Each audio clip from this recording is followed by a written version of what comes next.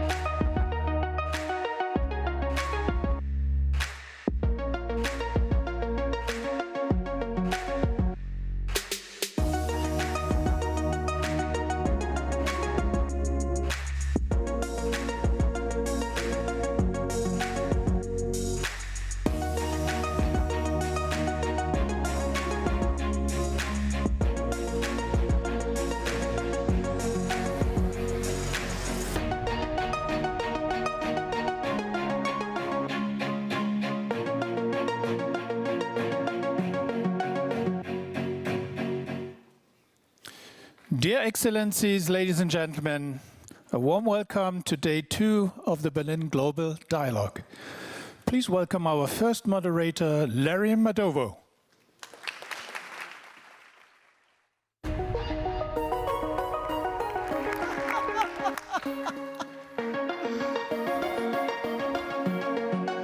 Good morning. Oh, we are gonna have to do way better than that. So let me try this. One more time. Okay, great. The music is over. Ladies and gentlemen, good morning. Good morning. Wait. I see a full room, but I don't hear a soul. So can we try that one more time? Y'all good with that? Excellencies, ladies and gentlemen, good morning. That is more like it. I'm so excited to be back. Welcome to day 2 of Berlin Global Dialogue. It's exciting that you're all here. You made it back. So we didn't scare you day 1, right? Awesome. We're going to talk about trade. It's been very quiet in trade lately. Nothing is happening. So we thought we might just check in and see how everything is going. Sounds good? Please help me welcome my panelists from all over the world. Piyush Goyal, Minister of Commerce and Industry from India. Chris Bryant, Minister for Trade of the United Kingdom. Ola Kalinus, CEO and Chairman, Mercedes-Benz. Emma Machigalia, CEO, Machigalia Steel. And René Obermann, Chairman of Airbus. Thank you. Thank you very much. Ladies, gentlemen, welcome back to Berlin Global Dialogue. Like I said, it's been very quiet in trade lately. Nothing has been happening. It's not been in the news at all. So we thought we might bring all of you in here to tell us what's happening in your respective industries, from policy, from business, and from your respective perches around the world. Obviously, tariffs has been everything we've been covering in the news this past, 9 months, 10 months? And so the world trade system, as we know it, is getting thrown away. So shall we start easy? René. It seems like a good place to begin. How are you thinking about trade now that everything that we have known for decades has been thrown away in the era of tariffs, in the era of protectionism, in the era of you need me, I don't need you? I think it's still an illusion to when people talk about decoupling, because the world is so interconnected and supply chains are so interconnected that a real decoupling is hard to imagine, if not impossible. But I do believe in building leverage to have, leverage for negotiations and to establish mutual dependencies. But the truth is, nothing is plannable anymore. So strategies have to be much more, adaptable and flexible. We can't, do something and then pursue it for the next 10 years, believing things are stable. So it's about building leverage and then gradually having more redundant elements in the supply chain, which, for instance, in the case of aerospace, it's not so trivial. Also because it's a small number of planes which gets produced, so you don't have for each component which is certified and expensive a zillion number of suppliers from all different countries. So it's a fine balance we're currently walking on, but so far we managed quite well. I think you're understating the scale of this problem. Because a plane, it's a small number of planes get made, but these components are made all over the place. I said exactly that. I didn't understate it. It's a very complex issue. And again, I don't think that a complete decoupling is a strategy. De-risking over time is possible. We've proven that we can minimize some of the dependencies in some raw materials, for instance. We can find new suppliers, but it took some time. It didn't go overnight. Okay. Let's check in with Emma, because you're in steel, and we need this for almost everything around us. I agree. Nice setup. Anything to sell?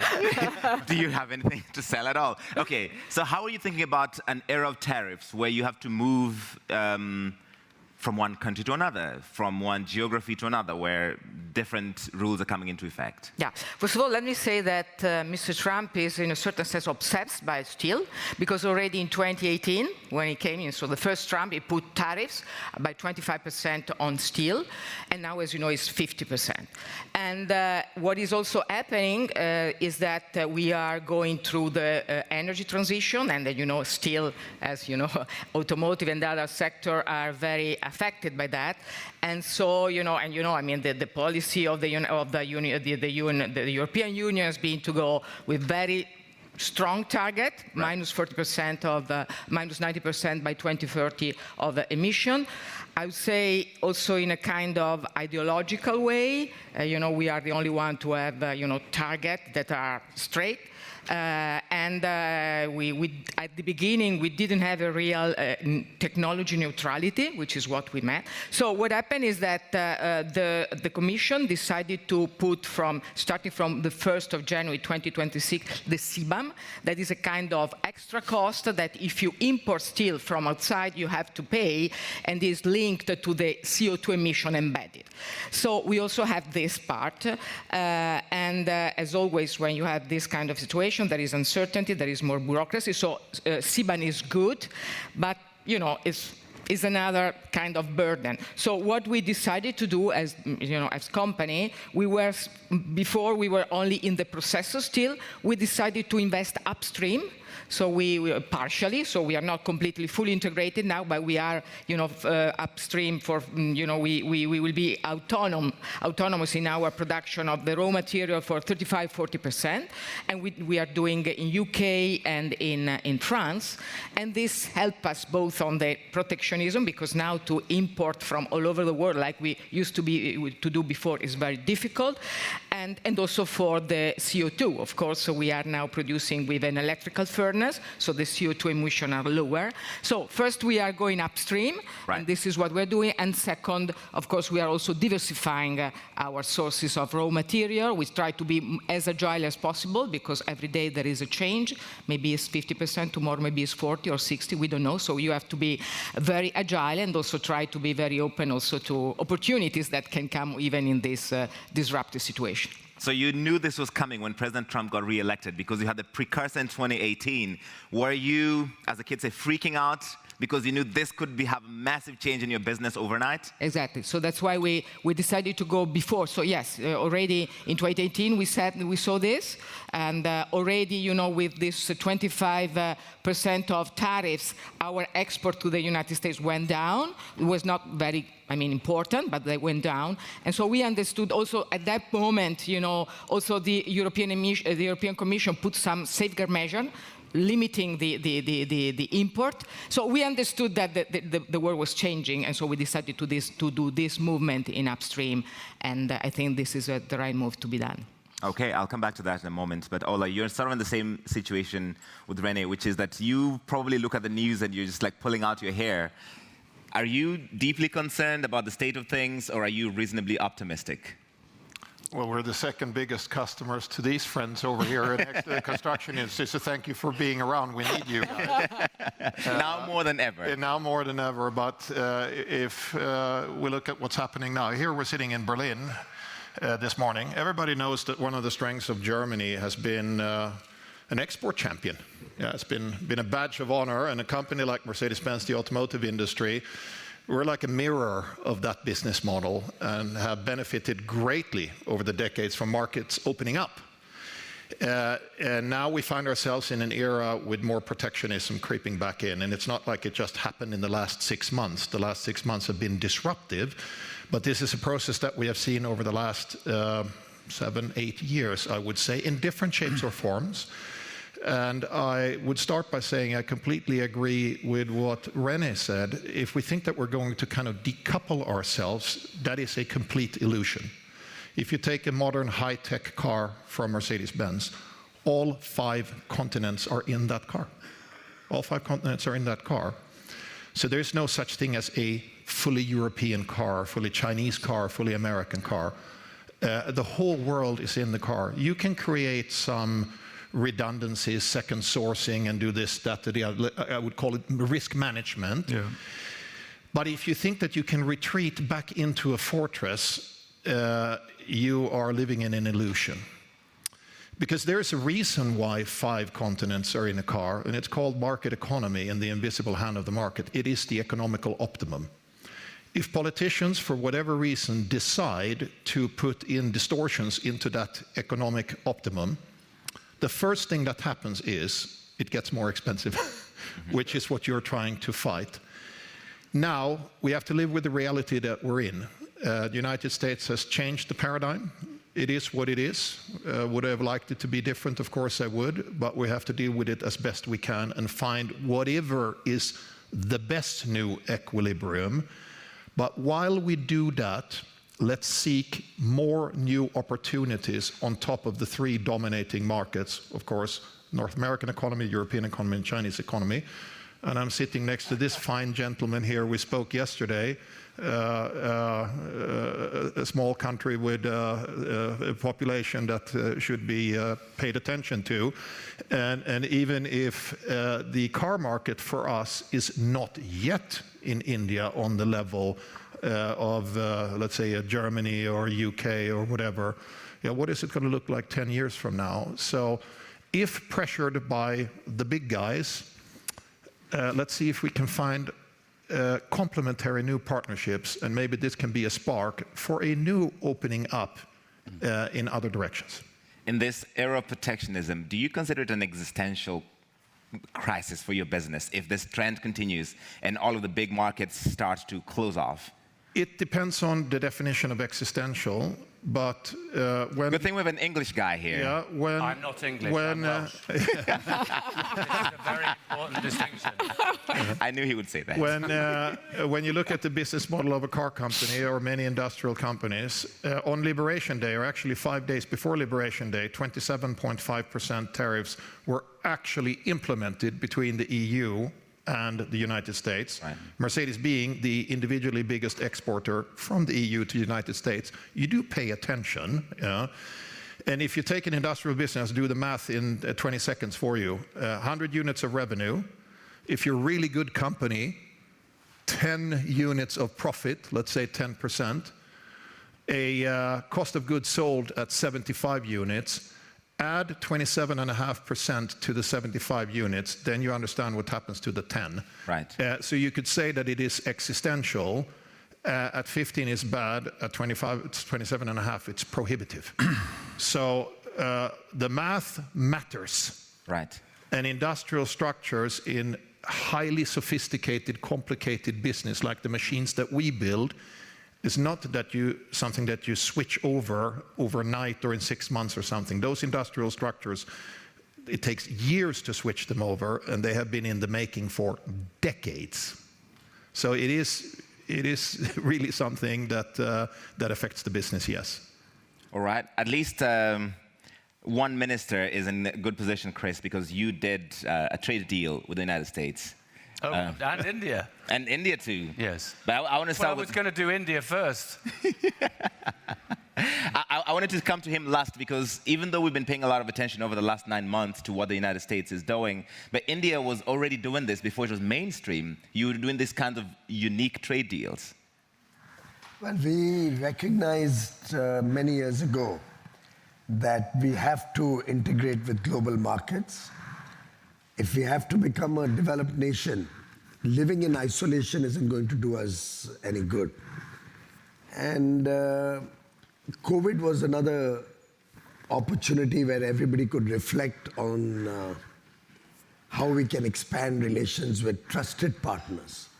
And I remember earlier on we used to do trade deals with countries which were really competitors to India. 21, we sat down and looked at our trading arrangements, and we realized that it'll be good to integrate with developed countries, with advanced economies. That would help us in our own development priorities or imperatives, help us get technology, help us get investments, open our markets as well as open other markets to Indian products, also improve our efficiency, our operations.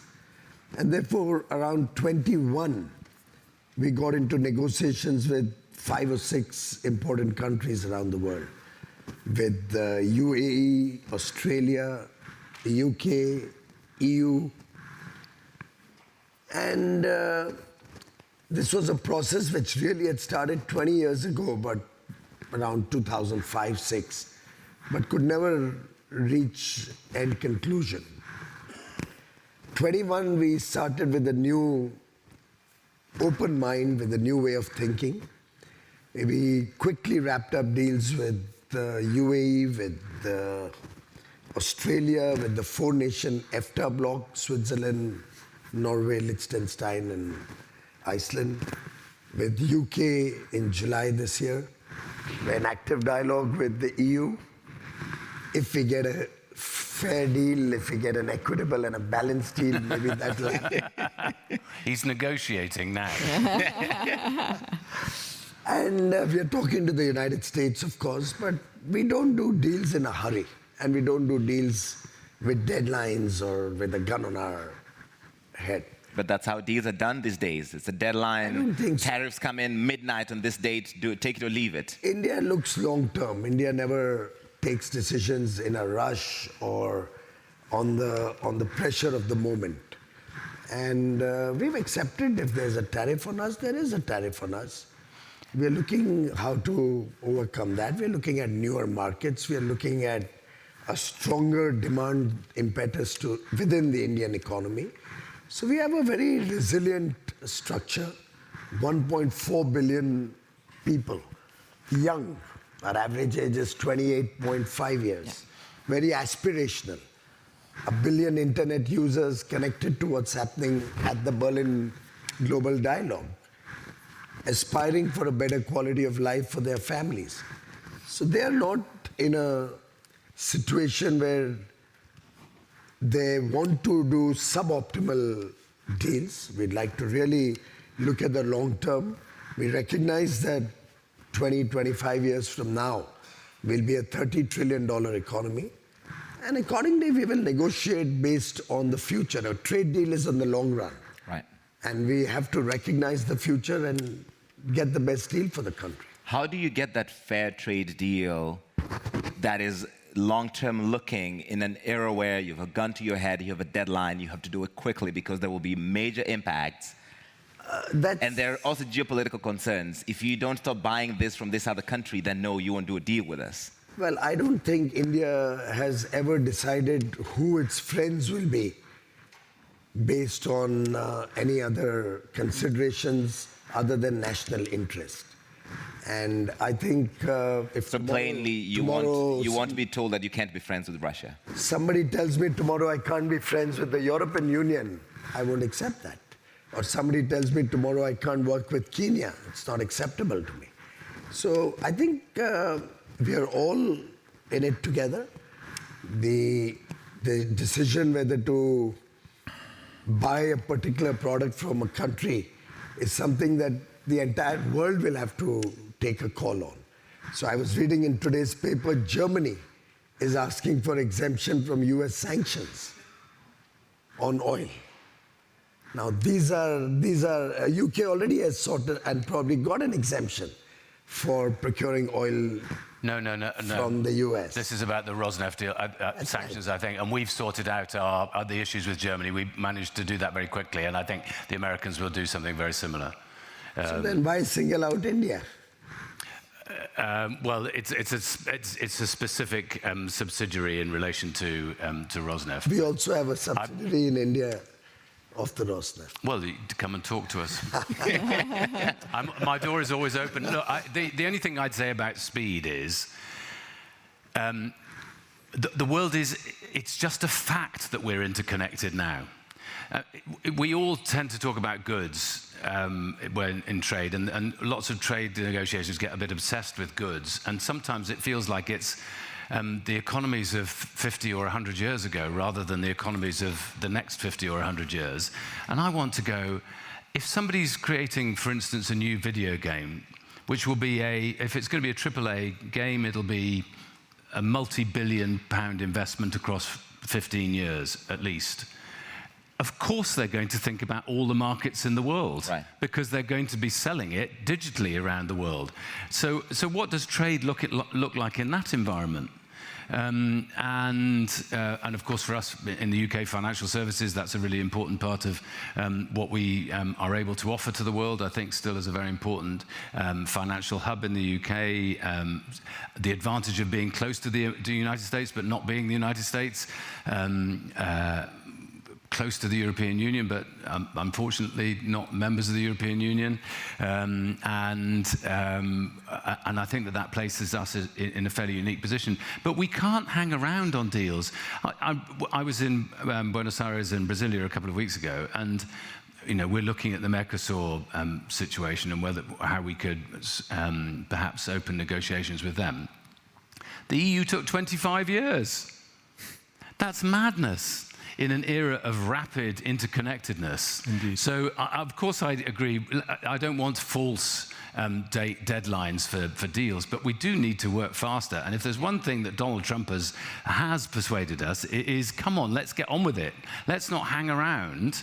And sometimes I think it is true, as has been referred to, that if you looked at the world 15 years ago, the world of trade and liberalization was growing, and now it feels as if that space has narrowed and narrowed for all sorts of reasons within individual countries. But actually, people in every country in the world listen to K-pop now. And they or to Kenyan music for that matter, or Nigerian or whatever, places that never had an opportunity to have a world audience now do. And we as politicians need to embrace that, not to run away from it. Okay, so you defended speed, and part of that is because, as you said, no longer members of the European Union. So the UK has had to learn how to do these deals quickly, but not at the pace that Donald Trump wants them done, which is overnight. For a big country like India, it's not possible. You are lucky to get at the front of the queue, but not every lucky. other country... We worked hard. These things do not happen by luck. They don't happen by luck. But you have a special relationship. Every other country has to get in the queue, and the queue is 200 countries long. So it takes a long time to even get prioritized. No, indeed, and of course, but some ideas have been around for a long time and never been actioned. In relation to steel, for instance. I'm a Welsh MP. Next door to me is Port Talbot. The steel is a very important part of any developed economy, as in any other economy. You need it for defence. You need it for your own sovereign capability and for security. and so, of course, you don't want cheap steel dumped on you by others where it's been heavily subsidized unfairly, because the whole aim is to have free and fair trade. Sure. And just as you don't want forced labor in the supply chain, you need to address all of these issues. And of course, you've got to look at critical minerals and all of that. But so we in the UK, we've got to look at what the EU's just announced in relation to steel. But I don't think the UK is the problem for the EU in relation to steel. I don't think we're the problem for the United States of America either, and I don't think the EU is the problem for the United States either. So there must be a rational position, and sometimes we just need to bash heads together. But again, I'm in favour of doing these things swiftly. We can talk to each other every single day of the week. I'm very hopeful that we might come to a deal with the GCC over the next few days, and again, that's a deal that people have been trying to achieve for some period of time. I don't set false deadlines, but I mean, come on, we're just. I've only got one life. And how many of us just want to have these endless conversations where everybody's defending their own little corner of the world? And the world is bigger and our humanity is bigger. That is brilliant. Emma, do you feel like you're dumping cheap steel in some markets, that therefore those markets trying to protect themselves?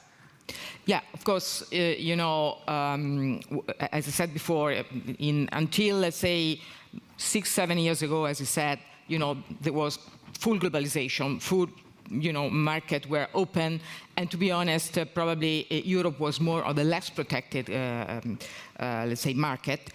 What happened is that, for sure, China, which is a great place, and I agree that we cannot decoupling with, compare with China. But China started to have a kind of overcapacity in not only steel, but for sure in steel, not only let's say low quality steel, but also high quality steel.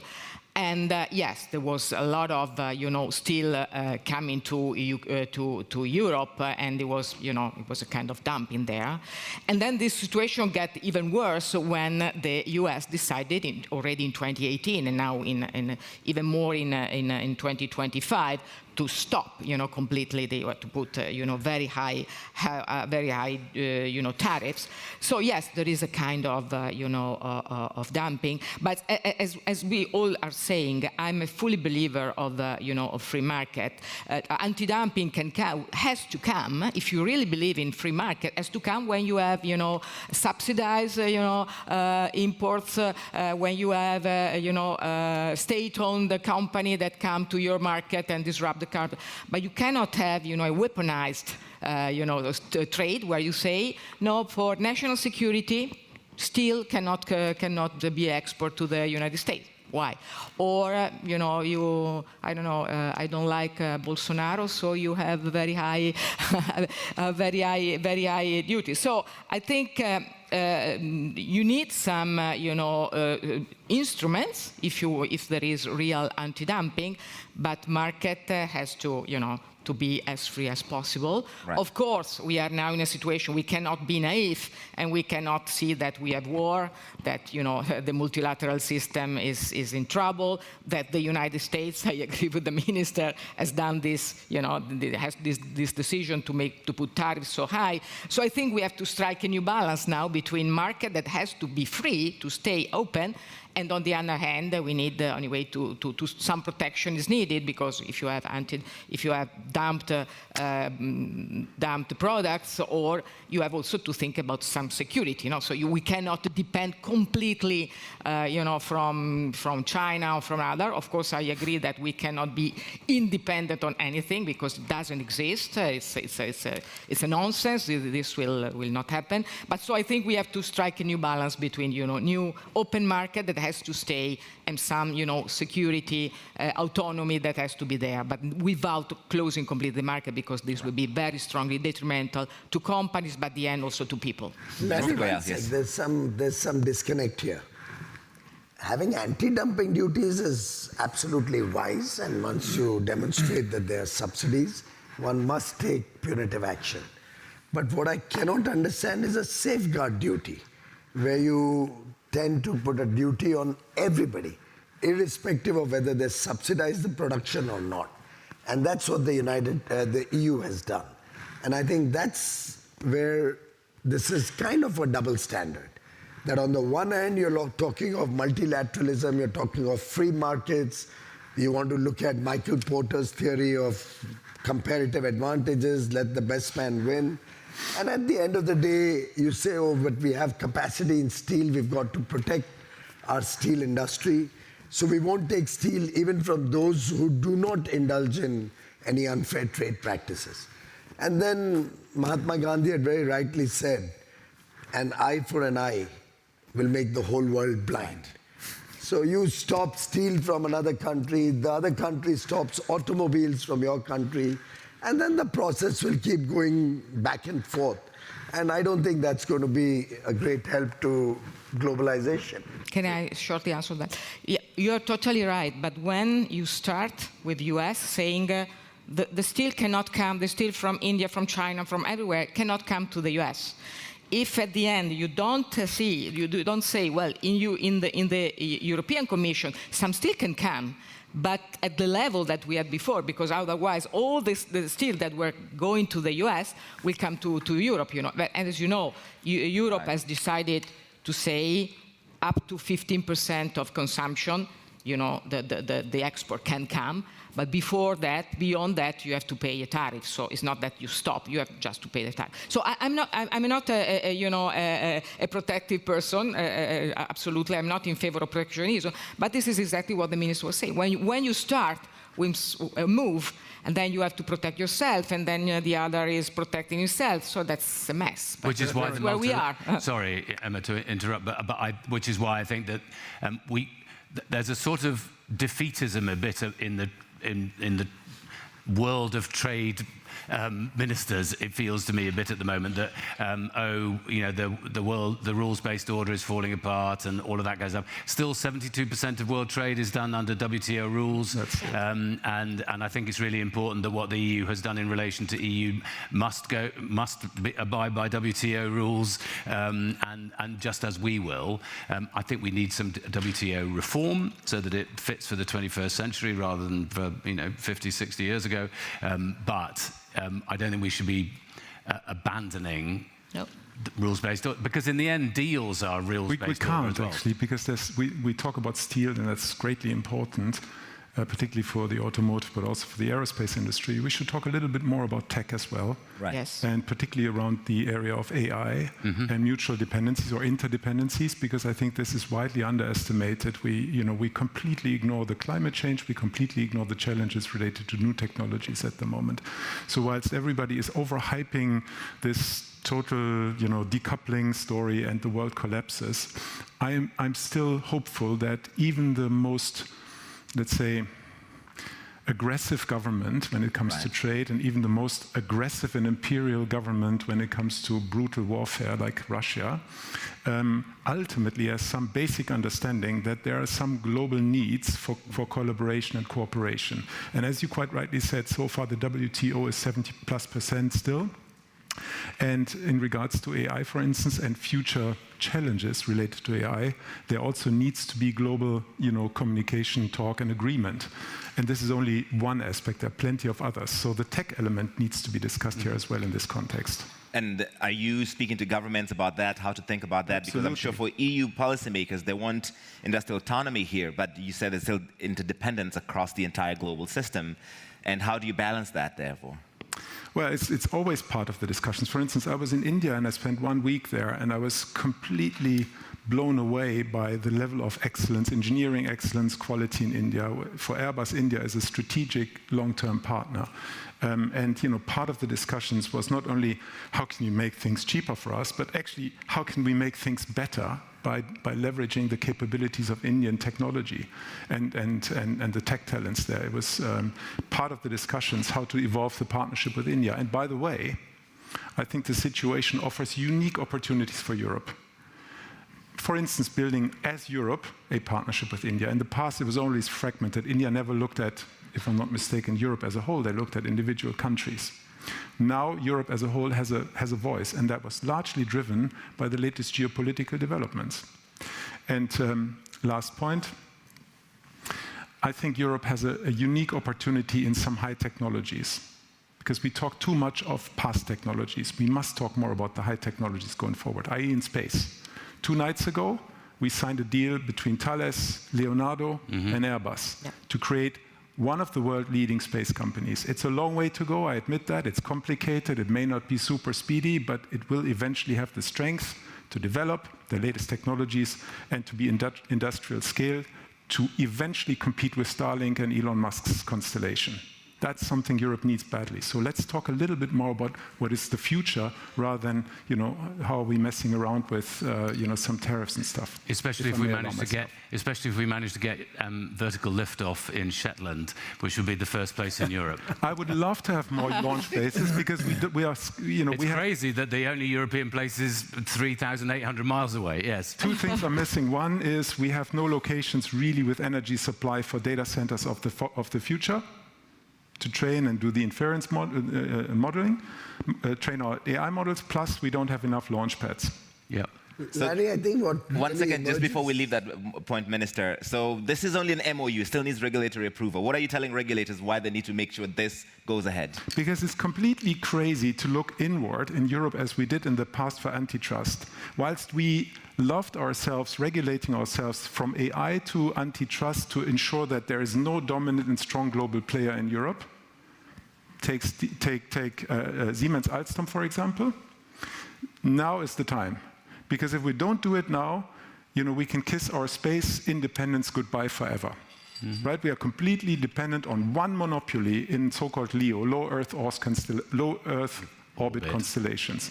That's a monopoly internet access. Thank you very much. If Europe doesn't understand that now and doesn't build its own constellation called IRIS-2 or whatever you want to call it, gets industrial capabilities for that, let's kiss it goodbye. I mean, this is the most strategic topic. That's why I believe there is reason, even in Brussels. Yeah, and I would just add in, if there's one thing we have learned from Ukraine, it is that you cannot dominate, you cannot have dominion over the land if you haven't got dominion in space as well. Of course. So we have to get this right. It's for military. What I was only saying is what René said raises a very good point. We shouldn't be looking at trade or trade deals in a very short-term context. It's not about what's going to happen in the next 6 months or whether you can sell steel to America or whether you can sell automobiles to India for the next 2 or 3 years. Trade deals are for a longer duration. Trade deals are not only about tariffs, it's not only about access of goods or services, it's also about trust, it's also about relationships. Yeah. It's a demonstration to businesses that you can work with between both countries and trust businesses to prosper, businesses to be protected, businesses to get opportunities and a fair deal in a rule of law, not necessarily WTO, but also with the rule of law in democracies that we all work in. So I think trade deals in a longer context have far more than just tariffs. And we are just too focused on current day issues and tariffs. Big time. Yes. It's how to regulate or how to ensure that technologies we're inventing can still be managed for the greater good of mankind. Yeah. And there is a real threat at the moment that this is getting completely lost in this geopolitical, skirmishes or struggles. And AI, for instance, needs a global framework. It cannot be that Europe regulates itself to death, whilst nations with a different, let's say, lesser scrupulous mindset, use AI for purposes which we all don't want to see being deployed. Yeah. Ola, do you have similar concerns? Yeah, to reflect on that, and especially also what René picked up here with the digital side of things. Usually when we talk about trade, we concentrate on the physical products. Yep. But there is, of course, a digital product as well. Correct. That you cannot touch it. Yeah. To start with the physical product, and I was inspired by what you said. Please, regulators, don't forget two things. One, what drove all that global growth, wealth creation, and taking people out of poverty? China is, of course, the biggest example, but not the only example. It was actually opening up markets. It's fully legitimate to talk about the level playing field, the way a market should work. It should be a level playing field for the market participants. So that discussion is necessary, but when it crosses the border of going into just blatant protectionism, it goes too far. So the level playing field, yes. Protectionism, no. If the goal is to grow the overall pie And then you start fighting for who gets what piece of it. And in that context with speed, the speed of the entrepreneurial mind is incredibly fast. Even if I go back to the history of our company, in 1886 Gottlieb Daimler invented the car. In 1898, he was doing business in the United States. 2 years later. 12 years later. Yeah, 12 years later. And think about what the world looked like then. And the invention had just been invented. Yeah, so I'm sure he thought Germany was a great market, maybe France, maybe the UK, whatever. But he went, that entrepreneurial mind, you can never stop that. You can never stop that, and it will be quick. Now over to the digital world, a reflection. If you are a global company, Mercedes-Benz is a global company, and you have an R&D footprint in Europe, for us, of course, our home is Germany. In the United States, we're in Silicon Valley since 25, 30 years. Our second biggest R&D center is in Bangalore in India, been there for 25 plus years. We are massively expanding our R&D activities in China with the innovation cluster there. You must be there if you want to be in the game. You cannot stop those engineers from talking to each other. No. You won't. No. Which means you co-learn around the clock all the time. Yep. What you can do, and unfortunately it's being done, the software that we develop for autonomous drive in China is done with a Chinese partner because the Chinese decided, for better or for worse, to create their own digital ecosystem. They're now trying to take that into the world, whereas the rest of the world was dominated by, let's call it the American lead, not just the Americans, but mainly the Americans. So indeed, we do double engineering unnecessarily so, but the thought between the minds that invent the invention is still shared. Yeah. Even if you digitally try to insulate yourself, you cannot stop thought and you cannot stop entrepreneurial mindset and speed. So Ola, based on that, how do you stay competitive in an era of what she calls weaponized trade when you have major competitors like BYD who are becoming a very big player in EVs, or Toyota, and you're this globalized company with these R&D centers all over, and you need all these markets? Well, the old saying, if you can't beat them, join them. You definitely go where the action is, and you have to tap into the talent pool. There's no way around that. I mean, we will be the soul of the companies. We have this German soul, obviously, and the entrepreneurship and the precision and the quality thinking and all those things. We will not cast away that DNA. That is our brand. But we are so many decades away from just going from Germany into the world. I mean, that is ancient history now. You have to embrace the new talent around the world. And when we met yesterday, I was thinking, every time I go to Bangalore and I come back there, I'm twice as energized as before I came. And you just go like, wow. Yeah, you meet somebody who speaks fluent German, and I go like, where did you study in Germany? And the person says, I've never been to Germany. Wow. And you go like, where that intrinsic motivation, I want more of that. And we will go to where that is. Same for Airbus, I'd say. I mean, we have European roots, but we are a global company, and we do a lot of local for local. We support India in its strategy, and Make in India strategy. We try to partner very closely with local supply chain, and not only suppliers, but co-developers of components and so forth. We even built some planes like the C-295 in India. We have a final assembly line. We do the same in China. We have several locations. We produce in the US, so we have to do that. Otherwise, this new world order is against us. And if we can't embrace that, I think our business won't be global anymore. But we're doing this. You're actually very bullish on India, generally. I'm very bullish on India. Do you think it will surpass China? That's for him to answer. I think the ambition, which I sensed, I'll tell you the ambition on the entrepreneurial level was beyond what I heard everywhere in the world before on the entrepreneurial level lately, because they're coming from a position which is there's lots to catch up still.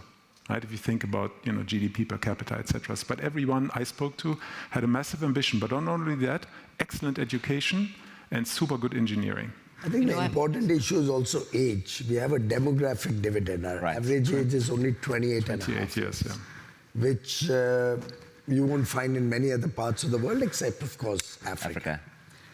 Now, that young person, now connected with the internet, and we have 1 billion internet users there, is very aspirational. That aspiration is driving him to work harder, is driving him to adopt new technologies, new languages, new countries. I think one must also recognize India's economy, while it may seem it's only a $4 trillion economy, on a purchasing power parity is already at 15 trillion. So the speed with which we'll be able to catch up, the speed with which we'll be able to grow, is there for us to capture. Rising wages, better living conditions, better quality of life. These aspirations are driving people's ambitions, people's effort. And I suspect going forward, just as in the last 4 years we were the fastest growing large economy, I see that continuing for at least 20, 25 years in the future.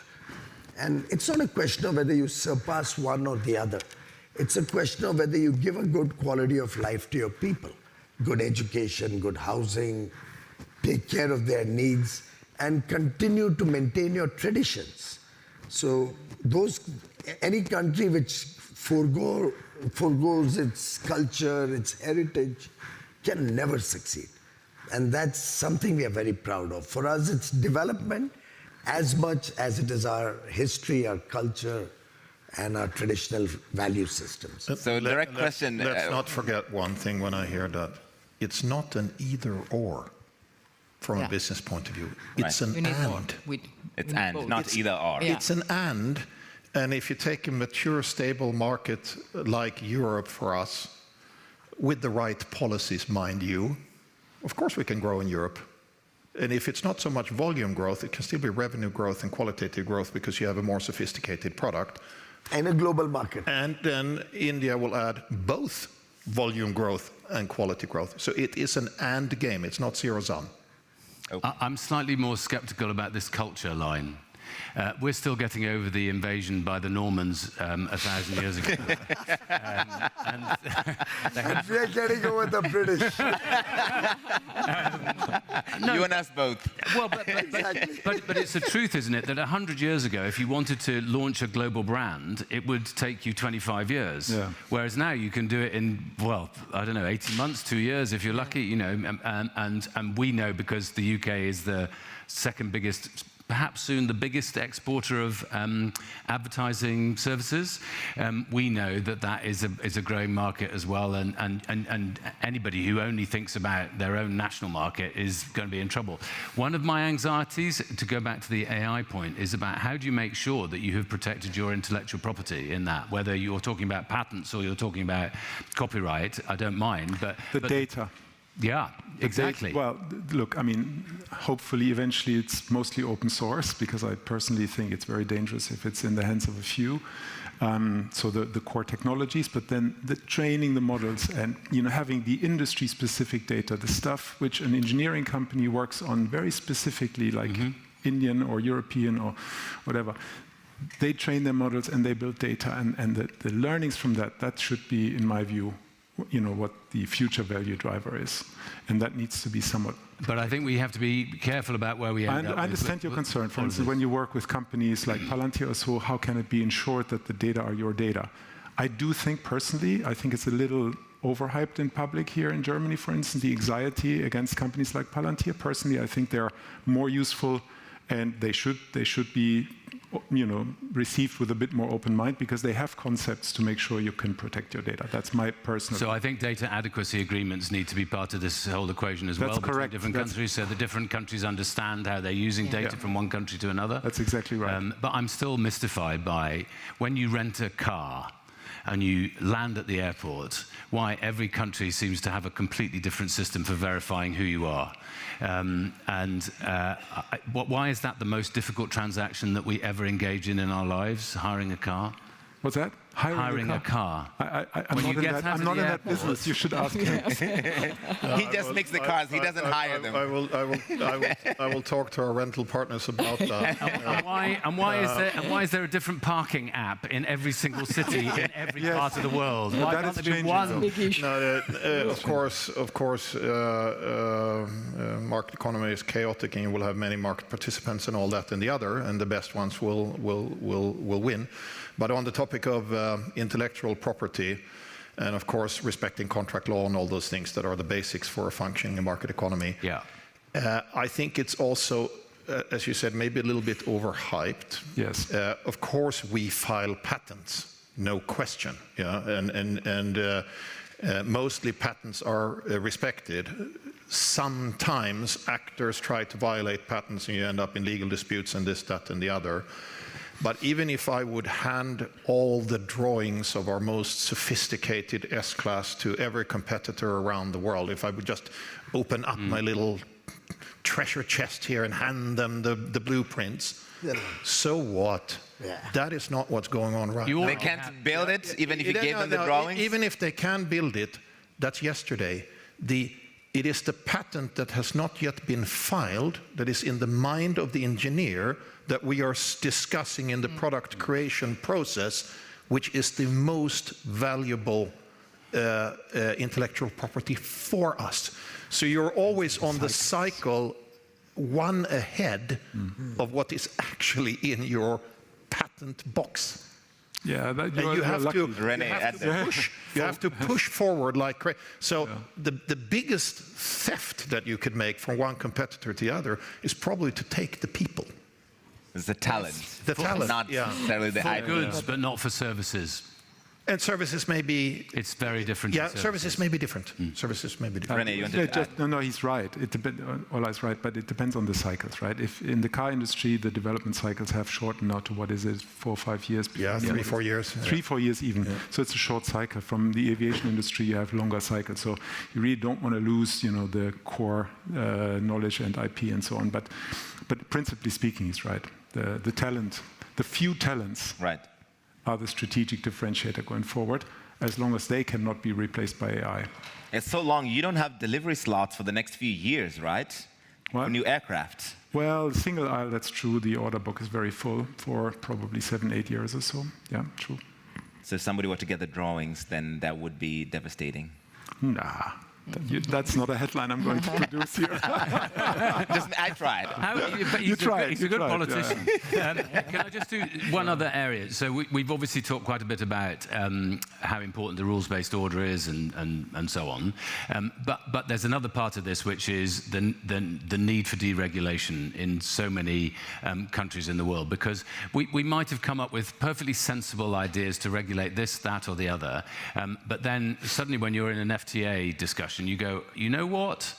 This feels remarkably like a protectionist measure in the end. And sometimes that's down to the fact that so much stuff is still done on paper by so many governments around the world. I cannot tell you how many times people come knocking on my door and they go, could you just ring such and such a government and say, can we please have the license paper signed now for such and such a business? I think the whole digitization process for government and deregulation is a real challenge for the European Union, a real challenge. I agree with that. But the only chance we have to ever get deregulated is when the pressure is high. And I think now pressure is very high. And now the pressure is very high. If it's not high now, it will never be. This crisis must not be Larry, wasted. think about it. But still it's difficult, huh? It's difficult. We still have a lot of problem in Europe to go really strongly towards deregulation. Huh? There have been this omnibus, but it's not enough. I think we should try to do something like, you start from scratch. So you just, because what we see with the Commission now is valuable, because they start to, to say, okay, this regulation is not fine, maybe we postpone the starting. But if a regulation is not fine, you have to cut it. It has to be dead. Right. While we are just doing, maybe we postpone or we do some small changes. So as I said, now the pressure is so strong. Larry, I think we should do much more. And maybe also as business, our voice is already strong, but maybe we should be even stronger. It's not only business, the most it's important hurting thing. global trade also. also. So because of all these regulations, I suspect Europe is going to have an existential problem for their businesses. Their infrastructure is going to get costlier. Their automobiles and planes are going to get costlier. Their cost of living will be difficult to manage. And they'll be living in a cocoon, while other trading partners will be trading around the world with each other. And Europe will be left holding the can that we've got 73 regulations, which I have last counted, between European Union and the States. 73 regulations. It's nearly impossible to ever fulfill all the paperwork and the requirements and the additional tax burden. And in a way, they're seeking to hyphenate too many issues. Trade is about trade. Why are we hyphenating too many issues along with trade? We are actually messing up the free trade. So, Minister Goyal, as an outsider looking in, you think European Union needs Elon Musk and Doge to break down the regulations? I think Emma will do a good job. Because Emma has a lot of frustrations, and I wanted to get to that before we take questions. You seem like you have some frustrations with the current EU regulations and how slow it's moving. Yes, because some regulation is needed. We don't want to be in a scenario where there is no regulation, everybody does what he wants. No, this is not the way things have to be done. But what we see is that there are too many regulations. Look, for example, at the regulation on environmental, the due diligence, the CSRD. So there are a lot of regulation that goes beyond the fact that you have any way to respect and to protect your citizen, or also you try to have better situation in countries where you work. But this is going too too far. Probably some people, sometimes it looks to me that the people who think about this regulation are not on the side. They don't know exactly what's going on in the business, in life. So, but as I said, it's too slow, right? Too slow. And sometimes also we have to say this is not only coming from the Commission. Sometimes, when we, for example, we talk about trying to add less regulation in the single market, sometimes are also national governments that to protect their own maybe constituency, they want to stick with some regulation that is completely unnecessary. There is this, the IMF is saying that all the internal barriers in the single markets are more or less 45% of tariffs on goods and 100% of tariffs on services. So I think we should really do very fast and very clear. But as I said, it's not only, doing something a little bit different, but staying in the same, situation, but really cut it.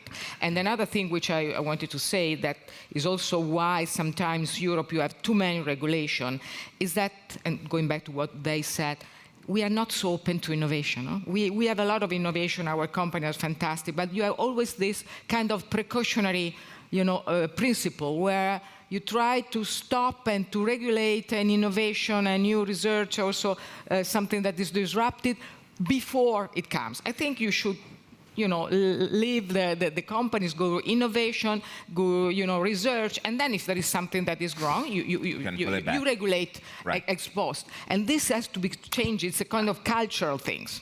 Having started this thing about regulation, can I just add that I think sometimes regulation can facilitate good business if you put regulation at the purpose of just one example, which I think I'm right on. But if I'm wrong, I apologize to everybody, which is that at the beginning of mobile telephony, the EU decided to regulate standards, enforce standards, and it meant that you could actually text from one kind of mobile phone to another kind of mobile phone in the EU, but the US refused to, and consequently you couldn't. Now, it seems completely inconceivable that you wouldn't have that interoperability, but sometimes regulation works. And of course, my point about regulation is self-critical to the UK. I mean, we have a whole series of regulations. Of course, sometimes you want to, the water industry and things like that, but it has to be put at the purpose of... You provoked me. Okay, René, go for it. I have to say this. I used to work for Deutsche Telekom before, okay? So I'm a mobile guy by background. Have I got it wrong? Huh? Well, the EU was extremely bad in regulating the telecommunications sector because it ensured that there are still more than 100 players around. Yes. And a completely fragmented market, and it's super capital intense. And all the regulation in the EU led to us for a long time, being extremely handcuffed. But now gradually, it's being understood that there needs to be a different market structure, and regulation, I think, gets more and more, hopefully soon, reasonable. But apart from that, I think one of the biggest issues we have is the low adoption of AI in European companies versus other areas in the world. The low adoption of wireless technology and wireless usage, like in India, where Europe has a few gigabytes per month per user, in India, with a totally different, demographics, has like 5 times or 10 times more, and that also tells you a story. At only 7% of the cost of Europe. And Our only data is 7% of the cost of data in Europe. Not in Deutsche Telekom, that's very cheap here. but apart from that, seriously, the anti-regulation frenzy in Europe is crazy, and this needs to be stopped. Because, for instance, in AI, there's a regulatory framework, for those of you who have read it, it's like more than 100 pages, plus another 100 pages in the appendix. Not only the developers, good developers mostly handle it, large companies can manage, like Mercedes or us. But the small and the mid-sized companies, they're getting scared. How can I deploy it? Where am I non-compliant, etc.? So there needs to be more pragmatism and business understanding at the regulatory level. The good news is, I think the wake-up call has been sounded.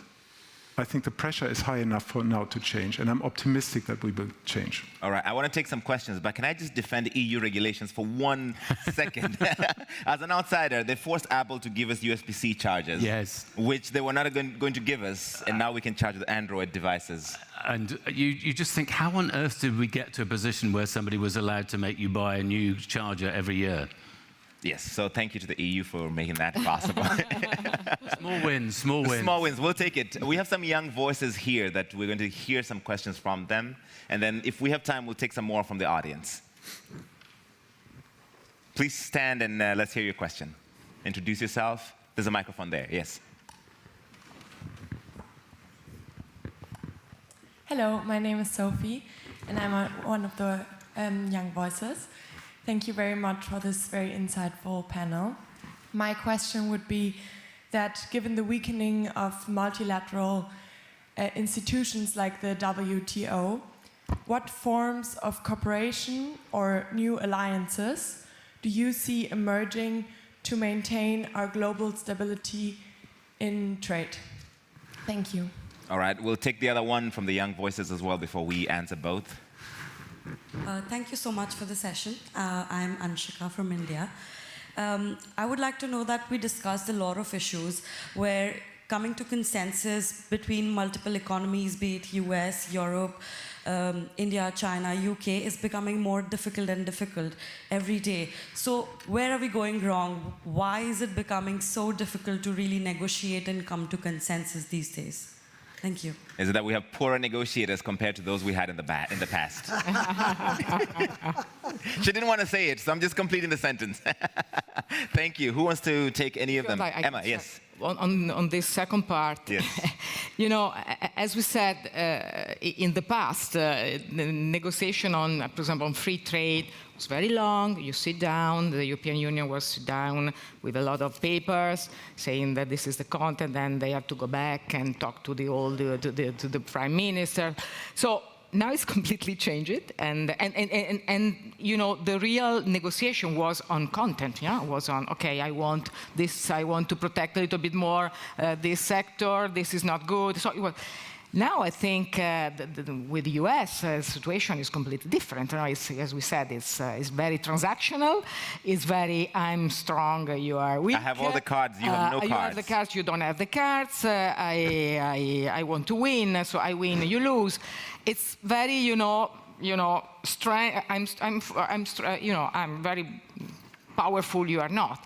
And sometimes the negotiation is not on content, it's on, you like Bolsonaro, so I raised the 50% tariff. So, or today I saw that Mr. Trump decided to quit all the negotiation with Canada because I understand the Prime Minister talked about Reagan being against tariffs. So when you are in this situation, it's difficult. And in my opinion, this is Trump, so we have to understand this.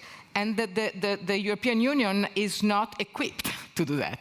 And Mr. Trump wants another powerful guy, maybe it's better if it's a man, maybe if it's a big man, and to negotiate with him. Or an Italian woman. No, I don't think he like it. I don't think he like it. So, no, I'm kidding, but I think it's a completely new era, and so when you are in this situation, it's more difficult. But anyway, we have to adapt. I think Mr. Trump is not is a person that understands what's going on, he understands what the market wants. So I think here's what it is, and maybe also I think European Union has to, to be a little bit more, more open to this new fund. And on the other point, just one moment, I think we should really, as been said here, maybe I think we have to stick on the fact that multilateral, WTO is still a value. So we don't have to say, okay, it's that. No, let's continue to talk on that. Let's try to have reforms.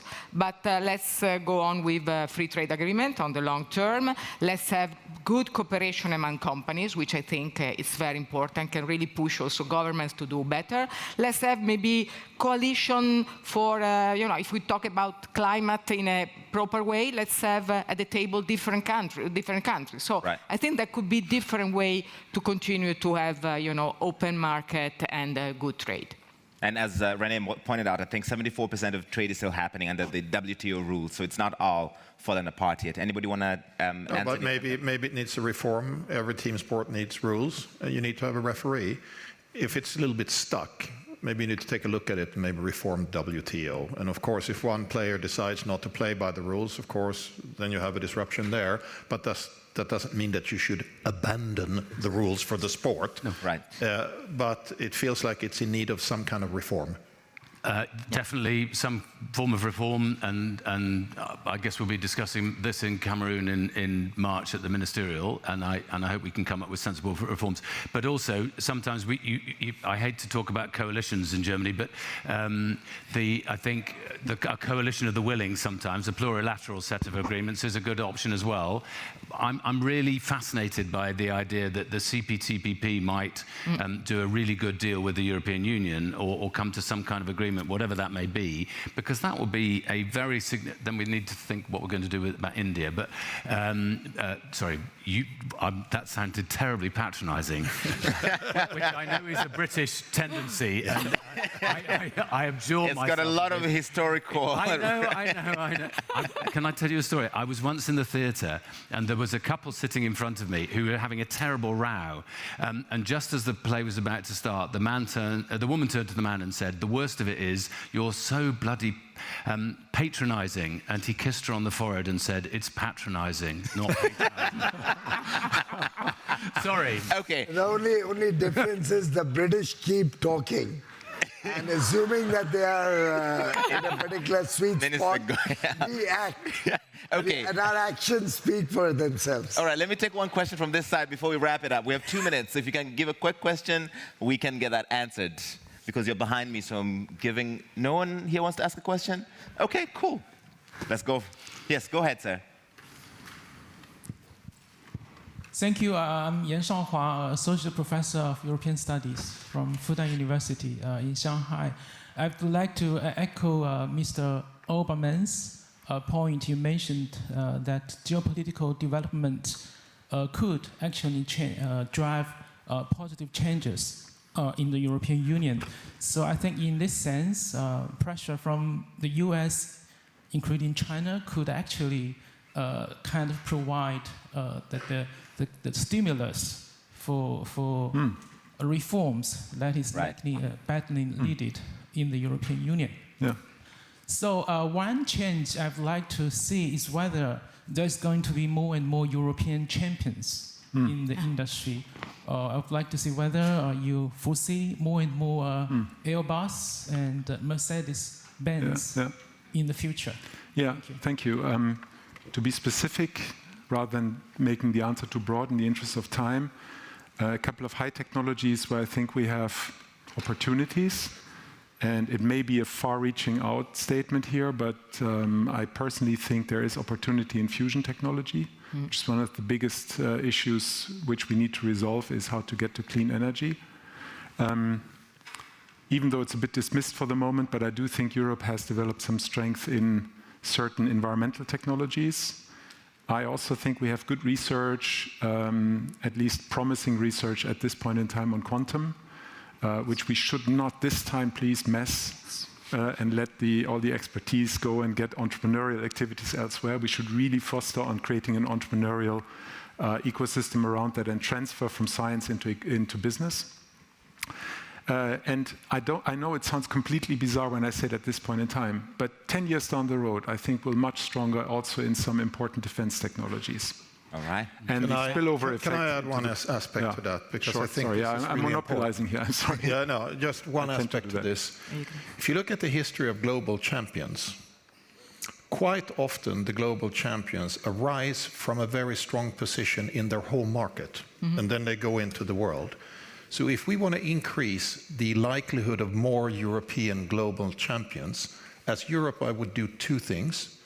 I would complete the single market, and I would do a capital union market so that we actually have a real market of 440 million.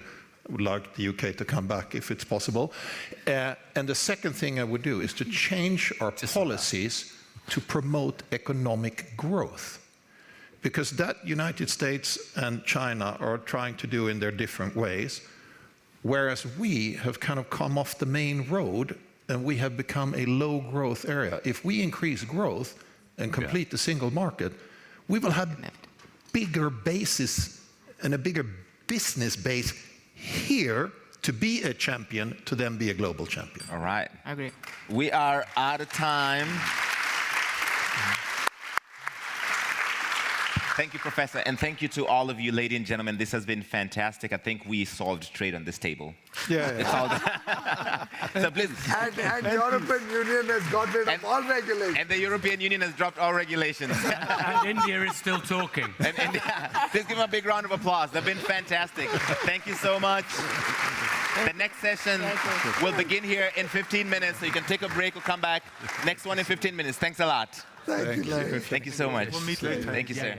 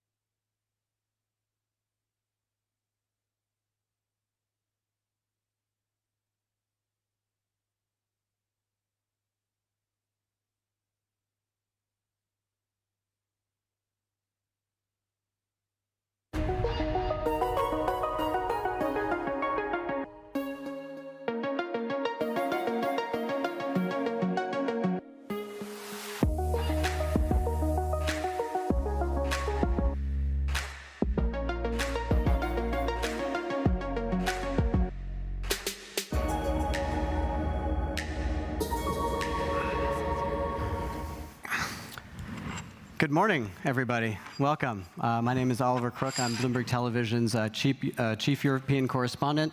Very pleased to welcome you all here today in Berlin. Today, we will be discussing financing in a multipolar world, strategies for economic security. No shortage of things to talk about. And so I'm very pleased to be introduce the panel that we have today, beginning with Faisal bin Fadi Al Ibrahim. He's the Minister of the Economy and Planning for the Kingdom of Saudi Arabia. Dalip Singh is the Vice Chair and Chief Global Economist for PGIM, and Elif Bilgi Zaparoli is the Head of International Client Strategy at Bank of America. Thank you all for joining us to discuss this conversation here. And just as a note for kind of how we're going to proceed here, at the end there will be a little bit of time for Q&A, so if there's anything interesting that you want to return to, note it down, and we'll have a little bit of time to discuss that at the end of the session.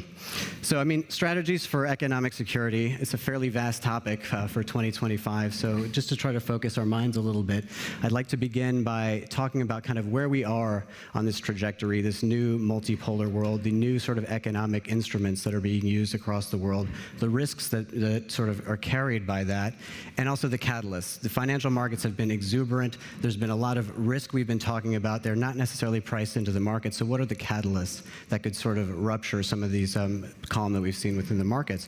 So I'll begin with the Minister. You sat at this table 12 months ago.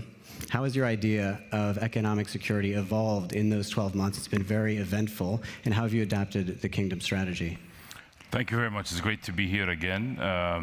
Maybe I'll start by saying that full multipolarity, we're not there yet. We're on a long transition towards more multipolarity, and in that period, there's a lot of, obviously, volatility, but there's a lot of opportunity.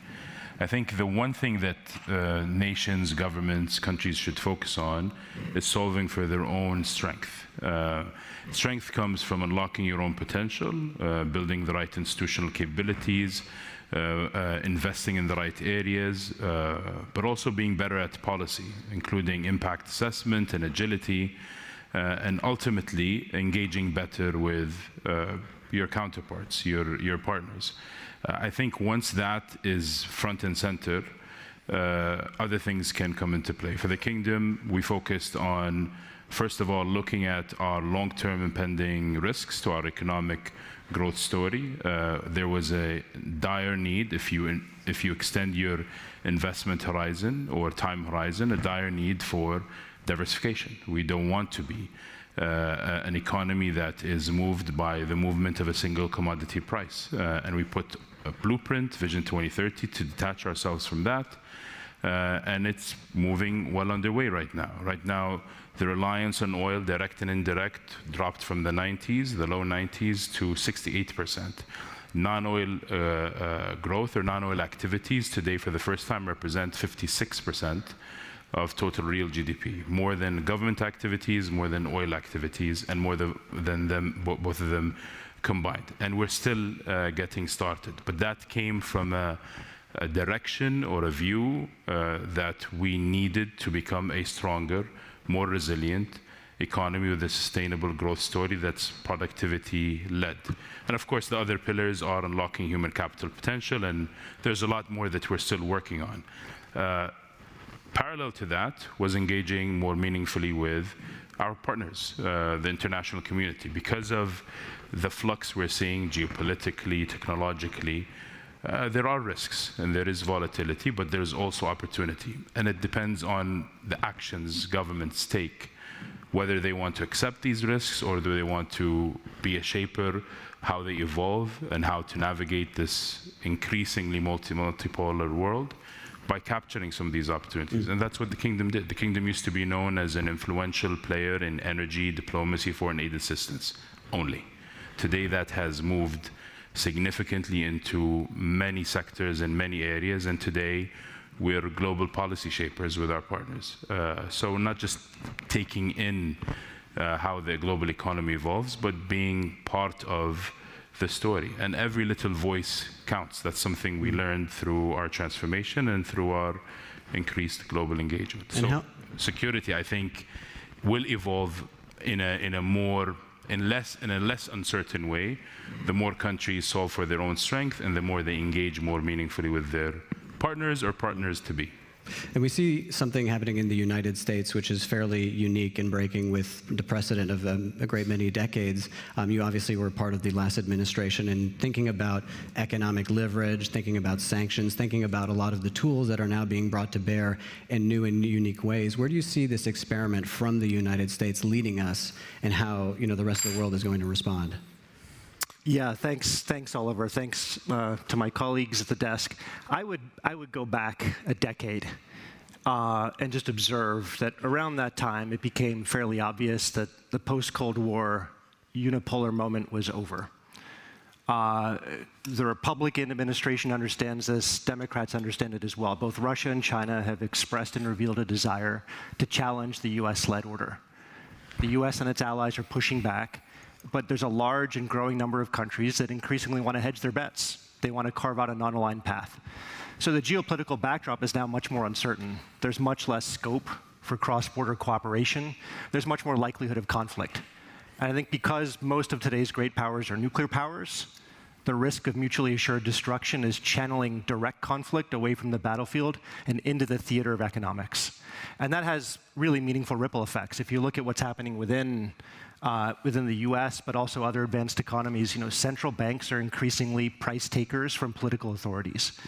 Political authorities are ushering in an era of fiscal dominance for defense spending, for industrial policies, which I hope we can speak about. Political authorities are deploying economic weaponry to an unprecedented extent to break bonds in the global economy or to threaten doing so for geopolitical advantage. And then democracies themselves are more polarized than they've been in over a century. And if you have less weight in the political center, you're going to have less centrist economic policy.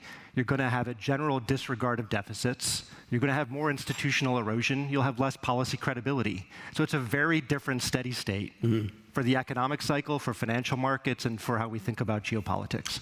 Elif, maybe I can bring you in here. Maybe you can help me with something, because we've just heard a fairly grim assessment, I think, of the world and the way that it's going, or at least the potential for a lot of risk, right? While at the same time, we say the World War II post-order has sort of devolved, that's over. We see new economic weaponry being deployed. We see, a lot of unknowns around AI and all of these sorts of things, and yet it seems for financial markets, at least the stock market, the party keeps going on. And there was, at the beginning of this administration, an ability to shock the market. You saw sell-offs, you saw things come back down. That has abated somewhat. What are the risks that are built into an unshockable market? Thank you for that, and it's a pleasure to be here. Thank you for the opportunity. Maybe I start with what are we observing in the capital markets from this multipolarity perspective? Because as His Excellency mentioned, we're not quite fully there yet, but we're on our path, and want to share a few concrete examples of what we're doing, what we're seeing. So let's take an example of Europe, and let's take an institution like EIB. We see a European institution that is very active in the economies, recently updating their taxonomy to also include defense and military.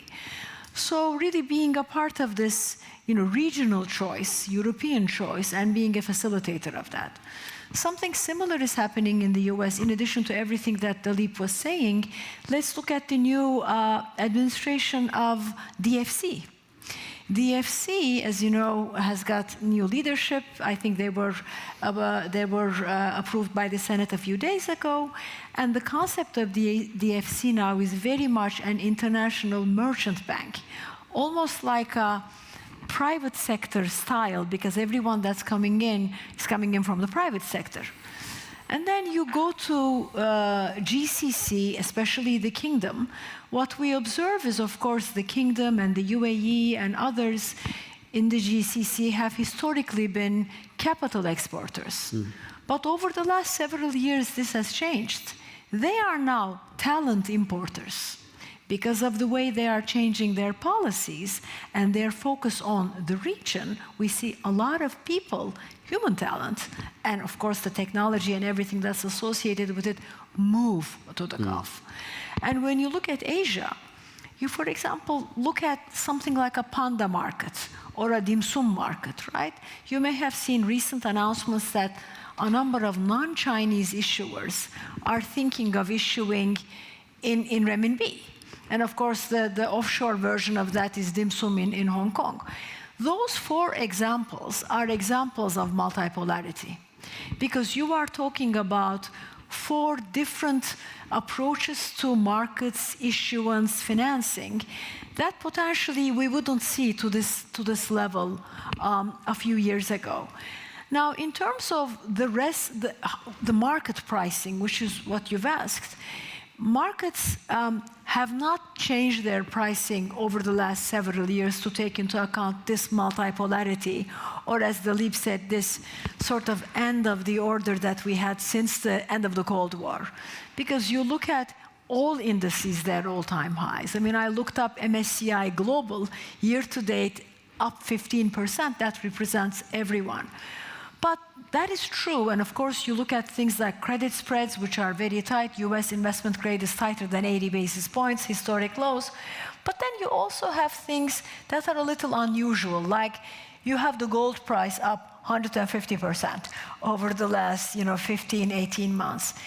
You have alternative assets like Bitcoin and others. So there is something that almost doesn't compute with the way equity prices are pretending, and then we can go into that. I think equity prices are so much focused on the potential of incremental growth of AI, almost at the exclusion of everything else. But we can discuss whether this is sustainable or where that will lead us. But it is certainly a different world, even as discussed so far. And I want to pick up on something that you said. Dilip, please. Could I jump in on this too, because maybe we can spice this up a little.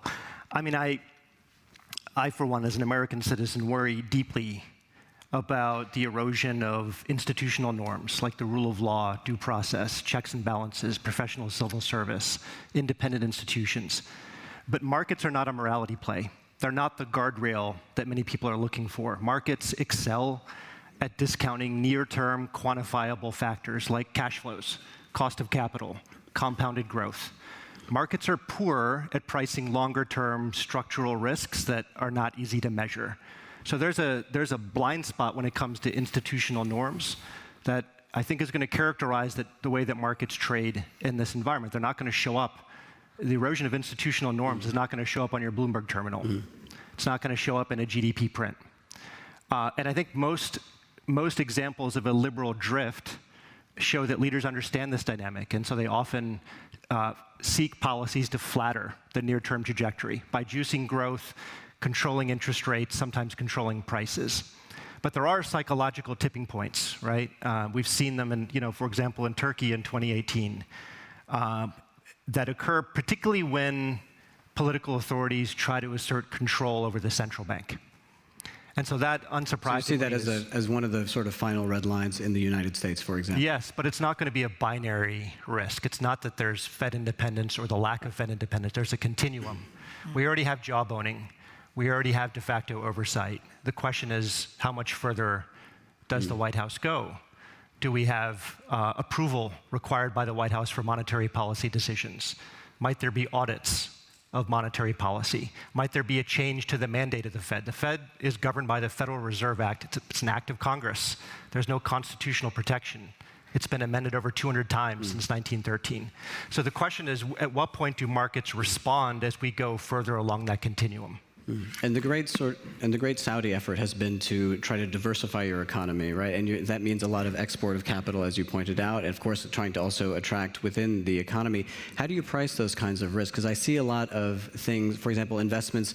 For example, I've used a recent one in the Netherlands where a Chinese company bought a Dutch chip maker, then the Dutch government took it back, basically because they were not satisfied that there were national security risks. Is that a concern for you, given how much you've now put capital out into the world in a way in which that could, in an effort to diversify, pose new kinds of risks that we really didn't have a few years ago? So I'll respond to this, but then I'll comment a little bit on what Dilip said. I think naturally you would have to conduct your risk assessments and understand how you can mitigate these risks. And today we see all over the world that the role of the state in de-risking some of these investments, in understanding kind of and arrangements and agreements with governments is sometimes a tool that needs to be leveraged. There's no shame in calculated, balanced state support or state intervention. Singapore wouldn't be Singapore if it weren't for state intervention. And I agree with Dilip. I think the norm should be open and fair competition, private sector dynamism, et cetera, et cetera. But in some cases, you need to have that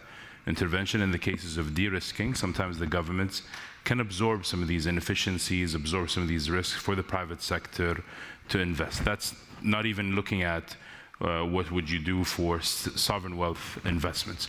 But on the point that Dilip made, I think one thing to keep in mind is that directions may shift, policies may shift from one administration, one government, from one time to another, but the culture that allows for people to speak up and share their concerns needs to always be protected. I think over the last 15 years, I hate to use Europe as an example in the middle of Europe, but what led to things such as the Corporate Sustainability Due Diligence Directive and the Corporate Sustainability Reporting Directive and its potential impact on the European economy and why so many nation governments are actually commenting on this. We back home are talking to our counterparts here in Europe, in the EU, and some European nations, telling them, some of our companies are talking to us about what they need to do to avoid complying with something that's against international climate agreements and something that goes against sovereignty principles. And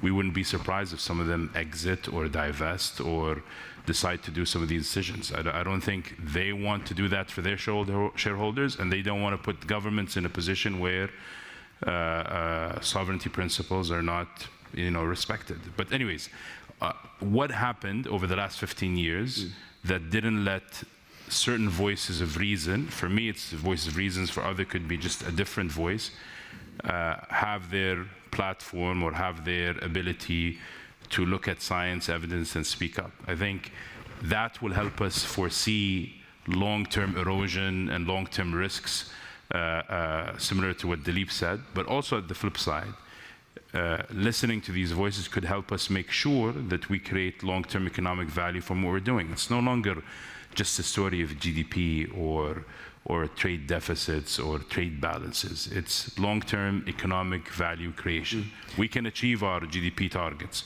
We can achieve it in the highest quality. But you don't want to do that without it trickling down to household income, for example. But you're in a position to do that, for example. You can take a very long-term view. You're not at the behest of shareholders, say, in some publicly listed American companies. So talk a little bit more about how you're managing that long-term vision.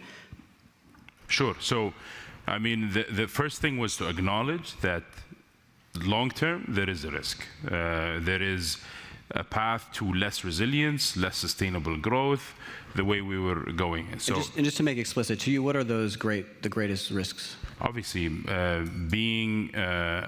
having your economy rely and fluctuate in terms of its activity, depending on a single commodity price, that's one, or depending on how big government budget is. We don't want that. We want private sector dynamism to take a bigger role in terms of our economic activity, and we want the private sector to help the economy export more goods and services in international markets competitively.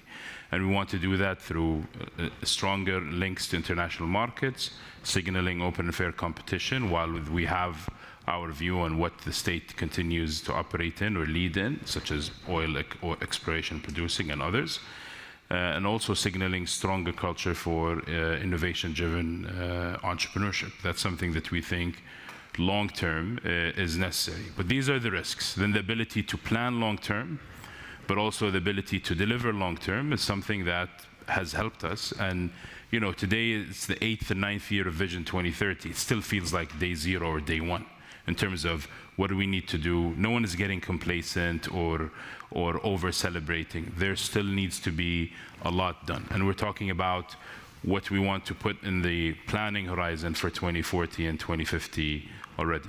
And can I generalize from what His Excellency said? Because I think every country right now is recognizing that the private sector left entirely to itself, it's just not designed to solve the biggest problems, the biggest challenges to economic and national security. In the US, I think both the current administration and the previous one very much wanted to shore up supply chain resilience, sustain technological preeminence, rebuild the industrial base, reboot the defense sector, safeguard energy security. And look, the private sector needs to have its incentives altered through various forms of industrial policy to generate the right outcome. There are different types of industrial policy tools: tax policy, regulation, investment subsidies, equity injections, bridge liquidity, antitrust policy, trade policy, et cetera. But the point is, they each change the composition of economic output in a way that better aligns with the national interest. Now, the key is, how do you avoid ad hoc interventionism? Because if a government is practicing industrial policy in an ad hoc way, it is bound to become a political piggy bank and a national embarrassment. So I think just like we've thought a lot about how do you set out limiting principles for the use of economic weapons, we also need to have a playbook, a framework, a principled framework for how you conduct industrial policy in a way that could be positive sum for the rest of the world. And we can get into that if you'd like. And I think... Maybe, please. Go ahead. Maybe to add on the investor and private sector implications of what His Excellency and Dilip are talking about, I think we've now entered an era where there is no economics alone anymore. It's all political economics. And what I mean by that is when you look at the repercussions of what could be happening in the world, whether it's regulation or various policies, you have to take into account a much more active industrial policy and everything that comes with that. So when you're an investor, whether you're an investor in markets or you're a corporate investor, that has changed. But so, for example, I don't know that the market's very good at pricing, the U.S. taking equity stakes in companies. Is that something, how do you assess that? And, what are the risks associated with that? Because we've seen a lot of that over the last couple of weeks and months.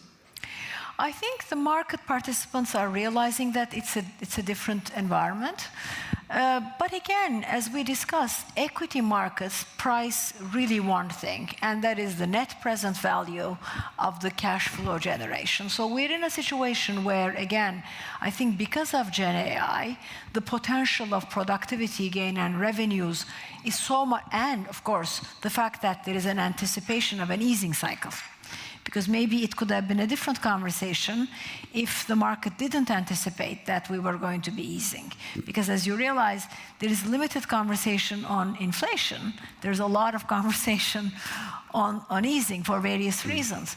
So I think because of that combination, the market is not pricing the implications of the change in industrial policy. We've almost accepted it as is. Maybe this is how markets always are. But also, Oliver, what's interesting is things, like nothing changes until the moment it does. Till the next Solyndra. Right, so it's not, so I don't think that the fact that, we're not pricing these means anything. It's just how things are, and there will be a moment where it won't be like that.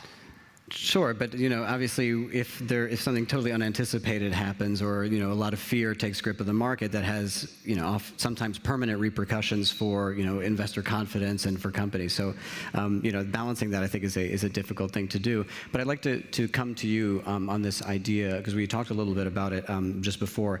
What the state is good at doing in terms of directing economic policy, encouraging investment, and what the private sector is better at doing. This is an interplay that you have been at the front and center of, and I'd like to get an idea, since we're seeing it more elsewhere, what your lessons are from it. So maybe I'll just say that I think state activity, sovereign wealth fund activity, if the objective is defined and it's transparent how it's shared, I think it's fine. But ultimately, the steady state should be that the state operates in or invests in where the private sector is not, let's say, comfortable, where there's some level of risks, uncertainties, where the government investor can absorb some of these inefficiencies and de-risk, or whether there's a need to move fast. And I think for us, under Vision 2030, there was no tourism sector in the wider sense. Yes, there was religious tourism, and yes, it still exists today, and it's a big component of our tourism sector today, but it didn't exist as in the wider sense. There was no culture sector, entertainment sector, sports sector. And you can't in one day, cold turkey tell people invest in this sector. You had to really demonstrate this sector exists. And we accepted a lot of loss leaders in some of our projects. to signal significantly there's a long-term restructuring of our economy. These sectors exist, and they are not only things that the government are investing in, but they are also attractive for the private sector, and they're creating thousands of jobs for Saudis. So that needed that kind of intervention. But steady state, ultimately, you want your role to recede in that area, to be a financial investor, sometimes a strategic investor with a clear objective, like we did in the past, but the private sector to carry the load. And the private sector's ability to sell goods and services is always better than any. Governments are not designed to sell goods or services. It's mainly the private sector. It can provide the platform, it can provide the e-government, the foundation, but the private sector is more efficient at helping us get to that point where our non-oil export portfolio is attractive. And just to comment on Dilip's point, I think it's very important, and I quote John List. We had a discussion with him, professor at University of Chicago, behavioral science, and he said the number one job of a policymaker is to remove as much as possible from the uncertainty that the private sector faces. So the clearer these guidelines are, and I think we're in a moment of flux where there's repositioning, renegotiation across the board. People want to make sure they don't miss out and no value leakage and position their economies in the right sense and their companies in the right sense for the future. But after that, it needs to be about discipline, boring discipline, guidelines, rules that helps de-risk by removing as much as possible of the uncertainty. And that's when investment actually takes off. And in the United States, what does that look like? What does the finely threaded, balanced industrial policy in the United States look like? We can learn a lot from the kingdom in much the way that His Excellency just laid down. Number one, what is the strategic objective of the intervention? Is it supply chain resilience? Is it safeguarding energy security? What's the objective? Two, what's the market failure? Is it a cost differential? Is it a supply bottleneck? Is it a capital constraint? Where's the market failure? Three is, what is the appropriate instrument to remedy the failure? You know, Intel, for example, was a confusing intervention to me because I didn't think they were capital constrained. I think what they lack is customer demand. So match the instrument to the market failure. I think four is, do you actually sustain market competition, or are you creating a single point of failure? You don't want a permanent dependence on the government, as His Excellency was saying. I think five is you want to define what good looks like up front. It shouldn't be a financial gain, it should be a strategic return. And then lastly, what's your exit strategy? How do you sunset public support? How do you sell down public stakes? And I guess there is one more, which is how do you internationalize it? And how do you think about a positive sum framework in which if other countries practice the same kind of industrial policy as the US, are we net better off? I think this is the fear. There was a race to the bottom, and I think everybody is trying to figure out how to adopt these policies. The Americans are moving swiftly. China's been moving for a long time. The Europeans are moving slightly more slowly. But this is certainly the risk here, is this race to the bottom on industrial strategy. And, I mean, is that materializing in your mind right now? There's definitely a lot of redundancy being introduced into the global economy. We are at risk of a subsidy war, no question. But I think here again, the conversation's congealing among countries that are playing by the same rules, which is that we all want to scale up and strengthen our productive capacity in strategic sectors. And we do this in various ways using different kinds of industrial policy. But then here's the important part, is can we give access to each other's productive capacity and our purchasing power for countries that are playing by a similar set of rules? And then what the US is going to ask of its partners is, can we raise barriers against countries not playing by the same rules so that our investments don't get wiped out? Is anyone playing by the same rules anymore? No, not right now, but the rate of change, I think, is directionally positive. We're starting to, I mean, I think back to the G7 statement 3 years ago, and there was no mention of economic security, zero. And it's grown exponentially. There is now widespread recognition of the problem. The diagnosis is shared. What we don't yet have is a shared playbook. And that's kind of unsentimental economic realpolitik. Where do our interests overlap, and how can we use our tools to take advantage of that deal space? That's the kind of boring technocratic work that needs to happen now. It's not political. And I'd like to bring it to the markets, if we could again. Does a more multipolar world need a more multipolar currency market, for example? Does King Dollar's reign, is it sort of guaranteed for the future, or do you see that sort of shifting? We are certainly, we have seen increased diversification. I mean, I think the most rational explanation of the move in gold prices is that. I think even though, again, the sovereign currencies, the bitcoins, etc., of this world are clearly much smaller in terms of holdings, but that shift towards there is certainly in the market.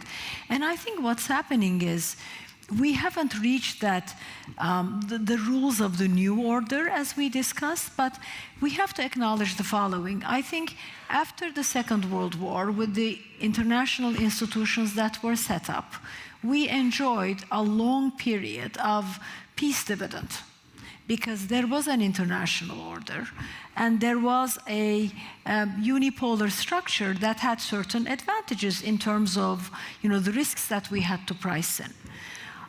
It's pretty clear that that era is over. What is not clear is what the price implications of the new era will be. Because I think the new era has a lot of uncertainty. Will it go to more of a rule-based structure, meaning there is a concept of economic security, therefore you will have this multipolarity, but there will still be a framework where you could have win-wins. I mean, that's the ideal scenario. But when you look at what's happened so far, that we're not seeing that, right? I mean, we're seeing a bunch of parallel developments, and we're seeing a lot of also choose X or Y, right? That itself, in our opinion, isn't priced in yet. And I think that's where, back to your question of where could a disruption come, it could be something like that, because when one looks at the price action, one sees that markets are pretending more or less everything is going on as usual. But that's, in real life, we know that that's not the case. But again, let's see when that actually goes into prices. On the currency question that you've asked, again, I think the move in gold is important, but we also have to bear the following fact into mind. When you're looking at a reserve currency, it's not just that you like a system or not, you need liquidity. Because when you're talking about central bank reserves, you need liquidity. And there is only, in my opinion, one alternative to the US dollar, and that's the euro from a liquidity perspective, and even that is not enough. So there is all of this conversation about alternative reserve currencies, but realistically, it's not so clear to me that there is depth in other markets to be able to create a reserve. And thinking about the example of Saudi Arabia, which has done a very good job, I think, at attracting capital from across the world, investing across the world, do you grow concerned that what we've seen with the tensions, particularly with the United States and China and the kind of blocks emerging there, that position will be harder to maintain, and that there's going to be a sort of forced moment, potentially by the United States, to say, hey, listen, you need to choose one side or the other? How much does that feature in your thinking? The kingdom is a strong partner of the U.S. and a strong partner of China. The U.S. is our longest, I'd say, business partner for 8-9 decades right now, and China is our largest trading partner right now. And the kingdom will always solve for what's good for its own economic potential, maintaining that these relationships are very important and these partnerships are important for the future. And I think that's something that makes partnering with the kingdom unique. These partnerships are important to be maintained and to be grown for whatever the future may bring. And I think, that's something we've demonstrated now and again. We keep getting this question, but the reality is we're steadfast in terms of having strong partnerships with more countries, with the international community, and trying to address and resolve some of these challenges, global challenges. And one of the issues that you brought up is the euro as a potential alternative to the dollar, but is obviously not enough. One of the things that has been flagged in this very active discussion politically within Europe is this question about what to do next with these Russian assets, and whether or not that could jeopardize the euro as a safe haven. It could jeopardize the European markets. I'll go to you, Dilip, as the sort of architect of a lot of sanction regimes and looking at this question for a very long time. Do you think there's a path for that to happen without endangering the European market? I do. But you know, we can go very deep on this and very weedy, but let me just step back for a second. I think it's clear that President Putin's objective right now is not peace. His objective is to wipe out the sovereignty of Ukraine. I mean, he's been clear about this since his manifesto in July of 21. And so that's why he's making maximalist demands that he knows no political leader of Ukraine could accept. He's essentially banking on the possibility that the West will fatigue and he can subjugate the country through attrition. The only way to counter a strategy of subjugation through attrition is to demonstrate resolve, financially, militarily, diplomatically. And that's why the Russian assets are so central to Ukraine's survival as a country. Now, we didn't freeze these reserves on February 26th of 2022 as an end to itself. We froze them because they could potentially be a means to an end, to finance, to provide a war chest for Ukraine's defense of its freedom, and to change the calculus of President Putin so that we could eventually broker a just and lasting peace. That was the objective. Now, your question is really about the euro. Our European colleagues have from the start resisted the easiest way of mobilizing the full principal value of the frozen reserves, because they're fearful that maybe confiscation isn't legal, and even if it is legal, it may damage the euro's perception as a safe haven reserve currency asset. So I wrote a paper last year before I went back into the White House to propose what's called a reparation loan. So the frozen assets are loaned to Ukraine in exchange for Russia paying reparations. Ukraine has a legal claim to those reparations. Russia has a legal claim to its frozen assets. If you put both of those claims under one legal roof, you can set them off against each other, and it's not confiscation, because there's still a possibility of the return of the Russian assets. If Russia doesn't pay reparations, it's the author of its own losses. So I am disappointed that we didn't get to yes last night in terms of getting a political signal from the European Council, but I'm optimistic and hopeful that we'll get there by December, because Ukraine still has a financing gap of $60 to $65 billion over the next 2 years. So we live in the land of lousy options. Are you going to increase your fiscal burden? Are you going to allow Ukraine to be unfinanced and lose a war in the heart of Europe and accept the chilling effects of the uncertainties it would unleash? Or are you going to get a return for the risk you've already taken with these frozen reserves? I think the choice is obvious.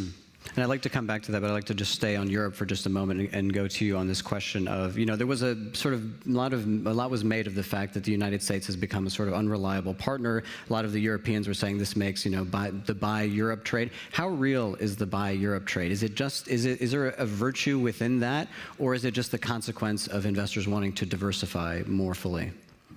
There is certainly a strong component of diversification, because when you look at markets that have done very well, of course, the best market has been Hong Kong this year, right? So it's not just Europe. But within Europe, there are a number of themes. I think the change in the German fiscal position is clearly one of them, because it suggests a higher growth. The overall defense and the budgets that have been announced, because again, when you look at the numbers, going to 3.5% to 5% of GDP suggests additional $500 billion of annual spending, which are big amounts. Now, the discussion, of course, is how will they be realized, because there are a number of challenges, or there are a number of metrics that need to be discussed. One is there an opportunity for coordination within Europe? Because we're still seeing a lot of individual states, for very good reasons, acting on their own, but then you really potentially need a more coherent activity, not just for financing purposes, but also for procurement purposes, so that you can have scale.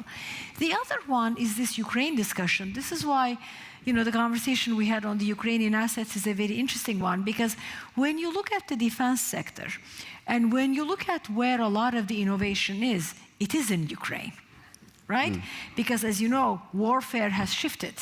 It's no longer probably as much land and naval as it is, cyber and drones and unmanned, etc. So if there is an opportunity to continue to invest in Ukraine in whatever legal means is possible, then not only you're potentially facilitating Ukraine for political reasons, but you're also really significantly investing in the future of defense industry for this continent, which is a must, right? Because it is very related to the whole economic security. So that funding aspect is going to be very important, and we will follow that. But again, maybe there will be some move around that. And again, as His Excellency mentioned, when we talk to both private sector and public sector, our clients don't want to choose. Our clients want and. Our clients want participation, partnership in certain areas with certain geographies and others. So anything that can contribute to that would be very helpful. And also related to technology, which is the most important thing that the market is buying. Of course, when you have bifurcation, you don't advance in technology as much, right? Because you're unable to build on top of the previous one. You have to do parallels. So. Yes, there is interest in Europe, though. I think defense and fiscal and other things, we have to realize that there is a European component to the flows. Just to put a fine point on it, Oliver, I mean, what's the bigger risk for the euro? Is it to leave Ukraine insufficiently financed to defend itself and to lose the war and unleash all of the chilling effects it would cause in terms of who's next? Or is it to mobilize these assets while respecting the rule of law and maintaining solidarity at a moment when, both for cyclical reasons, because the Fed is about to embark on a fairly aggressive easing campaign, and because of structural concerns, the dollar's had its weakest year on a trade-weighted basis since 1973. I mean, the timing has not been better than right now since this war began for Europe to take this step. And I'd like to go to Your Excellency from something we saw from the U.S. administration. They put sanctions now on some of the Russian oil majors. And I'm wondering, sort of from the Saudi perspective, what that will mean for you, for your domestic economy. It's obviously bid up the price of oil. It means potentially you are even more of a protagonist on the oil market, given that your barrels will be more eligible than, say, ones that have been cut off. I mean, we'll have to see longer term than just 2 days impact. For us, for the kingdom, the priority is always solving for long-term market stability, the right supply for the growing demand. We want to make sure that investments are not subject to any risk, that investments continue in a healthy manner that creates the right supply for this demand as it grows. So for us, long-term market stability is important. We're unwinding some of the voluntary cuts that happened in an effort to create that long-term market stability. And here, I think, there's a demonstration of the importance of coordination. And I think globally, the world economy and economic stability is not lacking capital. The world is not capital poor, it's coordination poor. It's also institutional capacity poor. We always talk about the financing gap, the funding gap, which is important, I think, on specific cases, important to look at. But when we look at global problems and we keep saying something like the financing gap to achieve X, Y, and Z is this many trillions, in my view, it's a very oversimplified approach, as if saying it's a deficit problem will solve it. It's a huge deficit. The tougher thing, the more difficult thing, is to say, what's driving this, and what do we need to do specifically, and what do we need to do in each of these solution areas? And for the most part, I think we can't just talk about funding gap without talking about the institutional capability gap and what needs to be done to improve institutional capability. There's a lot of idle wealth, institutional and private, around the world that could be directed to better opportunities if there were institutional capabilities in these governments and sometimes in the private enterprises that can help create that more attractive profile. How do you get there? How do you get the communication to sort of enlist those efforts together in unison? I mean, it's definitely what I started with. Governments looking at what's important to grow their strength, their economic strength, the ability to develop socially in the right manner, similar to what we're going through. But we're not going through this just by trying to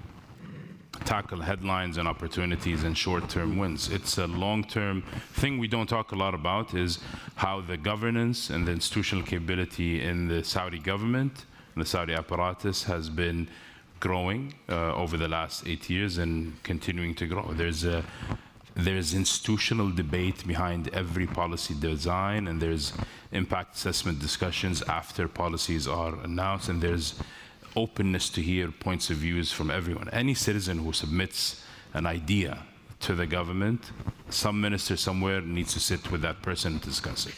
That's to that level. I'd just like to get a word from you on the sanctions that we saw this week, just because I'd be remiss as the sort of preeminent expert on this, whether you think this changes the calculus, significantly moves the... All depends on enforcement, and there are two main countries that are importing Russian oil, so the question is whether these sanctions are going to be imposed in a way that's not just a primary sanction, but a secondary sanction. So if you import Russian oil, you can't do business with the US. That will be the test of seriousness. And if it's not enforced in that manner, then this is mostly symbolic. Okay. And thinking about the defense investment that we've been talking a lot about within Europe, but across the world, do you see a sort of tailwind that could help in other sort of sectors, whether it's innovation? I mean, we've talked a lot about sort of the investments that the US government has made in the past in defense that has led to a lot of breakthroughs. Do you see that as something, and is it easy to price that within the market? I very much see that. It's this whole concept of dual purpose. And I think it's driving a lot of the excitement, because when you think of, let's say, defense tech, it's actually deep tech. And given where defense is migrating to, it is a lot of technology, right? Because, and you look at, for example, what Europe has announced a few days ago regarding the defense readiness principles. There are 4 principles: drones, eastern flank, air shield, and space. So very much. And when you look at the investors in this space, I mean, of course, the first thing that's happened is taxonomy has improved. So all of a sudden, it's not a sin investment, if you will, which is very helpful. The second is people are seeing it as a dual purpose, so that when you do it in a military use, you can use it for the civilian. And that's a real tail risk.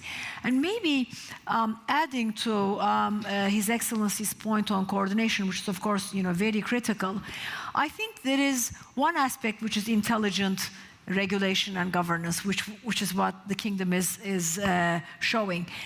If we were to assume that maybe that may not exist everywhere, right? Because I mean that requires a certain purposefulness, it requires determination, it requires a vision, which I don't think we see in every country. But what does exist is involvement of the private sector. Because again, when the private sector is involved, you find a lot of practical solutions. So it is true that we are going towards a much more assertive industrial policy. But maybe that policy has to be much more targeted, as discussed before. Not just general, but here are the areas that the country needs to invest in for specific strategic goals, and then let the private sector take it. Same thing for defense. Because, for example, in Europe, when we have that conversation, when it's about private companies investing in the future of European defense, it's a much more practical conversation. And the coordination is already happening. Why? Because the reality of economics is you need scale. And if you want scale, you are not going to focus only on one country. And just sort of final word to you, Your Excellency, just before we take the Q&A from, since we began talking about what 12 months ago looked like, what would you like 12 months from now, in an optimistic case, to seeing kind of the world as it's been evolving, where you'd like things to develop? Definitely lower uncertainty. And I think going back to a rules-based architecture, even if these rules change a bit, that get us ready for what globalization will evolve into, I think is important. And for us to maybe, for dialogue, of course, to continue, and for these discussions to lead to outcomes, not just announcements and outlays, outcomes that people, that make a difference for people globally. I'll answer your earlier question. Another example of how you go about coordination and institutional capability is something the kingdom has been doing. leveraging multilateral platforms in our efforts to support some countries and some economies and some governments, but also being a voice for reform in these multilateral platforms. Today, the Minister of Finance, Saudi, is the head of the IMFC. At the UN level, with the Sustainable Development Agenda, we're pushing more prioritization, more focus on impact-driven lenses, scalability, and evidence-based initiatives, rather than trying to solve everything all at once and saying it's impossible. And there's back and forth in that discussion. But there is a voice and there is direct support with other governments today is maybe 50% financial and more so tied to reform. We tie our support to the reform that is needed for that support to be meaningful and not to be, not to cause any leakage. And what's beautiful in some cases, the governments that are talking to us are more keen on learning from the institutional capability growth and reform story and the lessons learned that we've had. We've had a lot of successes, but there's things that we didn't get right the first time that we're working on. That's valuable to some of these partners. Making that part of the discussion, you can easily say, okay, it's just a check to be written, but making that part of the conversation consistently and actually living up to your word of saying, I'll support in this capability and that, and we'll have this discussion here or there, I think makes a difference. It changes the culture. Can we add our... By all means, let's do it. Yeah, let's end on a positive. Yes. Yeah. We're in the heart of Europe. On our end, the 12-month wish would be, if this talk about deregulation were to stop being talk and become an action. They don't say deregulation. They say simplification. That would be a good start. If we were to see an actual implementation of Omnibus, if we were to come back here and say, more of what Mr. Draghi has talked about has happened, because Europe so much needs it, and there is so much of a willingness to do it, and the sense of urgency is there. But it would be wonderful if we came back and said, hey, we actually did this. For me, it's the emergence of trusted trade corridors or sectoral economic zones. So we have, think about a continuum of economic interdependence. On one end, you have hyperglobalization. That we've learned the hard way leads to the accumulation of dependencies and choke points that can get weaponized. And then you have autarky, which is even worse, because you reduce the costs of the economic costs of conflict, therefore making it more likely. You reduce the size of markets, which dulls innovation, and you reduce your resilience to shocks. Sectoral economic zones are somewhere in the middle. And it's a way for us to rebuild the connective tissue in the global economy. So if countries decide, here are 5 supply chains that are critical to our economic growth potential and our national security. We have a high import dependence and limited domestic production capacity. Let me partner with other countries that are playing by the same set of rules, and again, take advantage of each other's productive capacity and purchasing power. I think if you start doing that, industry by industry, ships, cars, drones, batteries, electrolyzers, solar panels, you begin to reconstitute the global economy in a way that can be sustainable. And just very quickly, on the sort of pendular swing of hyperglobalization to hyper-isolationism, where are we? Are we on the way back down, or are we still going up? We're going the wrong way. We're drifting towards a transactional form of autarky. Yeah. The law of the jungle. We don't want to go there. Okay. Well, I failed to end on a positive note, but we'll try nonetheless. Please. Can I just add, I didn't want to bring this up, but since Elif, I didn't want to bring it up again, but since Elif brought it up on these regulations, I think what's being discussed today in the EU is not something related to one directive that may be reversed or simplified or deregulated. And I agree with you. I noticed that saying deregulation was almost taboo, but it is deregulation, etc. It's not something that is an opportunity if it passes. I think this is going to be a test for Europe's seriousness about becoming more competitive. I care about this because it can hinder our direction to have a stronger economic partnership with many European countries, if not all, the EU. And I care about this because the private sector has reached out to us and said, if this doesn't change, this may hurt our business, this may hurt, may push us to exit, may push us to divest. And we don't want to see that. As a government, we don't want to see that. But of course, we don't want to see anyone complying with things that go against sovereignty, principles. So I think it is a test. It's not something, if it passes, it doesn't, we'll deal with the next one. This is the test that I think that's in front of Europe today, specifically the CS 3D, or some people call it CS triple D, and I learned from my friends and colleagues that some people in Germany call it CS trouble D. So I think if that is going to be either categorically abolished or deregulated to the point where the concerns go away, I think it will send the right kind of signal that shows what Dr. Draghi recently called for, more urgency in terms of embracing competitiveness, and it can bring back knowledge and bring back competitiveness to some sectors beyond even the auto sector in Germany, as an example. We were talking about this last night. I think because of the investments in defense and defense technology, there's room for these two pillars of R&D and innovation to trickle down to other sectors that can make Europe a little more competitive than what it traditionally was. Well, we hope your call is heard in Brussels. There are a number of commissioners in the building right now, so perhaps they are hearing it as we speak. So I'll just leave the last few minutes here for Q&A from the audience.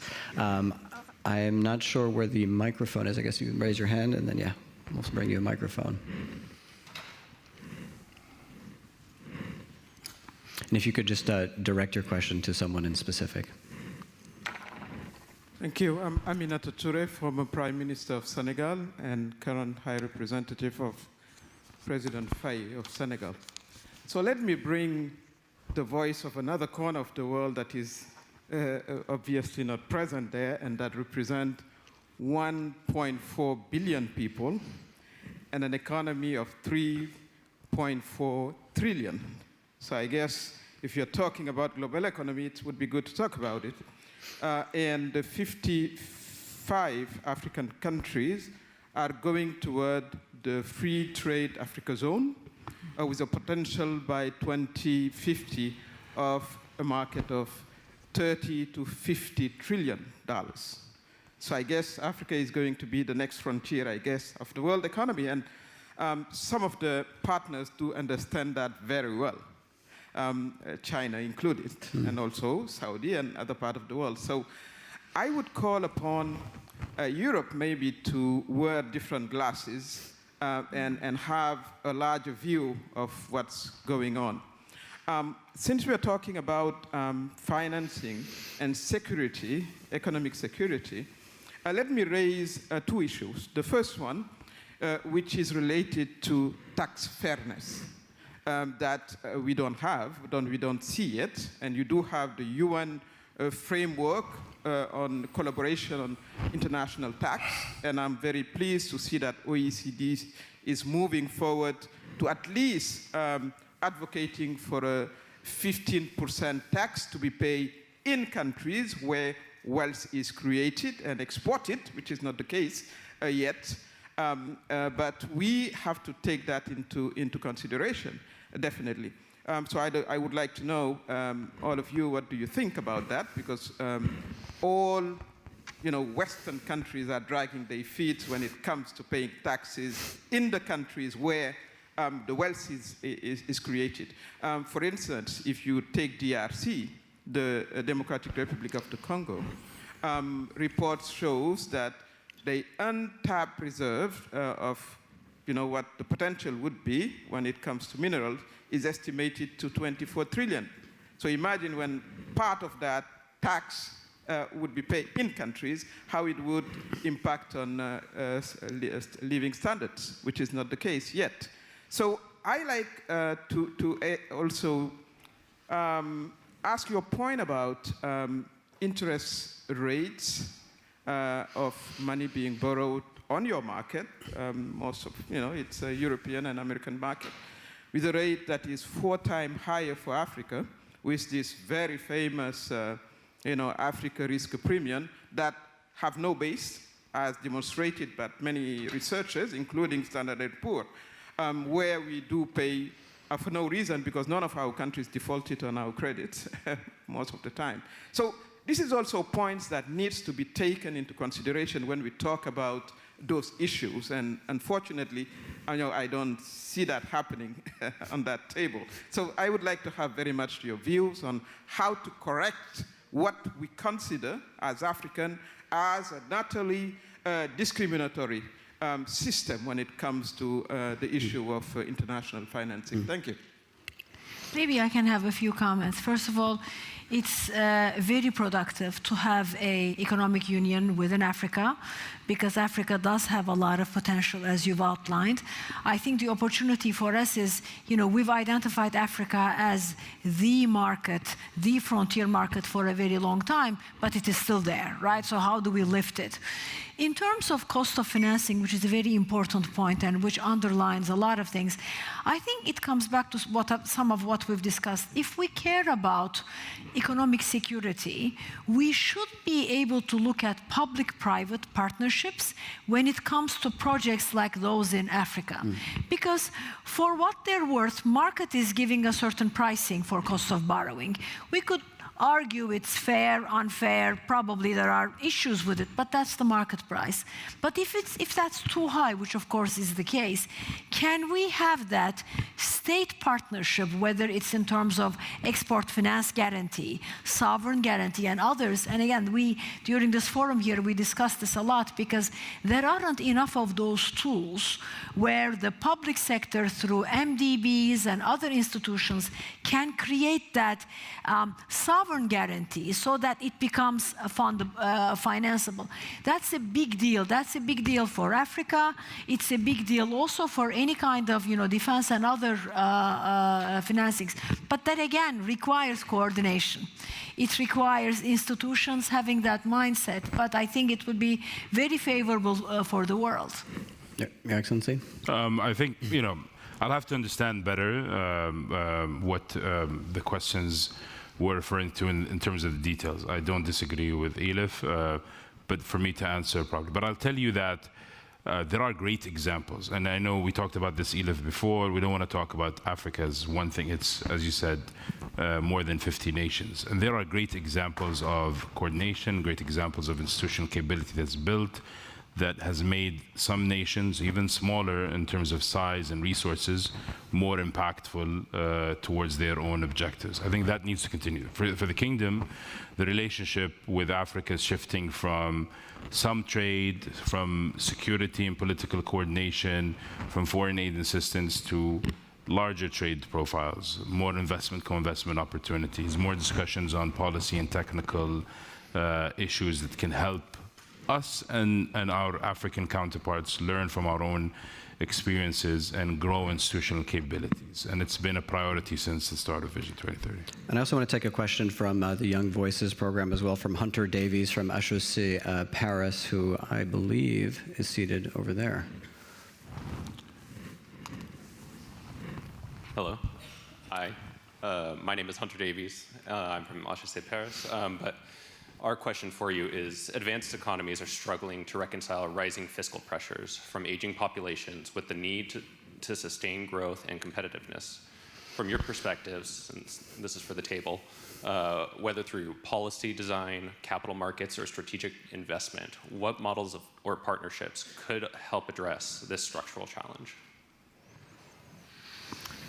I think it's a great question, and the premise is correct. Long-term growth is all about how many people are working in your society and how productive are they. We know in terms of the labor force, it's trending the wrong way in most advanced economies. Fertility rates are plummeting well below the replacement rate, and immigration policies are becoming far more restrictive, in my view, regrettably. And so the real question is, can you get productive? And what can governments do? I actually think there's a role. I mean, to me, there's a market failure in our venture community, the most dynamic in the world, to invest in projects that take a long time horizon, let's say more than a decade, to generate a commercially attractive return, that involve a lot of risk, geopolitical or regulatory risk, and that require a lot of upfront capital. Most venture investors have better alternatives than these deep tech investments that I'm referencing. They can invest in software or apps that scale very quickly and you can exit in 3 to 5 years.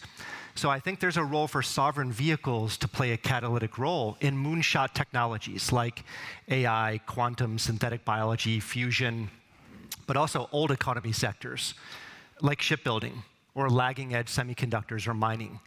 And that type of combination, I think, could play a catalytic role to unleash the private sector and really drive productivity levels in ways that sustain our growth pace? So maybe to comment on, I think I agree 100%, especially for aging economies. I think that's approach. One thing I heard from actually Larry Fink talk about in terms of Japan being an already aging society. Because of that challenge, that means that there is a potential for Japan, its tech sector, its government, its institutional capabilities to really leverage artificial intelligence towards improving productivity. And they're cutting edge in terms of manufacturing, and that can be something to look at. But even younger nations, younger economies, such as Saudi, it's important to preempt. We're a young population, 71% below the age of 35. But we calculated that in 19 years, we'll start the aging process. Today, 4% are above the age of 65, and they consume 70% of our health bill. If that 4% becomes the 14 or the 22% by 2045, 2050, without a change in how it consumes the health bill, how healthy people are, how athletic they are, how productive they are, it'll be a huge fiscal challenge for the kingdom. And that's why we're investing in technology and reforms and human capital development initiatives, looking at population policy, population growth strategies, and many others, but also things like artificial intelligence. We're very serious about building institutional capabilities around artificial intelligence in the public sector and the private sector, because I think the most important thing to do with this potential change, technological change, is to be a power user. And that can help you become more productive. Well, thank you very much, all of you, for joining the panel. I'd like you to invite everybody to thank our panel today in our last few seconds here. Thank you very much. Thank you. Thank you. And just thank you, guys. Thank you.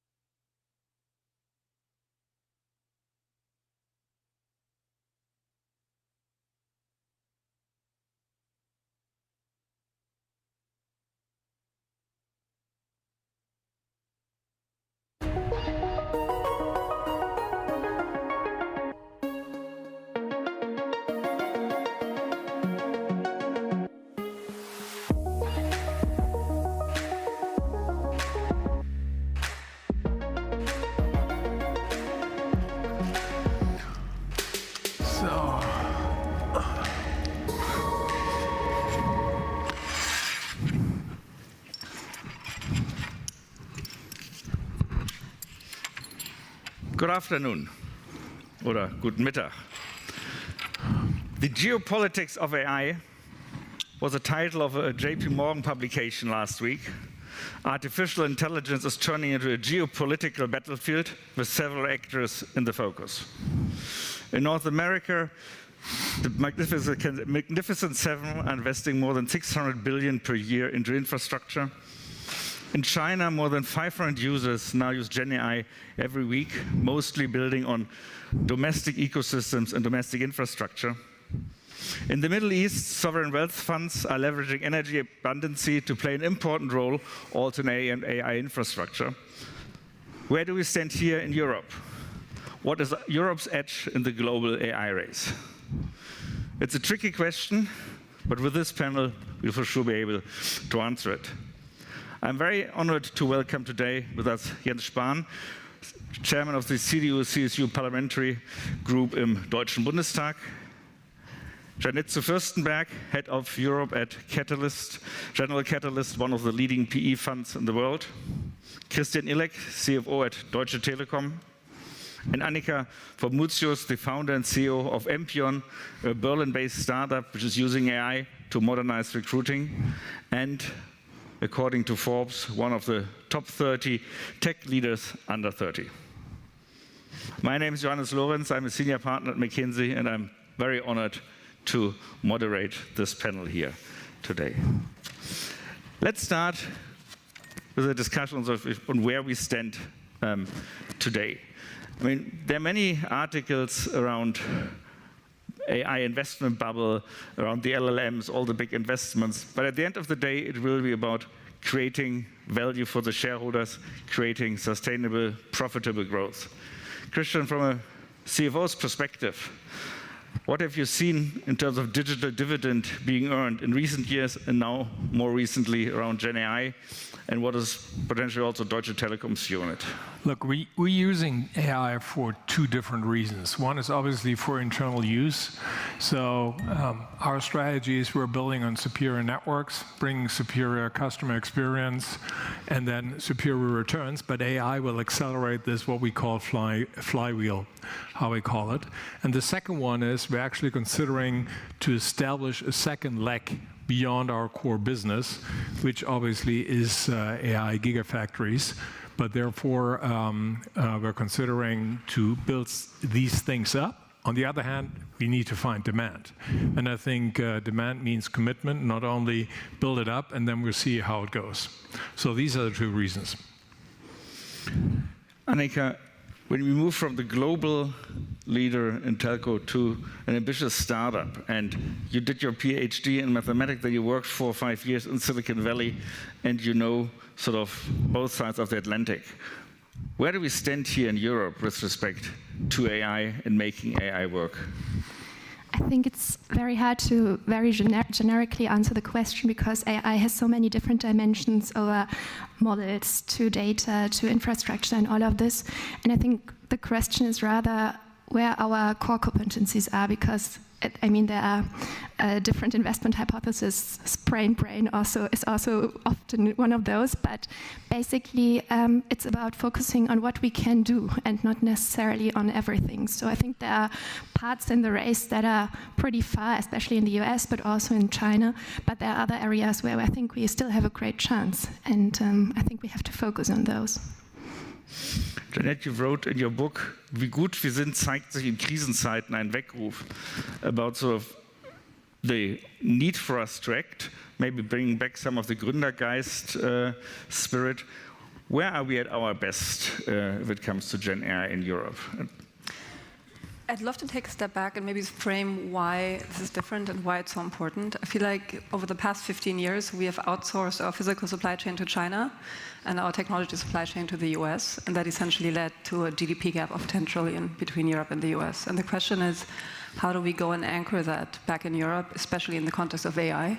I feel like right now there's a very There's a lot of debate as to what we need to pack for the train that is leaving, but we need to activate in a very strategic and fundamental way in order for our economy not to get eroded. I think that is probably the core anchor point. And the reason I wrote that book is because there are a lot of strategic levers we can pull in Europe with regards to innovating in AI, but also adopting AI at scale. And I think there are two things that are required. One is a shift in mindset. I fundamentally believe the future doesn't just happen, but the future is being built and is being created every day by founders like you and many others that I work with very closely. And what I see there is that there's a lot of activation energy, there's a lot of muscle, and there's also increasing amounts of capital going into these companies to get them to scale. We're personally invested in the two out of the largest European AI companies. One is Mistral, the other is Helsing. And these are very fundamental building blocks in making sure Europe can activate incredible deterrence, but also incredible sort of AI infrastructure. And so when we go back to the question of what else is needed outside of capital and outside of a mindset, then it comes down to talent. We have amazing talent on the continent, but we have scaled operators that are European that are currently in the US, and those need to be relocated. It's an effort we are actively undertaking as a firm, but we see more and more startups really becoming magnetic to key talent that currently resides in Tesla, that resides in DeepMind, that resides in Meta, and all these people want to come back and build for European sovereignty. And that is a key ingredient we now need to reinforce, and it comes down to all of us, and I think this panel is actually a great subset of stakeholders that is required to get this off the ground, because we need policy, we need founders, and we need industry and capital to really collaborate in a very substantial way. Yesterday, Henry Kravitz was here, and he also mentioned the lack of a unified European capital market as one of the reasons why there is some capital, but maybe not sufficient to really scale. What's your perspective? How realistic is it to come to a more European capital market? Well, that's a discussion that has been going on for long. 10 years ago, I was Deputy Finance Minister in Germany, and we already had that discussion, and I think it's even 10 or 20 years longer ongoing. But nevertheless, there is a bigger chance to finally get some steps forward than there has been in the past. I will add something, but first of all, I would say when you take it with AI here in Europe, and image of, we always use trains, huh? So I would say we are not anymore on the platform waiting for a train. We are on a train, but it's not an express train. It's a regional train so far. So we have started, but we are by far not where we should be. And then it comes to financing, capital market. It's not just for AI companies, it's for all deep tech companies here in Europe and Germany. It's still not, besides KfW, for example, European Investment Bank, to get private capital, the amount is still not high enough that the ticket you can get here in Germany especially. It's Solvency II, it's regulation, and it's mindset again by those who take the decisions. And so, of course, the Capital Market Union would make a difference. And I would say, especially the Chancellor is very much committed. There's a newly started debate in Europe. There's a chance, and we need to solve, take the link to the savings union perhaps away, and that makes it easier, but then the capital market union. Second is, if you take the US, we need cheap energy. I mean, they are building capacities or take their old, even very old nuclear power plants on the grid again. So what we need is cheap energy as well here in Europe in general and in Germany especially. That means more supply, not less. We are year by year we have less supply that is guaranteed. And the third thing is regulation. I mean, you can say whatever you want about the current administration in the US, but they do deregulate quickly and profoundly. And we are discussing for months now if the AI Act should be postponed, if it should be cancelled, if it should be as it is, just remain. And I would say I would prefer to postpone it at least for 5 years, perhaps just take it away and start new. But that all shows, yes, we have started to debate it, to take some steps forward, high-tech agenda here in Germany, gigafactories approach of the European Commission. There are first steps, but when it comes to the fundamentals, financing it, cheap energy and regulation, we are by far not where we should be. maybe taking the corporate view on regulation. Would you go along with the idea to postpone the EU? I would completely echo this, because just try it out first, and in case there's something going wrong, then fix it rather than to preempt everything and slow down the process. So from this perspective, give the industry, give people the opportunity to experiment, explore, and figure out what you can do with AI rather than to regulate up front and say what's all forbidden, because nobody knows what is the full potential of AI.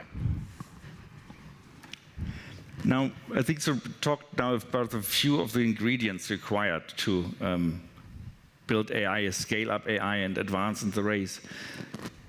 When we look forward, where would we see particular European strength, maybe in terms of sectors and industries and levels of application? Maybe, Jeanette, from your view of where you're investing, you mentioned already 2 companies. Which areas are you investing into? First of all, I think one observation that is interesting is that AI actually allows for European companies to go global and to capture the entirety of Europe much faster. And that comes down to the modularity of the stack and the instant translation into different languages, different cultures, etc. So what we are seeing is that across all different verticals and functions, so this could be all the way from HR to verticals like legal AI, for example, or accounting, we're seeing European companies getting built that are built in Europe, that are capturing mind share and market share within Europe fast, but then they're actually competing in the US. So they're starting to compete on superior products. They sometimes have faster growth rates. Companies like Ligora are showing that, or also Paloa here out of Berlin. So we're seeing critical technologies into massive markets getting built out of Europe. That is an encouraging signal, because we need more of these companies to succeed, because that's ultimately where our tax dollars will depend on. And I think the reason the service sector is so critical is because we're essentially taking labor and we are morphing that into GPUs. So we're basically taking an existing job in Europe or elsewhere, and that job is being melted into an application, into compute clusters. And if that application and those compute clusters are not in Europe, but in the US, then we're essentially taking jobs from Europe into the US, right? And so that's going to widen the gap I just mentioned. So service sectors is one domain that we have a right to play. It's a global domain, but it's one that we see a lot of traction and promise behind. Second is the whole question of defense. It's the first time in the history that Europe is actually like ahead in terms of defense spend to the US, which we're now seeing a lot of US companies wanting to come into Europe. But we're seeing big AI champions being built out of Europe in the context of defense, and that is a huge opportunity. So if we're taking the spend that is going to unlock over the next 5 years and we're routing that towards European AI companies, then we're going to build not a German champion, but we're going to build a European champion, which is the first time that this is actually possible in that industry, which was previously constrained by nationalisms, if you will. So I think that's an important and very critical sector for us to lean on, and where we need the full involvement of the government and the full backing of unions to really weigh in and say, we are going to put full emphasis behind modern defense technology getting embedded into the procurement spend, ideally ring-fencing 10 or 20% of that just for modern defense technologies. And the third thing I will mention, that is actually an interesting convergence that is somewhat overlapping to defense, but actually much broader than that, and a really interesting domain that is playing into our strength, and that is manufacturing and industrials. It's a key domain where Europe has been leading for many, many years and decades. And now what's happening is that AI is actually cascading down from this more horizontal enterprise workflow level into physical systems. And these things need to be tightly synchronized and coupled to actually make a difference. And if they do, it could create a huge leverage in terms of product innovation and actual sort of new spark that is being set in these domains. To give you one concrete example, Siemens controls the largest subset of control and automation systems, right, which is embedded everywhere. Now think what AI will do if the right product innovation actually goes activates there. So that's one example I would like to give you. And we see a lot of companies getting built, in enabling existing incumbents, but also when it comes down to scaling critical subcomponents that are needed for an AI-first manufacturing world. And I think that's going to be a huge lever if we think about relocating parts of the supply chain that's been taken to China back into Europe and scaling that off the back of modern technologies. And I think robotics is one that is tightly coupled into that, where we are seeing a lot of interesting momentum out of Europe.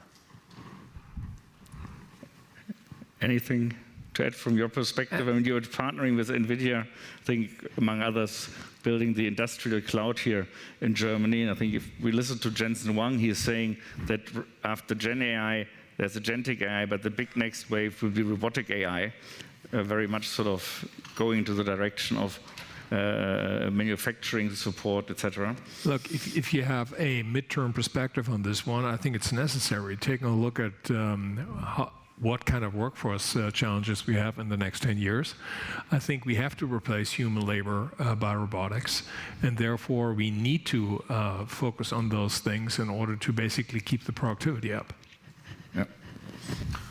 Well, then it comes, by the way, to regulation again. I would say the most important thing for us as an industrial country, if we want to remain one. Of course, it's to talk more about AI and quantum and whatever. We are talking a lot about combustion engines these days, which is right, but that's not enough for our future.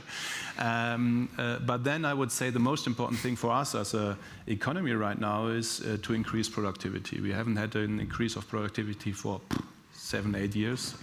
At least, though we have as many people working as never before here in Germany, a bit declining, but still. And at the same time, productivity has not increased. And to see AI not just as something for your tools and application and managing your emails and whatever, that's a discussion we have too often, to use it to increase productivity. There are many, many startups, for example, that are cooperating with the industry in Germany, but then there comes regulation. For example, if you have a production process in a car plant, and they use visual tools, and after 3, 4, 5 weeks, AI, just by taking the videos and seeing how it is all done, it gives you some ideas how you can increase productivity by 20 to 30%, just by watching the process and then give you some advice. In Germany, you have to ask the unions to use it.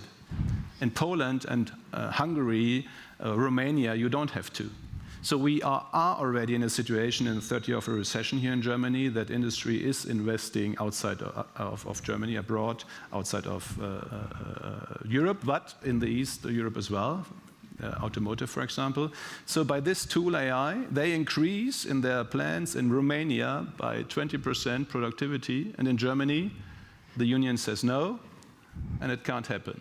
On the long run, the union is hurting their own members, but on the short run, they are all afraid of taking just these visual records. So actually, that is a question of regulating, something we need to change. I've been advocating for this change for some months and years now. If there are people to support me, I'd be happy, because it's very difficult to overcome this, because people feel kind of watched, controlled. But if we want to have that increase, for example, we need to change that. Otherwise, productivity is growing elsewhere. And you can find many, many other sectors where it can. Or ambition. I mean, China says we want to have 1 million humanoids in, I don't know, 1 to 3 years or something in our fabrics, in our plants. That's, you set a goal, and then you do everything to reach it. At least we have one goal in our coalition agreement, that is to build the first energy fusion reactor of the world here in Germany. That's some kind of an ambition in that area, but we need more ambition in these other areas, like you said, robots, humanoids, to make the difference. And I believe the potential is huge. There's a recent McKinsey study saying that globally, Gen AI can add between 2.6 to 4.4 trillion value per year to the global economy. And especially, as I think Janet, you said, not with sort of horizontal chat GPT co-pilot solutions, but really going vertically in there, transforming domain by domain. And Annika, you are building such a solution which sort of helps with a very specific business problem. And maybe you can tell us a little about the impact what you are expecting and how efficiency and effectiveness of the process will improve. Maybe I can still add a few comments to the point before, because from my experience when I lived in Silicon Valley, I realized a few elements that were just doing better than we are doing it here, but then there are also some that I think Europe is quite good at. Two elements are for me important. One is the huge topic of research transfer, and the other is the topic of application.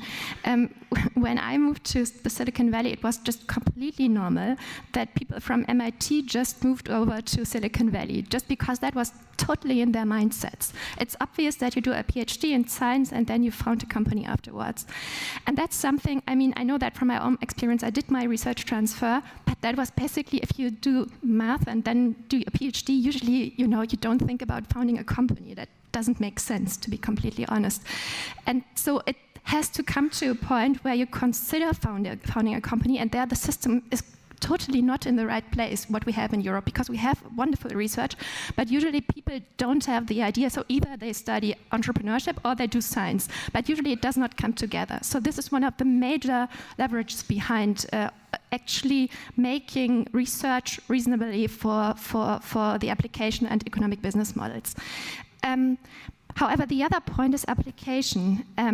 Because, and then it comes indirectly to regulation again, because we can talk a lot about capital provided to young companies, and I know it's not necessarily the early stage capital, but the late stage capital that is missing in the European Union. But however, it's also all about applying your business models, finding partners, customers such as telecom, to be working together. Because in the end, it's also about operating cash flow. And money comes usually if you grow and if you can show top-line growth. And so in the entire discussion around capital and providing capital to young companies, I think it's really important not to forget that it's actually about application, about short innovation cycles, making sure that you can improve your product together with the customers and providing a good experience. And that's something we can easily do theoretically in Germany, in Europe especially. But however, I still have to complain a little bit, even though I'm really happy that I came back and that I live here and found here a company. I couldn't think of a better job, to be honest. But the AI Act did already its part of it, because also to give there a little bit of an idea from my founder perspective, I'm not a fan of the AI Act at all. So I think we talked about this already. But it's not necessarily about regulating us as a developer. It's rather about regulating the applicants, which means if I'm selling my product to someone, a medium-sized company in, let's say, Stuttgart, they would be willing to apply technology. They would be willing to be innovative. But then they not necessarily do this because they are scared of the sanctions that they get in correspondence with the AI Act. And that's something we really need to cover. So we cannot prevent people who want to be innovative from being innovative just because of regulation. And then I'm still, happy to be here and to work here as a founder and all of this. Yeah. Thank you for real-life entrepreneurship. There are also worse cases than this, but I mean... Yeah. I think last year at the Berlin Global Dialogue, there was a meeting with President Macron, and out of this, the EU AI Champions Initiative started. And I think, Janet, you are chairing it, bringing together startups, established companies, etc. What are the unlocks you are discussing there, and maybe sort of also how can the different companies collaborate even closer together? Yeah. So the key insight there was that Europe needs an ambition. We cannot lead with regulation. To your point, Jens, we need to lead with ambition. We have to frame what that ambition should look like. In my view, that should be 3 out of the 10 largest global technology companies should be European in 10 years' time, and I think we can achieve that if we play our cards correctly. And so that initiative was brought together by President Macron at the time with 14 European heads of states and Ursula von der Leyen, which we announced in February, and now combines over 25% of European industry. And these are all the leading innovators and adopters of AI. That's a combined market capitalization of 3 trillion in Europe alone. And now imagine, with everything we've been saying, innovators like you coming together with adopters to actually go make that possible, what you all just described, in terms of actual productivity harnessing through that technology and the diffusion of AI into these businesses to begin with, but then also co-creating new products together. Let me give you 2 concrete examples. One that came of that is Paloa and Teleperformance, a French and a German company, signed a $100 million deal to go and innovate in the context of customer success. Unprecedented at that time when that was announced. Second thing that happened was ASML partnering with Mistral and saying, what does the actual distribution of AI look like in the context of industrial applications and value creation? Huge investment of 1.3 billion into a European company led by a European champion. So I think these types of partnerships is something we must innovate and run it at scale. That's what this European AI Champions Initiative was founded for, and it's actually really accelerating. It's harnessing big partnerships. It's harnessing a lot of learning between innovators and adopters, and that is the purpose and the goal of the initiative. You once said in a book you've written about moving toward a Europe of pioneers. I think where you said that few countries in Europe could spearhead change. We don't need to wait for all the 27, but if there are 5 or 10 countries which can go ahead, this sort of would be a faster, more agile, more successful Europe. Would Germany be ready, willing, and able of sort of driving a pioneering role around AI? Well, by the way, one example for this Europe of pioneer is the Defense Union. Yeah. Actually, only 2-3 countries, Germany and France and some others, started. And within months, all wanted to be part of it. Once you start, perhaps not all of them, some opt out, but many want to join. What we started now in small, but what would be one way to start something between Germany and France, especially these days, would be a big AI campus or university, and both sides give 1 billion per year to it or something to make a real difference. And you start with the 2 countries, and then you can try to get others to join, for example. And you could do this in other areas as well. What is new for Europe, and this not new in the last months, but in the last years, since the pandemic, actually. You know, you wonder if you see the news yesterday with Volkswagen and chips. Yeah. I mean, I thought it was understood 5 years ago when the pandemic started that we have issues with supply chains, and that we should have more than just one to deliver crucial parts for a car, for example. And now you see it's again just one company in China. They are very much depending in an area where could be some others supplying them. And you wonder, is there anything learned? So it's about resilience again, and that counts for chips, and it counts for AI, of course, as well. And that brings us to a very difficult discussion, which is if it is chips now, or Huawei in our telecommunication network. I wonder sometimes with how much emotions we can discuss Palantir here in Germany, and no one is discussing Huawei in our telecommunication grid. But nevertheless, that's more or less hardware on the way to software. But if you take AI now, you might want to know actually who is getting the data and which algorithms are there and from which country or system it comes. And the question is, and that discussion is not new, but I heard it this morning in the trade discussion here as well, is will there be in the end 2 or more systems next to each other, a Chinese a digital AI system and a US-centered one, or Europe somehow in between.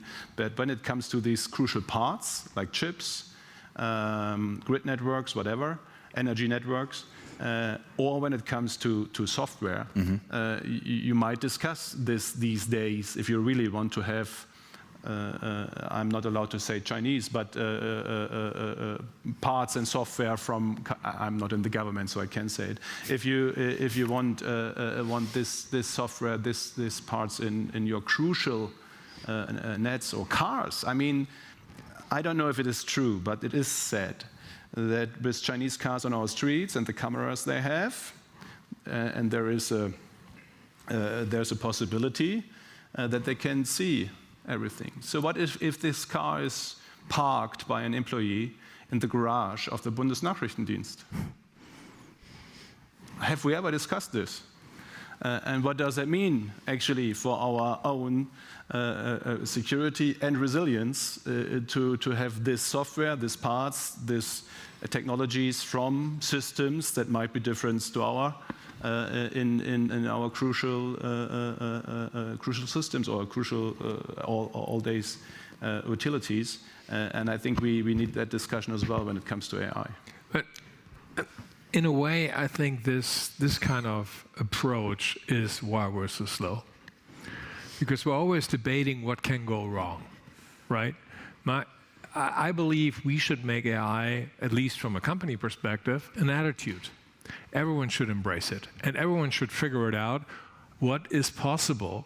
And not even talking about business models. I'm just saying embracing it and then figure out what are the consequences rather than to discuss potential negative consequences without having started.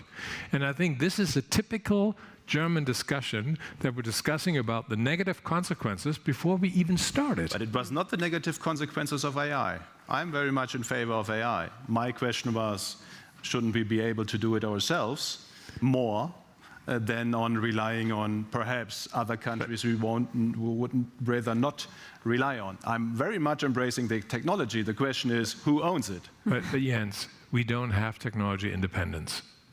We don't have servers, we don't have chips. Nothing is under control of Europe right now. So we're reliant either on the US or on Asia-Pacific vendors, yeah, right? But the question is, do we want to change it or do we just take it as it is? And that brings me to Huawei again. Do we just say, Huawei is in our grids, perfect, fine, let's go on? Or do we say, like other countries in Europe did, no, let's change it, let's get it out? And I think we should, and we are slowly on the way to it. Of course, you're right. Right now, it is as you describe. Question is it the way it should be as it is today? And I would say no. And how long does it take in order to get there? It takes some time, but if you never start, you never get there. But can we maybe make that specific? I think it's one of the most important debates to be had, because if we constantly keep saying, well, we don't have it, so we need to import it, then our GDP keeps shrinking. So we have to actively build. And like the interesting thing is, right now with AI, you have such a fundamental shift in technology where a lot of the key components are just getting built. Yeah. The supply chain is just getting built as we speak.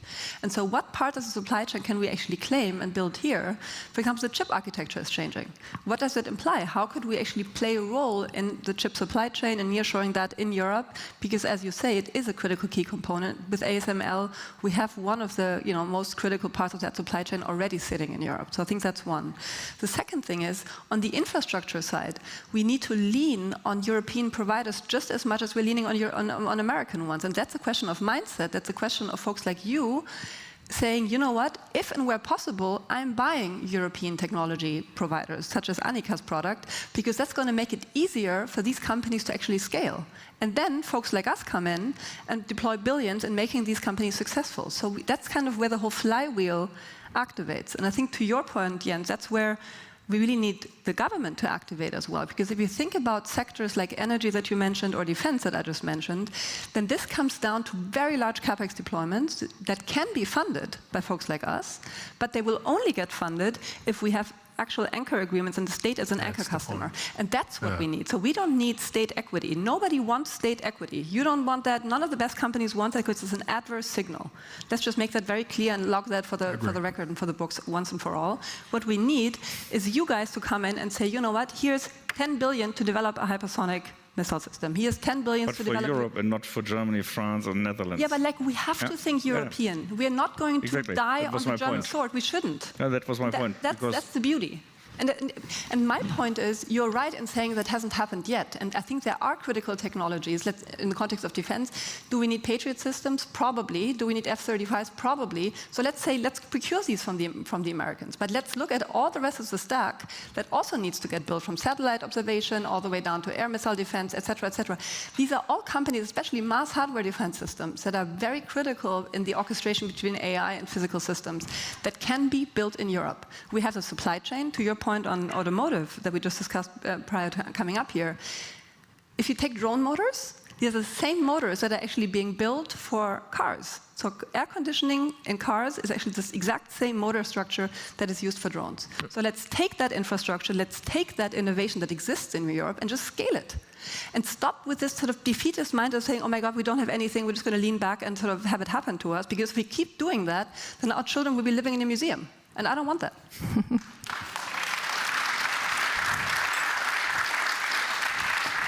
But maybe at this point, maybe to Deutsche Telekom, you were the fastest purchasing process in our entire history for corporates, of course.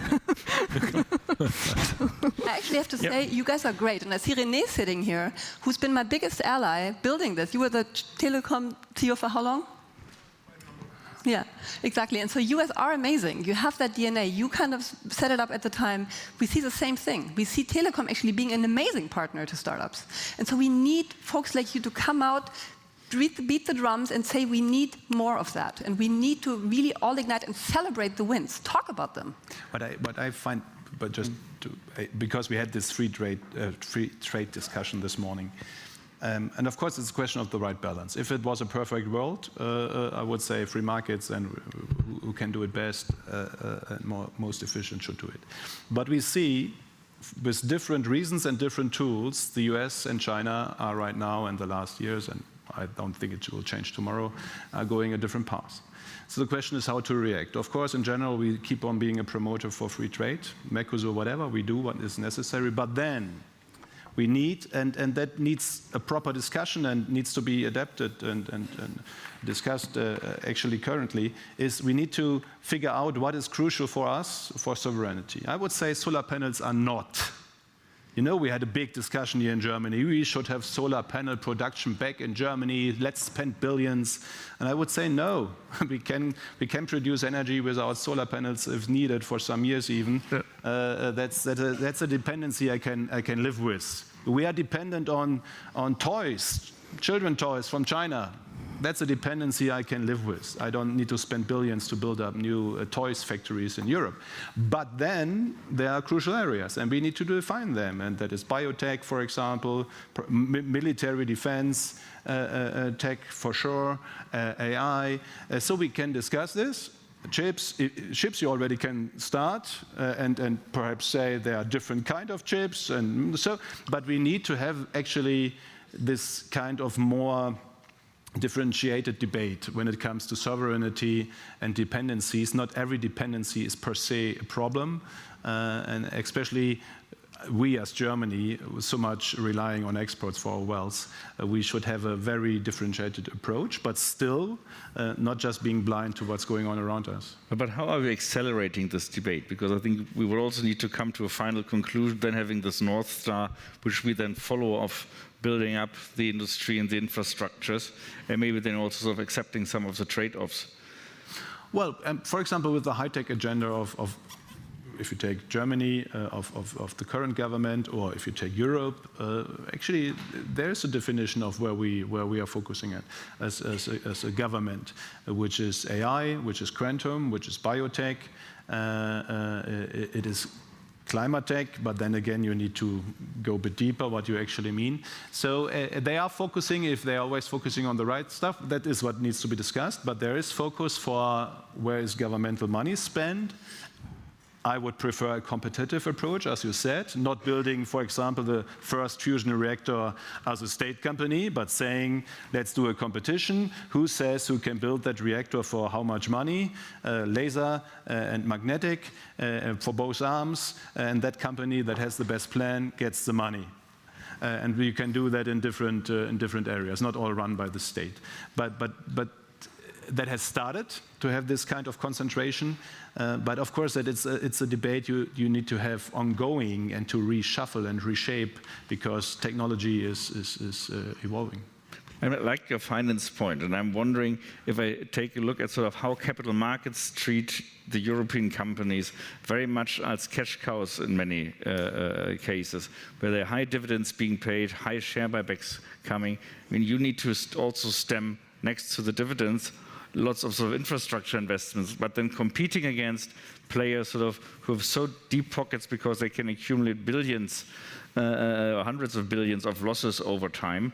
Is the sort of level playing field? No, look, first of all, I think you're paying dividends or you're going for share buybacks if you have no better means to invest into the business.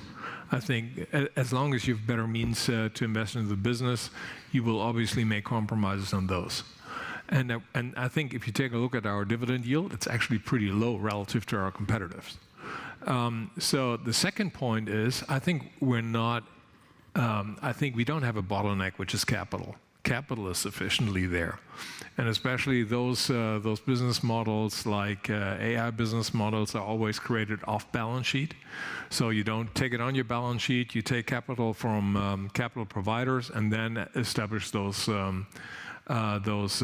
business models. We've done that with our tower business. We're considering this with the AI Gigafactory. So I think there are constructs in order to do so. But at the end of the day, you're right.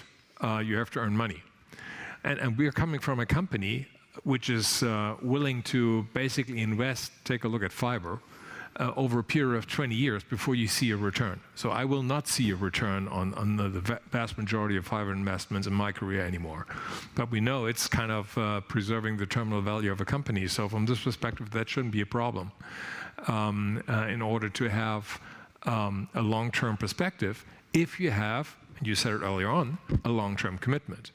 But the problem is if you're spending billions of money and then you don't have kind of take or pay contracts and you are basically taking the whole investment risk, that is the problem. And I think this is why people are shying away, and this is why we need these kind of long-term commitments in order to invest into businesses which have payback times of more than 10 years. Yeah, so you're actually shifting CapEx to OpEx, which would be the smart thing to do. And exactly. like then if you guys would say, hey, actually we need to digitize and take our whole administration AI native, which would make a bunch of sense, then you put a tender out that should specifically speak to that, and where then the likes of you can actually build the infrastructure in cohesion with folks like us, and that's how the whole flywheel, and that's why I keep coming back to the flywheel, it needs to get activated at that core. Because as soon as the big contracts are out, people start to build and people start to invest immediately. Regarding AI, I agree, but there's one, and I have no solution, but it is worrying me for months and years now, the subsidy raise on chips and semiconductor.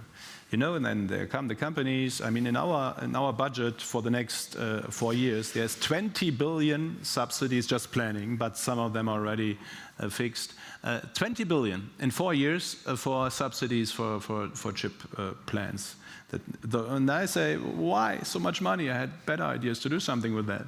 Then they say, of course, the companies say, well, if we go to South Korea, if we go to Taiwan, China, US, Italy, France, whoever, UK, they offer 2-digit billions. Yep. So if you don't offer it, we go. I'm not sure if this kind of subsidy raise that we are, and when does it end was my question. Are we going on like this for decades? Or is there any point where you just have prices on the market that are good enough to finance what you need and everyone else is just stopping subsidizing it? And so far I have not found a way out of this subsidized race we have in this area, but it's really billions we are all throwing on this all over the world. And that is makes no sense to me, actually. Jens, what we're looking for is something different. Yeah. We're not looking, especially when it comes to AI gigafactories, we're not looking for subsidies. We're looking for long-term commitments. And why we're looking for long-term commitments? Because it puts the public sector under pressure to actually utilize what they committed to. And this is how the flywheel starts. 100%. Rather than to give us $1 billion here and then fire and forget. I think we have many of those examples. But I need a way out for these chips. But you know how you do it with the chips? You basically say, whoever builds me one gets the contract, and the price is X. And that's when people say, you know what? We'll go find the best people in the world, we bring them here, and we start building. Yeah, that's most of the chips are not bought by the state, are they? So actually, of course, it's a question of how you organize it then. And then but just with Volkswagen, I mean, it's very current dramatic situation you see actually where it can end. But then we are not the main customer as a state, and hopefully it will remain so for chips. But at the same time, everyone says we need to be sovereign, resilient. We need to have this here, and that is what we do now with billions. But of course, chips do have their developments. They are getting better and better. So the one plant you subsidized, it's not good enough in 2, 3, 4, 5 years, and you need the next and the next and the next. So where does this end? For that, I still need a plan. If someone has one. I think one example I can give you that's actually really interesting is we always talk about chips as though it's like one factory that's getting built and then the magic happens in there. It's actually a much more complex supply chain. And I think in general, and I like your framing on where does resiliency actually come from and what are the key IP elements we need to nearshore and own? Where can we not afford to rely on China, on the US? And so if we look at that in the context of chips, one key part of that comes down to high precision engineering tools, the tools that are actually needed to, for example, do the interconnect in data centers and stuff like that. I personally had a conversation last week with people who are currently in Taiwan who said, you know what, actually we see a huge opportunity in Europe. Can you help us land there? Because we think we can actually build something a lot more meaningful in that next generation that's needed for the interconnect, for the next data centers to be built. And that is smart. Let's bring these people back here. Let's understand what they need and then work from there and understand that this is a key component if it was nearshored here that would really give us critical IP and resilience in a key category, but it would also give us a huge potential growth vector in terms of economic value capture that can come from there. So for me, it always comes down to macro and micro kind of really interconnecting in a way that is strategic and long-term oriented in the way that we think and act. Now we talked for quite a bit about sort of what it takes to build sort of the infrastructure, the capital, the regulatory framework, etc. There's one thing which is puzzling me. If we look at the results of companies, or we survey them across the world, you don't really see the digital dividend having been earned. Now, 15 years into digitization, productivity in many industries hasn't really sort of improved so much. 3 years into Gen AI, we see that only 15 to 20% of AI use cases are really sort of scaled fully in production action, and the rest is some proof of concept proliferation. So what can the companies, the founders, the investors do to really make sure that the technology is really applied, makes a change, and really helps to reinvent and rewire the business models? Look, first of all, I would disagree with that. We looked into this. We have reduced our workforce in Europe by 40,000 people net by increasing revenues and EBITDA. And why is this coming? Where is this coming from? From digitization. Potentially not at the degree people hope for, but you see there's the digital dividend. And I think with AI, this will accelerate. It will definitely accelerate. And we need this, right? So for us, digitalization is a forcing mechanism to actually get leaner and leaner and leaner to provide our services with less people in order to stay profitable. So I wouldn't agree with your statement here. And I think but maybe then telecom is a very good, Deutsche Telekom is a very positive example. When I'm in home and banking and insurance, and if we look there, what is the admin cost for an insurance policy? It has risen with inflation rate over the last 10 years. If we take a look sort of what is sort of the productivity per bank employee, it's also relatively the same. So I think there might be sectoral differences, but overall, I mean, we just published a survey yesterday, or a study in North America, that the tech investment went up by 8% CAGR per year over the last 5 years. Productivity or costs went only down by 2%. So there seems to be a gap between many of the investments being taken and the bottom line result arriving. But I do think that's also a question of technological maturity. We see enterprises pausing for the right reasons on security and the whole question of data sensitivity. And I think that is getting solved right now at the tooling and infrastructure and application layer. And once these companies are getting more safe to use by the likes of you, we actually see the pipeline full. Yeah. So I do think people often, and that's I think it's a quote by Bill Gates, not from me, that people underestimate the technology impact in the short term or in the long term. And so the question is, when we think about the long-term effects, they're going to be massive. And right now, we need to lean into the diffusion of AI as much as we can, and need to encourage that in any way possible, because of the labor shortage you rightfully mentioned, which is it's just so hard to hire great people. And how do we make sure that, and you spend so much time in the health sector, all these nurses are actually getting helped by an AI agent that can at least do the phone calls in a way more empathetic way, and in a way that actually gives them time to spend time with patients in person. Like, there's so much critical leverage we can apply in domains where we have key shortage, and I think it's also a question of communication. Right now, people are also scared to adopt AI. To your point on the whole sort of worker unions that are very much kind of pausing on, is this good or bad? I think they need to lean into that as a way for us to become a lot more productive based on what we have. I don't see people going out of jobs anytime soon, at least for the medium term. And then in the long term, we can now start thinking about reskilling, upskilling of people as we move along and really make sure employees become lifelong learners. I think something that we need to really lay the foundation for right now.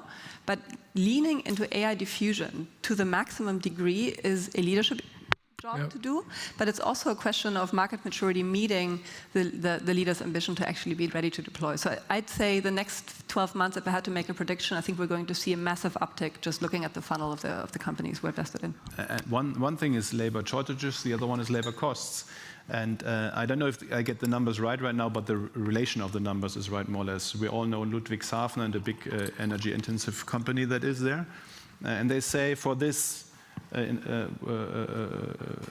what they have in Ludwigshafen, it's, what was it, 50 million electricity costs, 700 million gas, and 5 billion labor costs. Correct. So if you increase productivity by 1%, the cost for electricity is more or less irrelevant.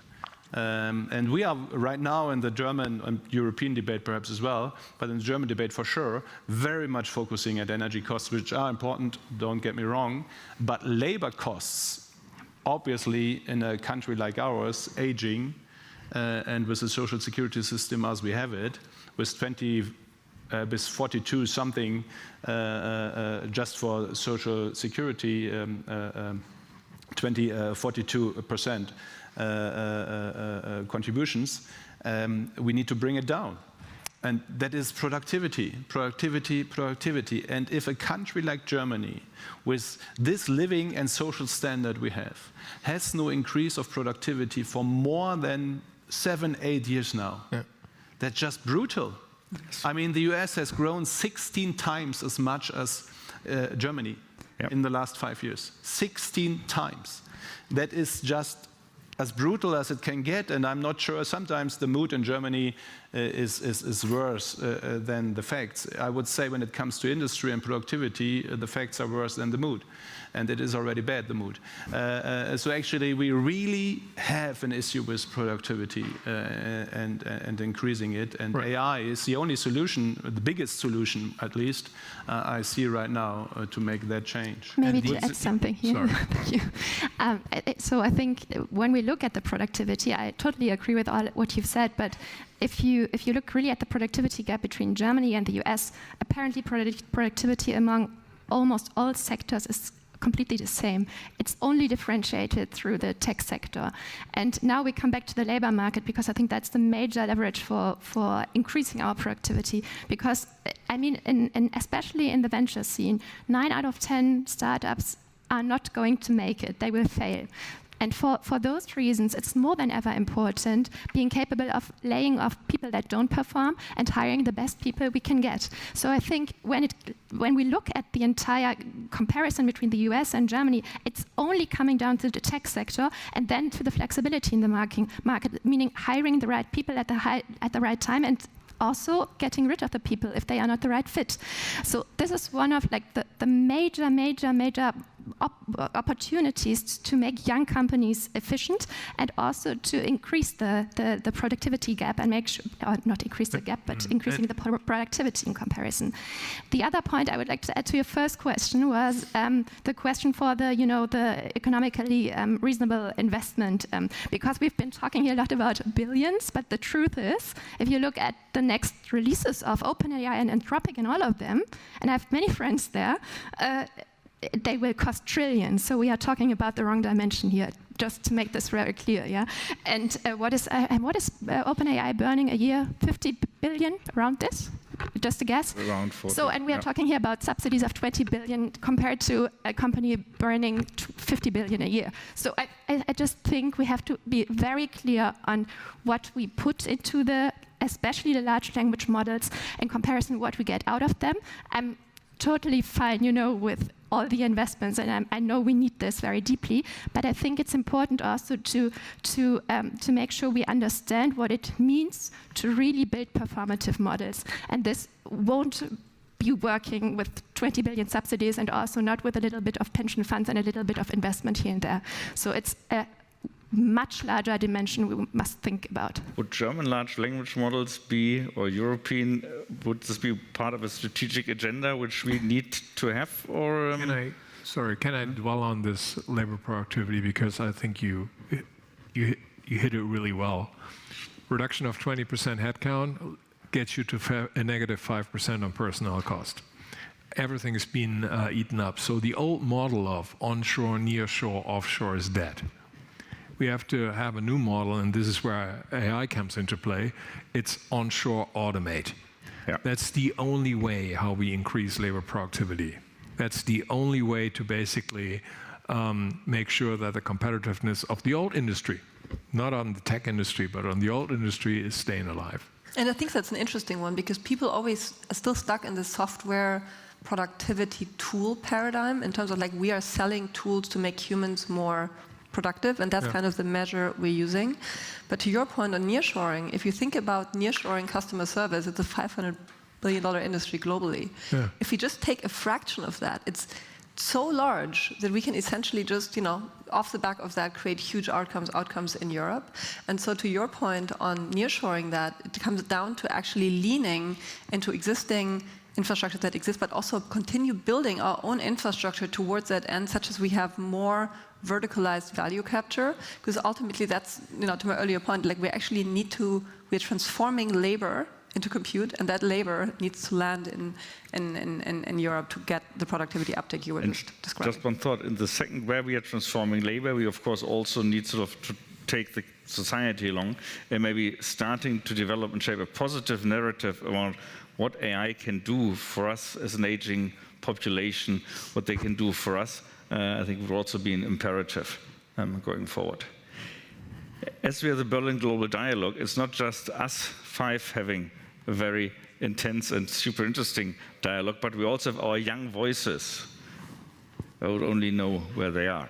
They are over there. So the young voices are sort of excellent students who have been handpicked, and they sort of sat together and came up with a few questions, and maybe you would like to come up to the microphone to, I think there are 3 of you, to share your questions to us, and we'll give our best to answer them. You might briefly want to introduce yourself, your name and where you're from. Okay, thank you very much, moderator. So I'm Puma from Renmin University of China in Beijing. So I would like to set the questions about the collaboration. You just mentioned a lot about China, US, and Europe. So as far as I know, Europe and Asia are advancing AI from distinct paradigms. Europe emphasizes ethical governance and industrial resilience, while China, maybe Asia and other countries, focus on scale and applied innovation. How can both regions collaborate to develop interoperable and trustworthy AI systems that reinforce shared values and technological sovereignty? This is my question. Thank you. Any volunteer? Well, in general, of course, you can discuss this, but first of all, you need to have a proper discussion then. Frankly, if we have the same ethical standards or base when it comes to using AI, I would say that's the start point then, and if you come to a yes, then you can discuss common regulation.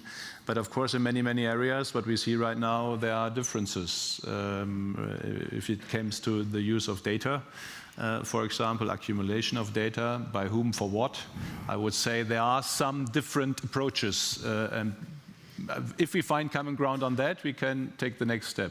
But if not, I made some comments on what might the conclusion then.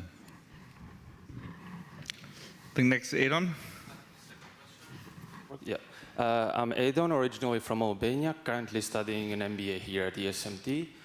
Thank you for the panel and the discussion. It's actually really interesting to see how there's so many paths and viewpoints for the same goal. You referred to productivity a lot. My question would be referring productivity and its impact on society. How can we make sure that the productivity gains are translated to broad-based benefits for the whole society, rather than into fiscal and social problems like job displacements, lower tax revenues from job displacements, less contribution means to healthcare and pension systems. So basically, how can we make sure that it doesn't evolve into a K economy? I mean, that is kind of precisely what we believe, what I said by saying we need to nearshore the productivity gains in Europe that are emerging here.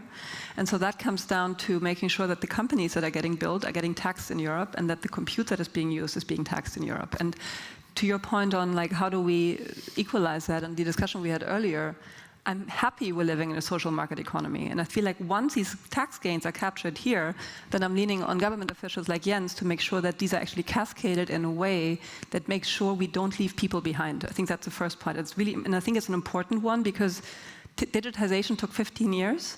AI will go so much faster that we need to be having a really prepared mind and act with urgency in making sure that the productivity gains are being locked now. And I think the government is actually doing a really good job at this right now. And I think they're getting too much negativity and too much bashing and not enough recognition for what they're doing. And I do think we need to support you guys more.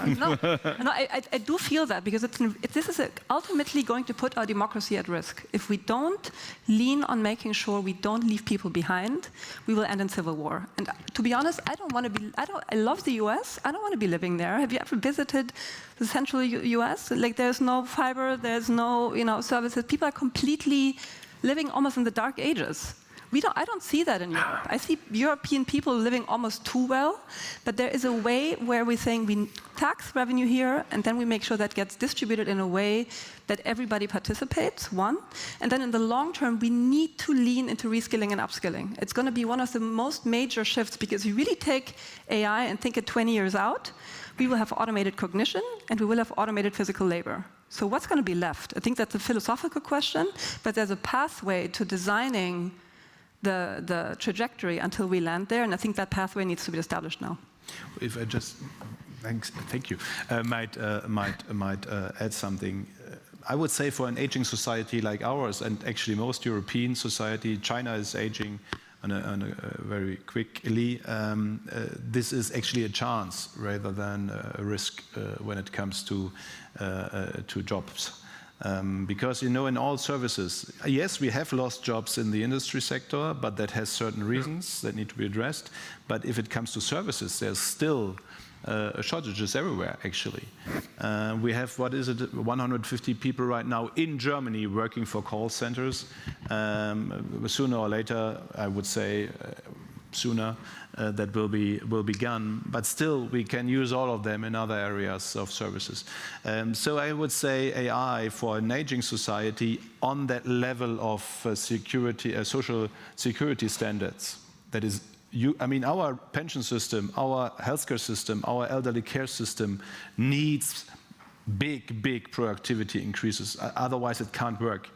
If someone is believing in Germany or in Europe, you can fix this by reforms in the system, by saving billions. That's not going to happen. Sometimes I wonder about some discussions here in Germany with an aging society. Of course, you can become more efficient here and there, but in general, you will need much more money. And that means you need to have growth. And growth with less younger people means you need to have big increases of productivity. So I would say for an aging society like us, it's not a risk. It's the only chance almost. Yeah, and interesting if you compare that to India, by the way, right? India has probably the largest demographic of young people now hitting the labor market over the next 5 years, and these are mainly in IT services. I personally don't know what these people are going to do. And that's the problem. So they have more urgency to act there. I think our urgency is invert. We need to make sure that the scarcity in people we have right now actually adds up to GDP growth. Yeah. Thomas Freund. Thank you very much for all the passionate discussion you guys just had. My name is Thomas. I'm from Brazil originally, and I study here at ESMT. And I have lived in Europe for the last 5 years. And in these 5 years, I have come to really appreciate and be proud of the EU project. And I think it's one of the least appreciated, if not the most underappreciated projects of the 20th century.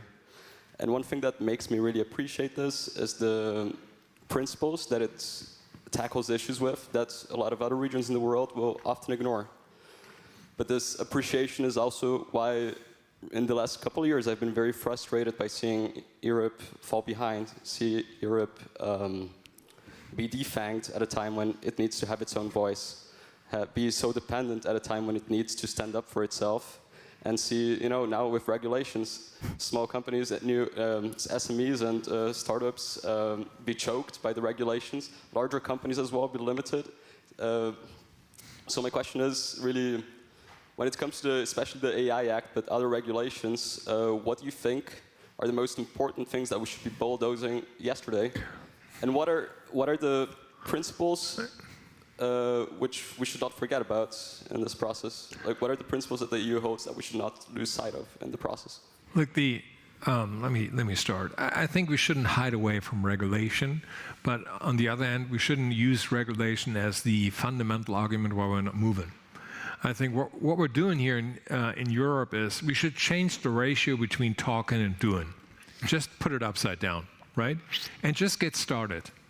And what we are discussing in our company is create a problem. Show me your problem, then we can see whether we can resolve that problem or whether we have to stop that project. Rather than to see, before you start a race, I can't do this because there's regulation staying in my way. I think this is the attitude we train. We have to become a doer mentality rather than a talker mentality. And I think people are shying away from regulation, they're shying away from GDPR and all this stuff. And yes, there's work to be done, but this is not the main hindering reason why you shouldn't move ahead. Folks like you should just go start companies and build, and then go speak to him to make sure all this gets fixed.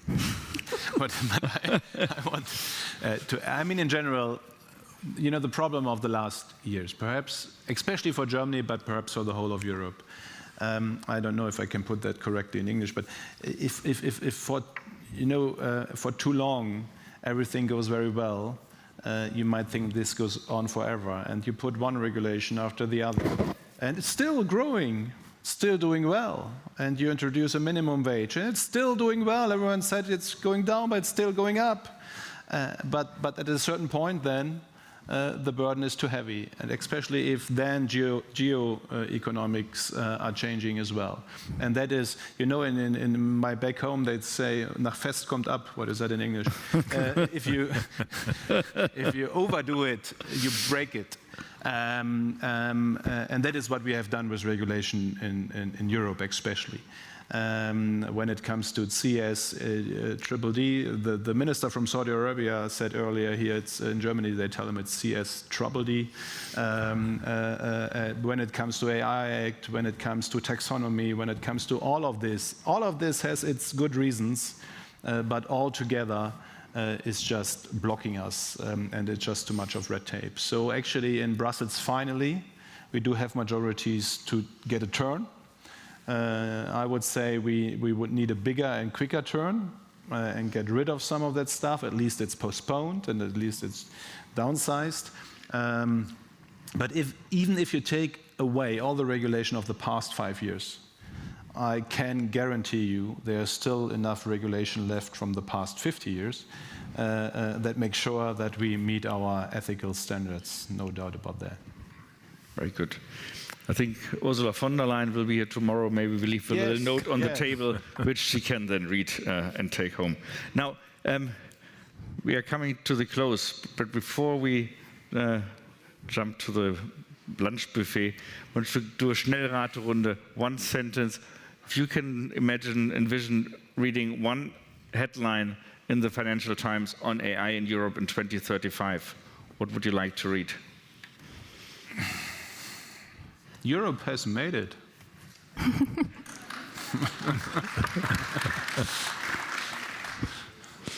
I think maybe we haven't talked so much about all the AGI topics, but I think sooner or later, maybe a little bit later, we will achieve this. And considering we achieved this one day, then I would be so fascinated, and I'm a little bit excited about this actually, how much we could actually have human intelligence being coded towards data that still enrich AGI. because otherwise we will only live from fantastic data, which is not so sexy. So I would love to see this happening in Europe. Thank you. I would say Europe has become a doer culture again. I would say Europe has 3 out of the 10 largest global technology companies. Or perhaps in 10 years, Berlin Global Dialogue 25 was the starting point. Very good. So let's hope Europe will make it. Thank you very much for the inspiration, the imperatives we formulated, and looking forward to continuing the debate. Danke. Thank you.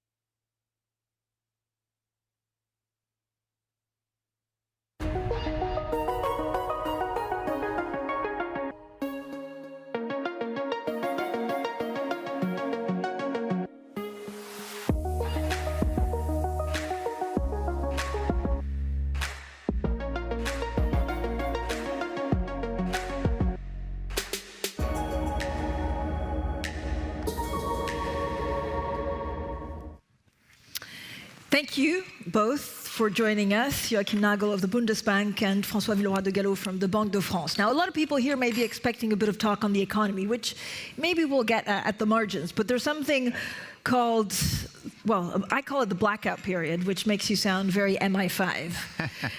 Governor de Galhau, I mean, it's basically a silent period, which means that no ECB member can talk about anything to do with monetary policy 7 days before an ECB decision. Yes, this is a rule of the game. We will have a governing council together next week, Wednesday and Thursday. And the rule of the game is that since yesterday, start of the day, we are not allowed, we are allowed to speak about many things, fortunately, but not any single word about monetary policy. Yeah, so if we talk about the economy longer term, please don't infer anything into what the decision is next week. So we'll talk a little bit about digital assets. So let me just put the framing. The US is supporting the emergence of a decentralized, privately managed digital money, such as stablecoins, in parallel with traditional currencies. The ECB and the People's Bank of China are developing digital versions of the euro and the yuan to compete with new rivals and maintain control over the flow of money. So we'll discuss a little bit about this relatively new and untested, the future is difficult to predict for some of these assets. So I could not be more delighted to speak to Joachim Nagel and François Villeroy de Galhau. So first of all, Governor de Galhau, when you look at the use of less cash, and because the US seems to be shifting into the support of cryptocurrencies, how much pressure overall does that bring to monetary authorities to try and find a new way to have sway and influence? I can perhaps start our common answer, and you will see, by the way, I must confess that Joachim and myself are close friends. We didn't know each other 4 years ago. There will be no controversial. That's disappointing. That's always disappointing. Das kann ich vielleicht sogar auf Deutsch. Wir sind sehr befreundet. It doesn't mean that we always agree on monetary policy, but we will not speak on monetary policy. No, on this question of digital currency, perhaps I only introduce that this is linked to a very promising technological innovation, which is tokenization, linked to blockchain, and it's the idea that with this technique of tokenization, you can exchange not only money, but information, securities if they are tokenized, real estate if it's tokenized, etc. So it's a huge progress.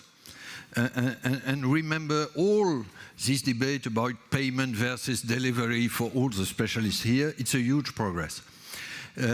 Now comes the question, is it only on private money, and this is a question of stable coins, which you mentioned, or do we still need a public anchor of what we call central bank digital currency? Mr. Trump introduced a prohibition in January on the US side. We believe on the European side that we need this answer, and we are pioneers in developing what we call a digital euro for retail and wholesale CBDC. And then I pass the baton to Joachim to elaborate, if you agree. This was one of the hot topics when we had our meetings in Washington, D.C. during the IMF meeting. I think, first of all, it is sure this is a financial innovation. But when you are a central banker and you have to think about where are the good parts that you see in all what's going on in that segment, and what could be maybe the bad part, you have to find maybe a smooth way. And this is a challenge that we see on the central banking side, on the regulation side, that first of all, this is our responsibility. Besides monetary policy, it is financial stability, and this is what we discussed also.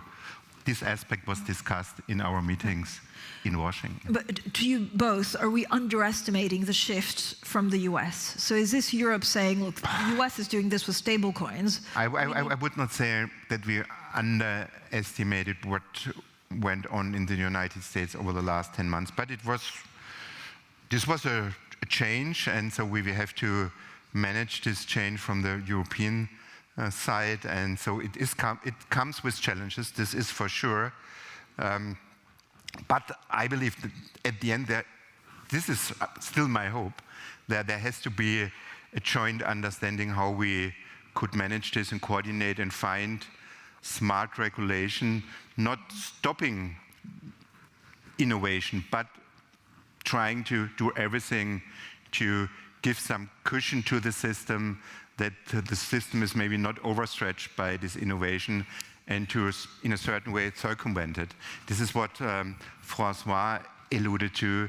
At the end, we have the understanding it should be backed in a way by central bank money. So we are the safeguards of the system.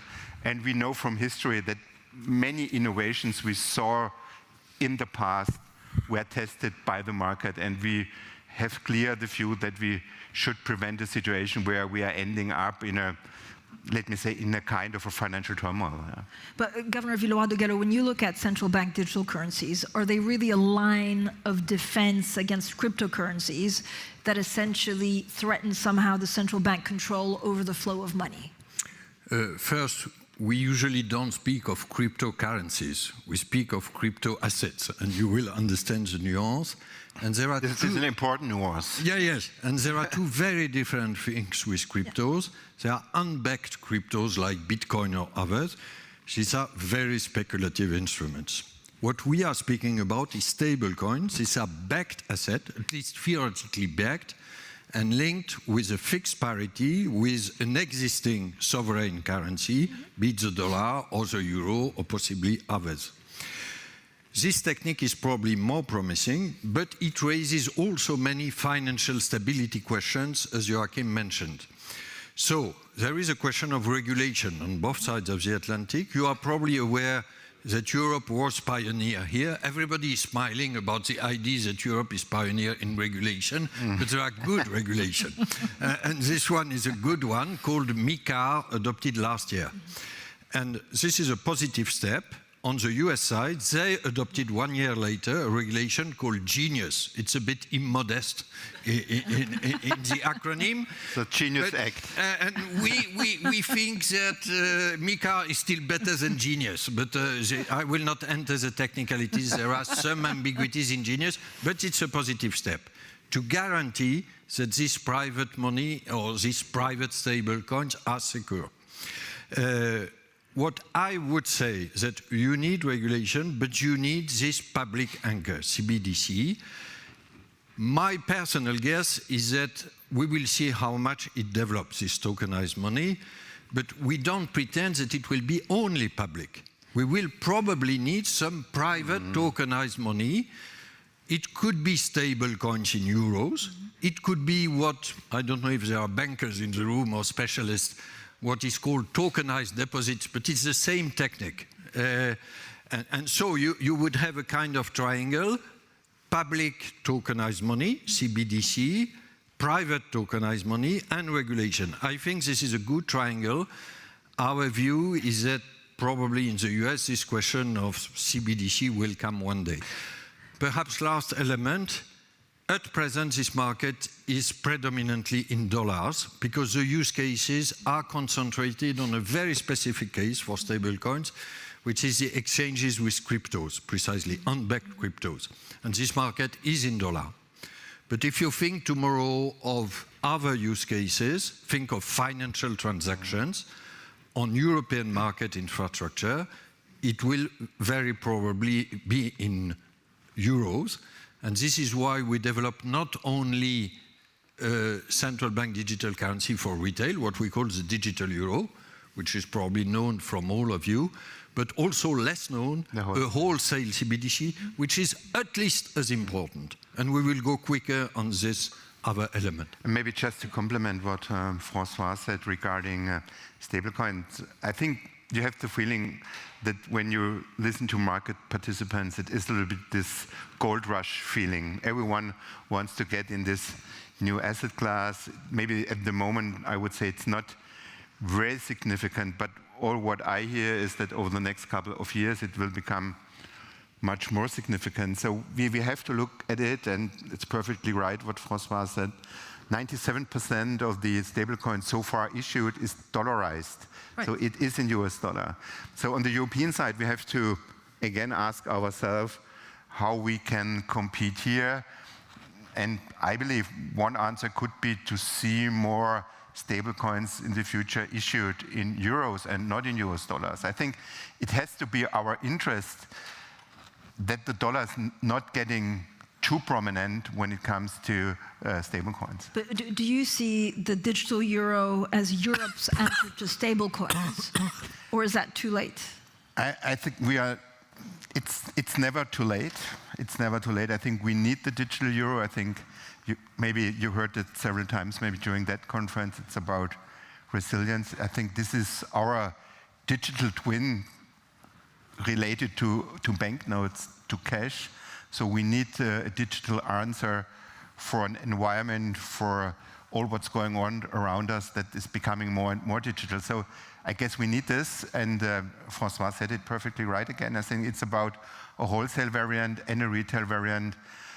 As far as we know it, François, the wholesale solution will come soon, pretty soon. The retail takes a little bit longer, but it's not too late, definitely not. Can I add one thing on this question of dollarization? It could be a question for us Europeans, but as we said together, our answer is quite clear: stable coins in euro, and yes, CBDC in euro. What I take from our discussion in Washington is that this question is much stronger for emerging countries, because we are lucky enough to have together the euro. It's a fantastic French, German, and European success. We have built together a global currency. But if you are, I will not quote any names, but important emerging countries, the idea that they could be overwhelmed by stable coins in dollars for all cross-border transactions and perhaps some domestic uses is really an issue of monetary sovereignty. So we have our answer, we must accelerate on it, but it's still a bigger challenge for many emerging countries. And it's about digital sovereignty. I guess we have to acknowledge that most of the data is sitting abroad, is domiciled in the United States, so we need some independence here. So I believe it is of utmost importance that we have to proceed, and at the end we have to have such a digital currency. To you both, is pushing euro-denominated stablecoins the second best option in case digital euro takes longer or Parliament decides that it's not a good idea? No, I think it will go in parallel. I don't see a substitution or a competition.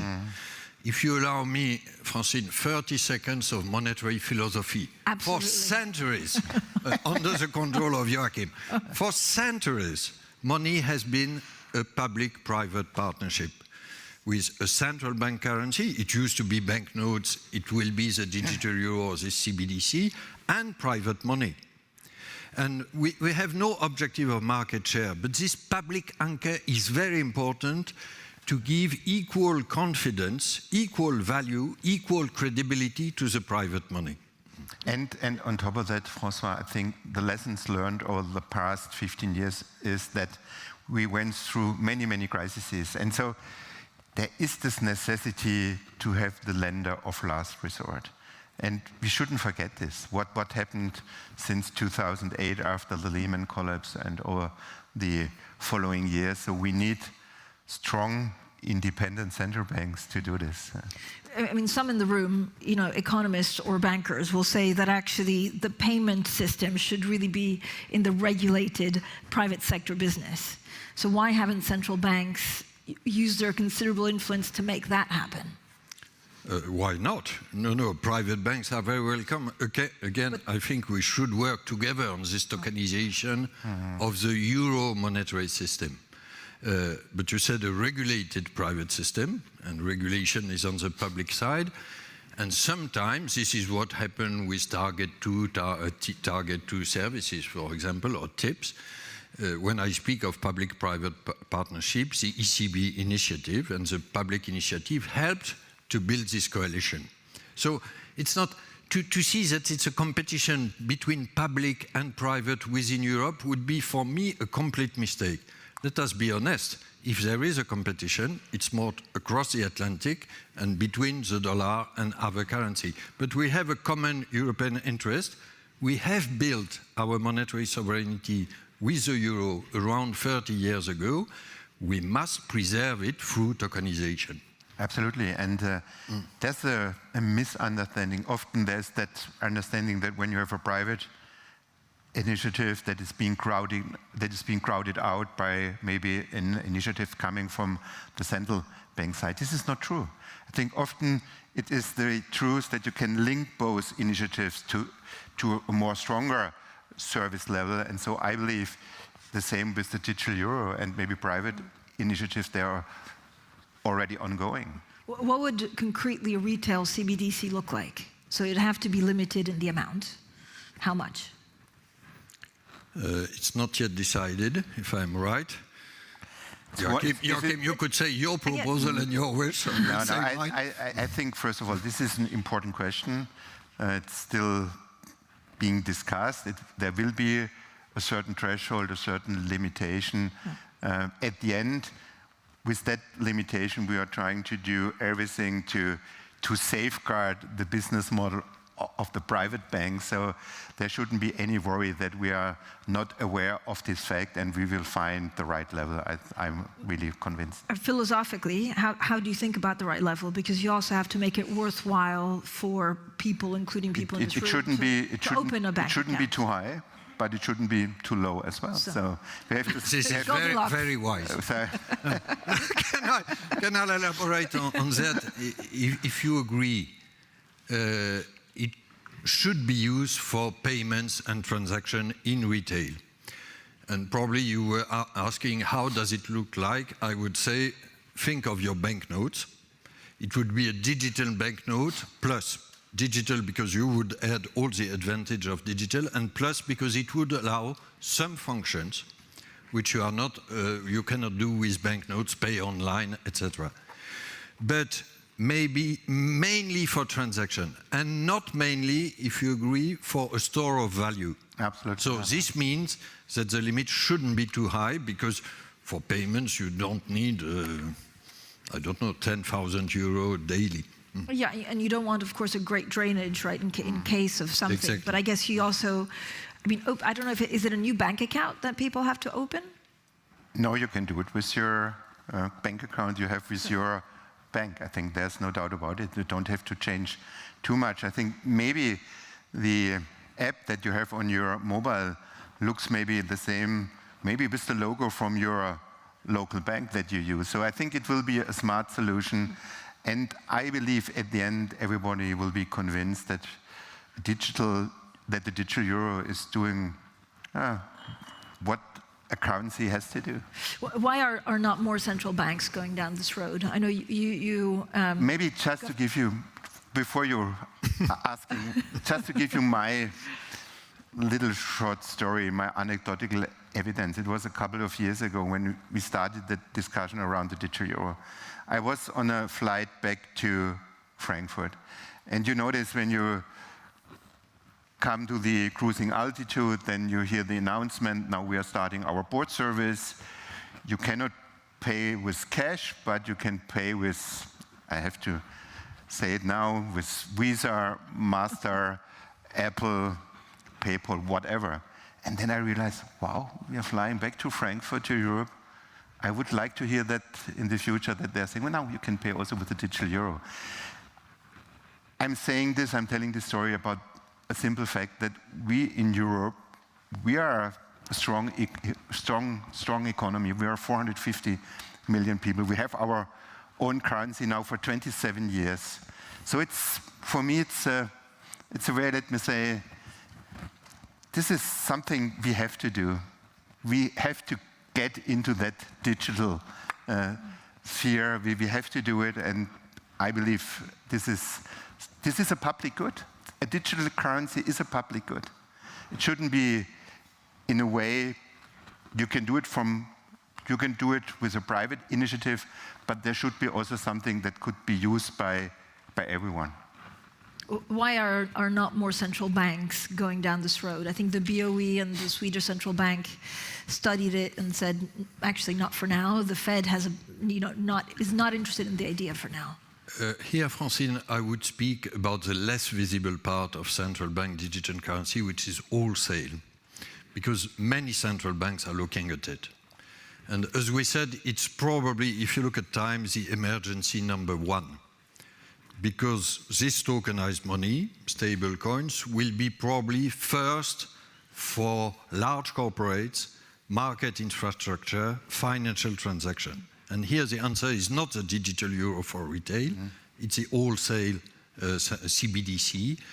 Here, I don't know if you are aware that we took decisive steps, and by the way, we took them together because Bundesbank and Banque de France with Banca d'Italia and with ECB are very active on that. We will provide next year, so-called Pontes, a first step of a tokenized central bank currency.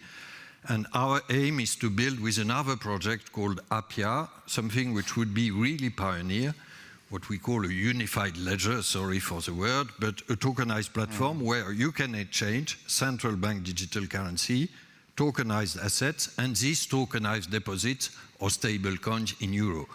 And I think this is very promising. And here we don't need a new legal authorization.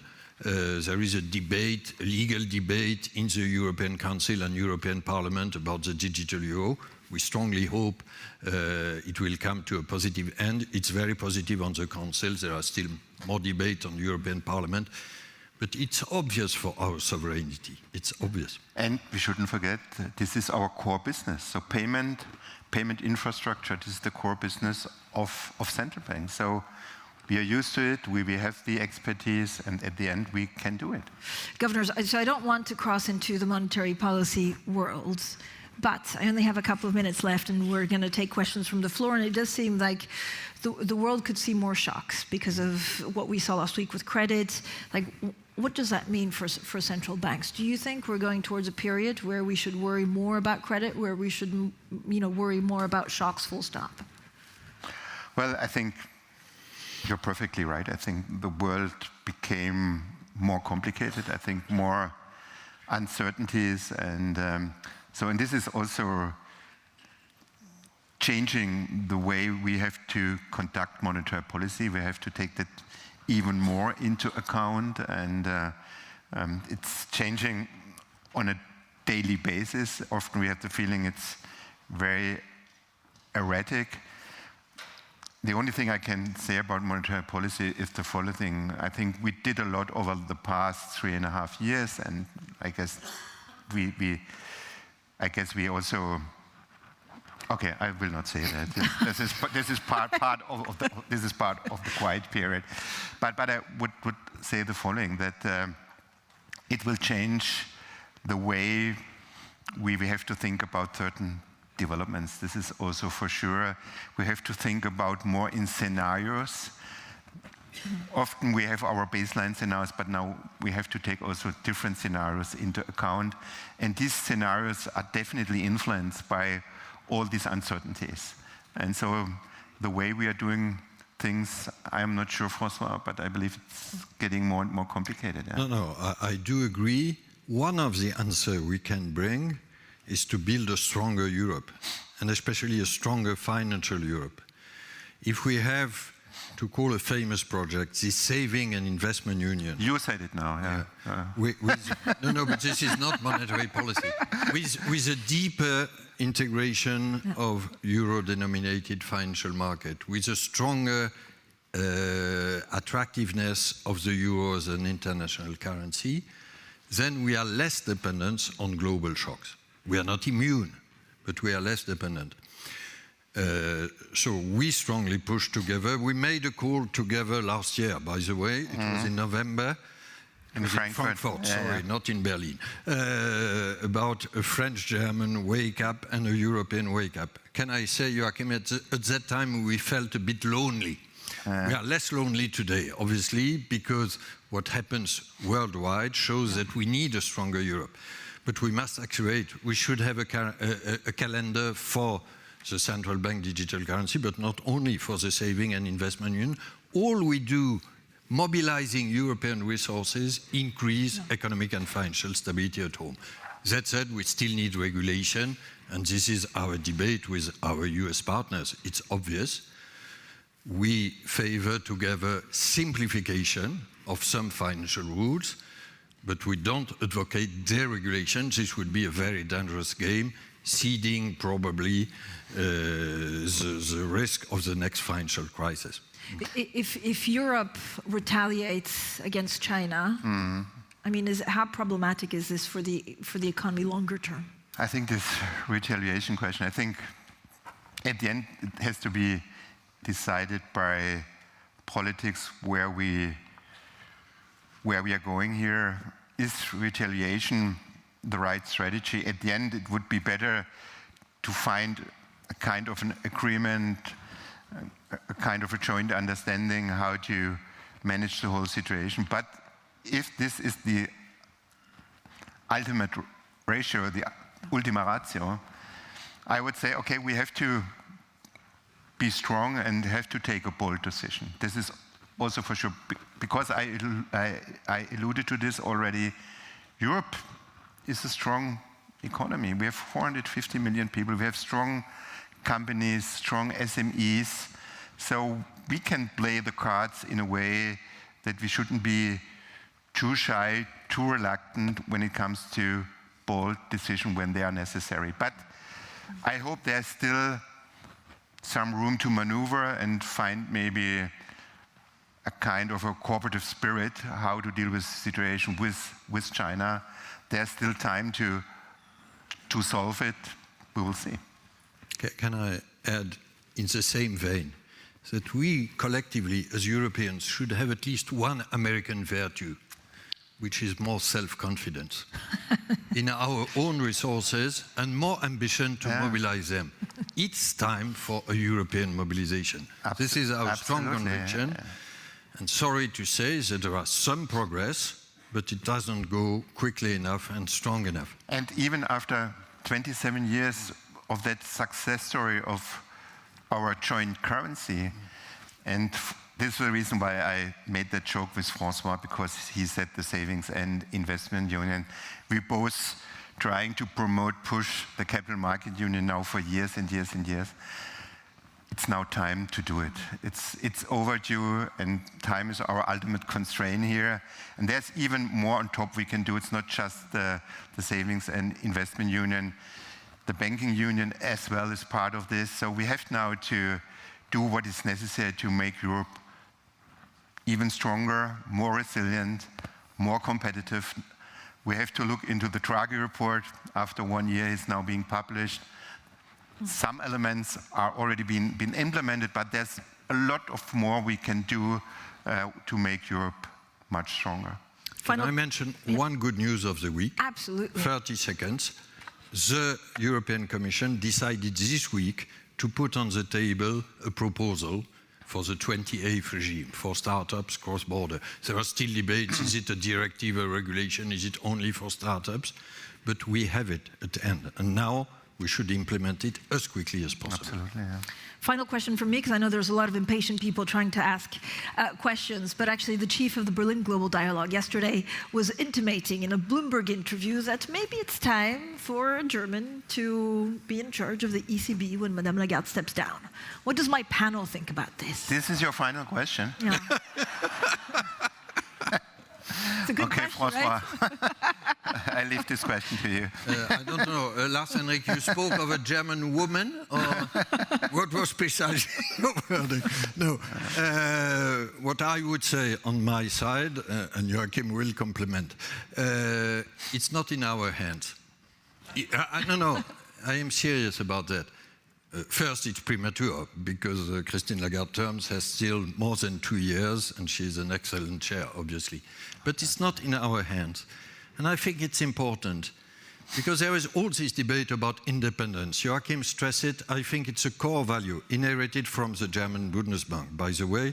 And we see, unfortunately, in the US, what treasure it is to protect monetary policy and have a low inflation and low interest rates.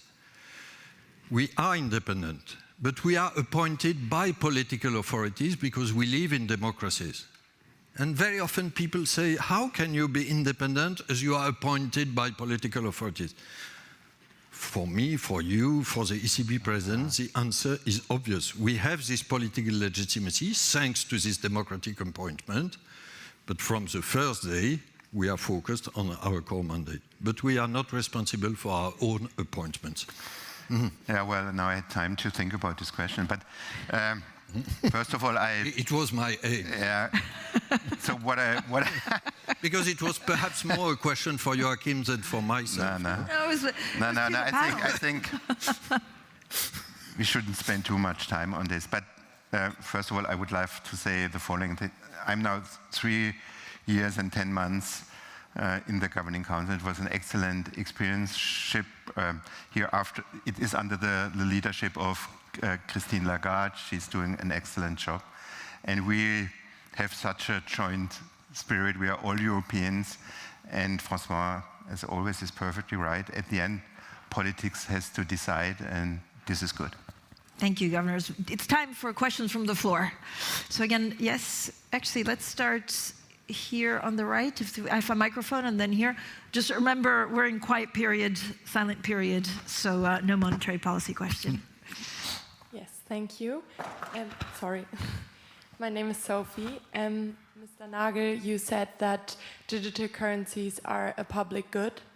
And my question would be, in a time when public trust in financial institutions is already fragile, what concrete steps are you or would you take to make sure that the digital euro is perceived as a public good and not as a new instrument for control? Thank you. Yeah, thank you very much, Sophie, for that excellent question. I think what we will guarantee at the end is the privacy of the user. What's going on with your data when you use the digital currency? And I think this is one of the elements where I believe we deviate to a certain extent from private solution. And at the end, it will be easy to access to the digital euro, so it can be used in an offline mode and an online mode. So also this inclusiveness that you maybe will not find maybe in private solutions, I think this is guaranteed when the digital euro will come. Can I add one thing on public confidence? Because you are right, we live in a period of growing distrust. But the euro is one of the remarkable exceptions. The support for the euro from European citizens is at a record high, 83%. After 3 years of inflation, after high interest rate, despite this distrust, despite the rise of what is called populism, I don't like this word, but it tells something, that European projects can be popular, despite all this distrust, if they are tangible enough, if they are well explained, and if they are implemented consistently through time. And there could be other projects on defense, on energy, on artificial intelligence. I think it's a very positive example. I have 3 more questions. So here, the gentleman in the middle row. Yeah, and then I have one here in the front row afterwards. Hi, I'm Tom Nuttall from The Economist. I wanted to ask the two of you about this proposal to issue Ukraine a loan based against the Russian assets frozen at Euroclear. We thought that we would get a decision to move this forward yesterday at the European Council. It bumped up against a big Belgian hurdle. There have been some concerns about the implications of this plan for financial stability. So I wanted to ask you, A, do you think this is a good idea? B, do you think the hurdles we encountered last night can be overcome quickly enough to get the money to Ukraine when it needs it? Thank you. Joachim, you will decide if this question belongs to monetary policy. I think maybe in the best diplomatic way, answering your question, we were not part of this discussion, so I do not have the details, what was discussed and where are the obstacles. But at the end, I believe the most important takeaway, and I guess this is our joint understanding, that there will be financial support for Ukraine. And what I heard, just taking the information I have from what I read in the press, is that they will find a solution for that. There's work they have to do, and it was not maybe a showstopper that they found. That was maybe my takeaway from all what I heard from this Brussels discussions. Okay, so we have a question here, and then we'll finish with also the lady in the front row. Yep. Thank you, Sven Janssen. A question where I'd be interested to hear your opinion, and the answer may give a bit of a momentum to the Franco-German relationships. Are you willing to support the merger of one European stock exchange, a topic which has resurfaced again this week, and it's something that I personally looked at some 25 years ago. So, and by making a clear statement on that, yes or no, I think you have a lot of power, even if it's not a monetary policy question directly. Thank you. I am ready to start. I'm not sure we have that much of a power in this field. Because first, it's about private infrastructure, and second, we are not the market authorities. That said, it could be part of an agenda for the savings union. But it's not the only item. Let me stress, to take only items which are very relevant for the equity field. Because Europe doesn't lack savings, it lacks equity and venture capital. Unified supervision, Christine Lagarde proposed a European SEC. 28th regime, as I said, development of pension funds, development of some retail products. So this private part of the agenda could be part of it, but we should not focus only on this proposal. What I can say is the following, and I said it 2 or 3 days ago. It's an interesting idea, for sure. And I'm always saying we need more Europe and not less Europe. And in that regard, again, it's an interesting idea. I said interesting idea. Okay, yes. Thanks very much, Caroline Atkinson. Yeah. Thank you. Great panel. Thank you very much. I want to go back to stable coins. We were in a meeting yesterday trying to puzzle out what is the use case. And I understand the use case for the providers if they're private, because they make a spread. But what is the use case for consumers, including retail? Right now, and to your anecdote about being on the plane, I live in the US, I'm American, though I don't sound it, but I have a British bank account as well, and I can just use either one of those, pay in pounds, maybe I should get a euro one, pounds or dollars, through the existing payment system. So what is it that is going to be so special? And will you regulate it so that the lender of last resort doesn't end up bailing out the private money? My answer would be that we don't know yet. And let me tell the kind of discussions we had in Washington. I had in Washington last week, including on the US side, not in the multilateral discussion. I asked exactly the same question. And I got very different answers. I don't know if you're aware that the forecast for the volume, the outstandings of stablecoin in dollars in 28, in 3 years, it's a very wide bracket from, today it's about 300 billion, and the bracket in 3 years is between 500 billion and 3 trillion, which is a huge. The use cases we have at present are twofold. Exchanges with cryptos, as I said, and cross-border payments, and mainly the first one, which explains why it's 99% in dollars. I personally think there could be many other use cases in the future. Cross-border could develop very much, and you know how slow they are at present, how expensive they are. Think of corporate cross-border systems, and think still more of retail for remittances. I also think of financial transactions and large corporates. I spoke of this unified ledger with tokenized securities. This would be an obvious use. And if you have it for cross-border and then for financial transaction, peu à peu, allmählich, you would have probably spillover effects to Mittelstand and to SMEs and perhaps to retail. Think of real estate, for example. If you want to buy and get the property rights, tokenization can be a good solution. But it's not in our hands. It will be free choice by first probably large corporates, then Mittelstand, then retail.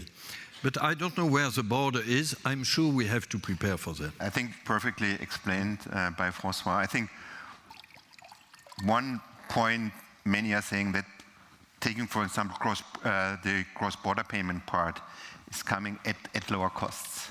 So there is maybe some incentive from that angle that this is, at the moment, what I see, one of the advantages that so many are mentioning, that it's at the end less costly, and that makes it maybe for some users preferable.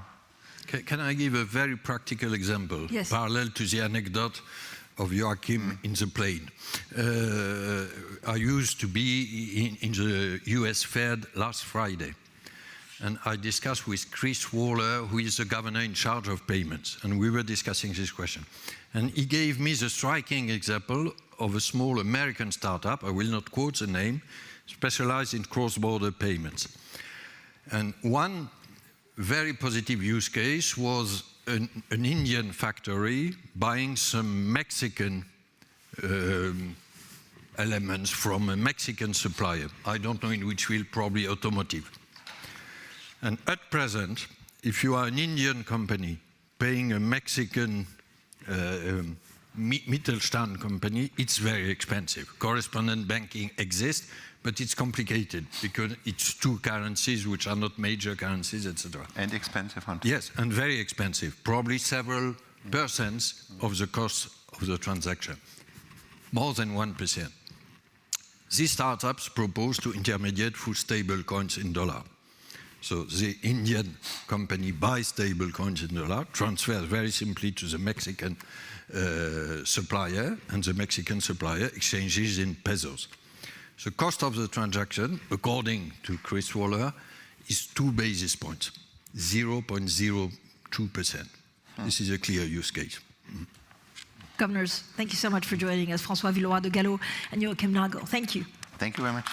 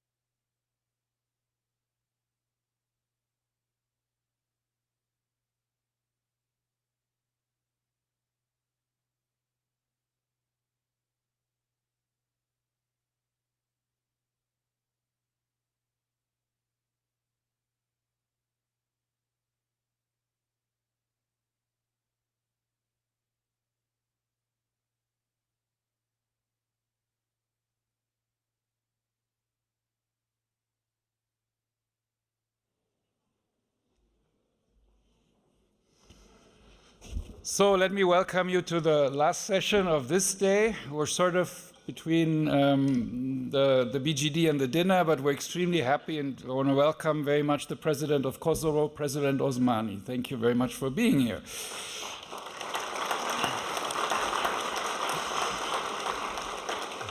So the session is called Power, Principle, and Pragmatism, Leadership in a Fragmented Global Order. And I think we have an interesting panel, which I will introduce later. But we will first have an address from the President on those issues, and then we'll join her on the panel and discuss things from various perspectives. President Osmani is a remarkable woman. She has been here last year, also at the BGD.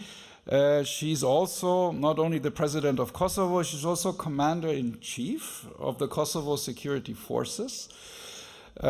She holds a doctorate from Pittsburgh University, I think, in law, and that's very impressive. And she's one of the most influential voices for democracy and equality rooted in Euro-Atlantic roots. This is, of course, very relevant and very interesting. And returning to the BGD, she continues to inspire a new generation of leaders, female leaders in Europe, and we're very much welcome to see her here. Thank you very much. The floor is yours, and then we'll have a panel. Welcome, Mr. President.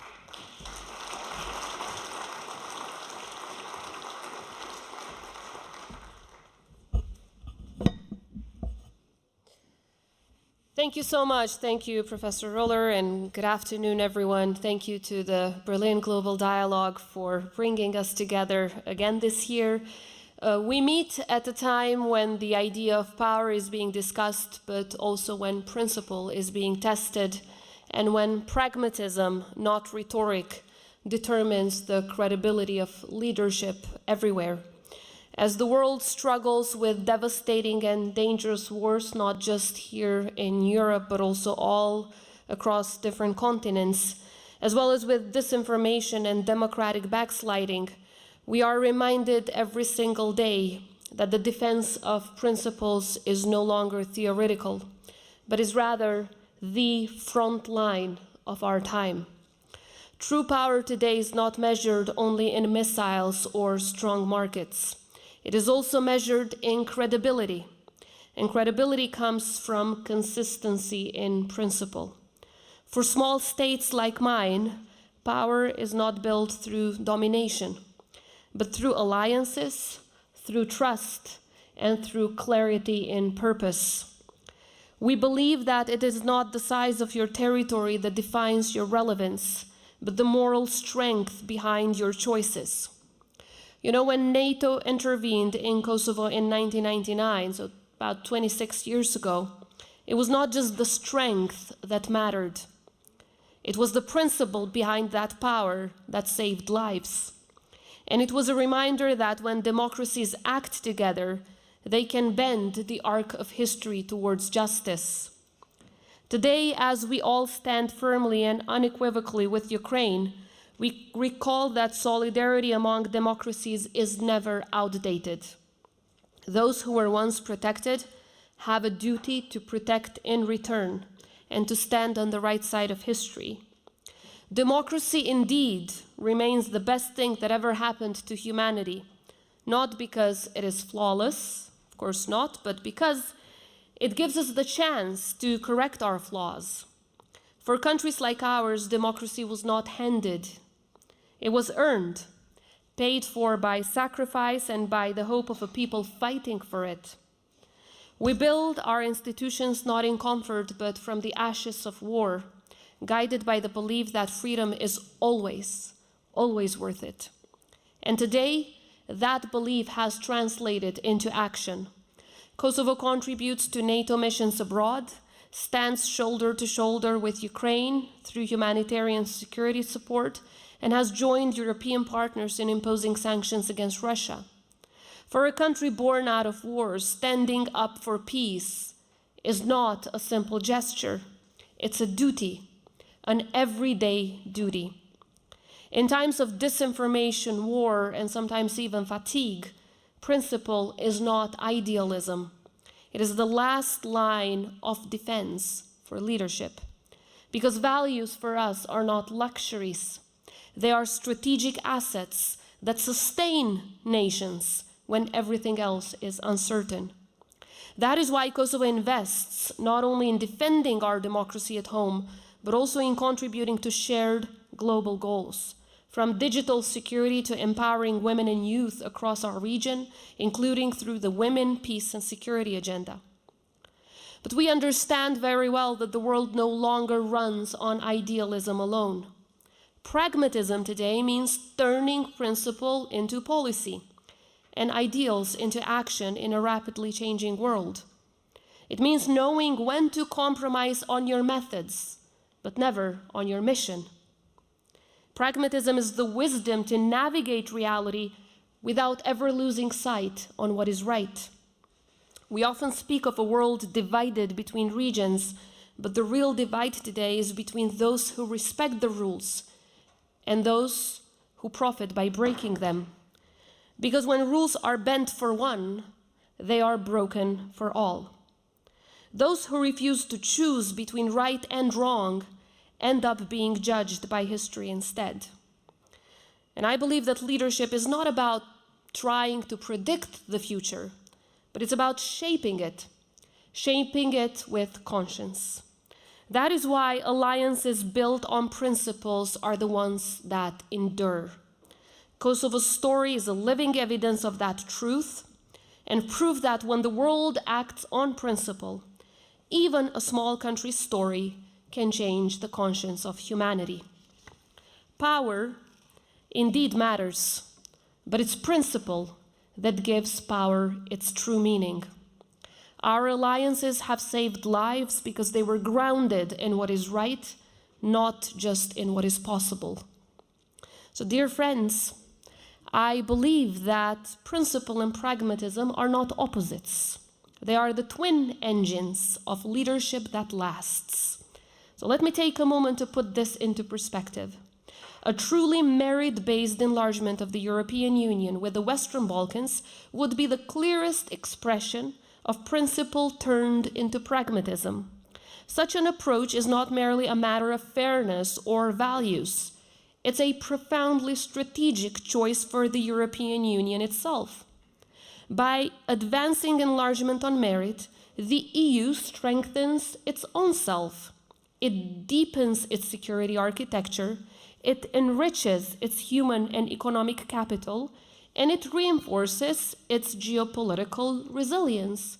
So it's a win-win. Take the example of Kosovo. Our young people bring innovation, talent, and a future-oriented energy that Europe needs to stay competitive and cohesive. Our resilience and principled stance against malign interference can contribute to a much-needed security shield for the entire continent, because having Kosovo in the EU family means having a partner that understands firsthand the risks that are posed by malign forces. We have faced them, we continue to successfully resist them, and we stand firmly on the side of shared democratic values. And security in the Western Balkans means security in every EU capital. A crisis or instability in any country in the Western Balkans does not remain confined within our borders. It reverberates across the region and the Union itself, as history has shown time and time again. Therefore, the merit-based integration of the Western Balkans is not a charity process. It's a strategic one. It's the clearest example that idealism and pragmatism can go very well hand in hand, that upholding principles can also serve European Union's most vital interests. Because in the end, it is not about how big your country is, it's about how big your purpose is. And if this century is to belong to freedom, it will be because democracies dared to work together, not just when it was easy, but especially when it was the hardest. So let this century prove that freedom endures not by chance, but by the courage of democracies that act closely together, in principle and with a clear purpose. Thank you very much.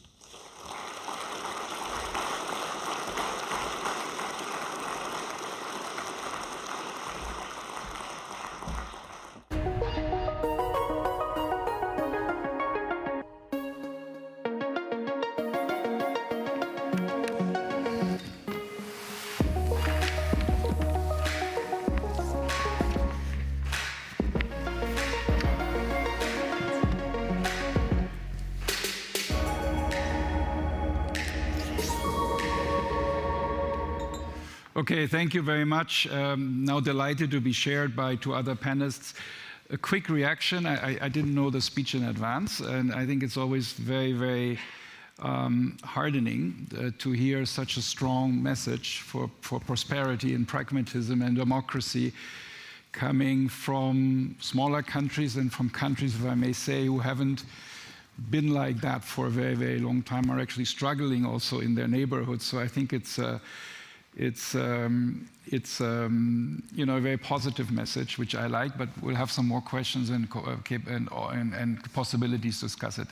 Let me introduce, we have a diverse panel from a regional, so I want to look at it more from different regions of the world. And we have Kay Bailey Hutchinson here again this year. You were here also last year, which is very nice. Now, she's our American on this panel, let's say, and of course a very distinguished one. She was ambassador under Trump 1 to NATO from 17 to 21. So, you know, yes, so you were there at that time representing the United States in an interesting time, but it's become maybe even more interesting. And she's from Texas. So I actually studied in Texas, and she was a senator from Texas. I think there are 2 senators from Texas.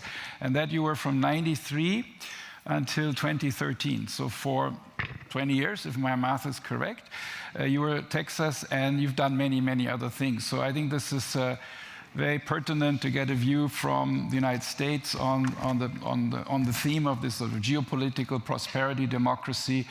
When you say principle and pragmatism and democracy works very well in the end, we hope that applies to all, and we're very much looking forward to your comments. And then we have somebody who is very happy to have here, Ebru Özdemir she's the chairman of a holding, one of the biggest holdings in Turkey.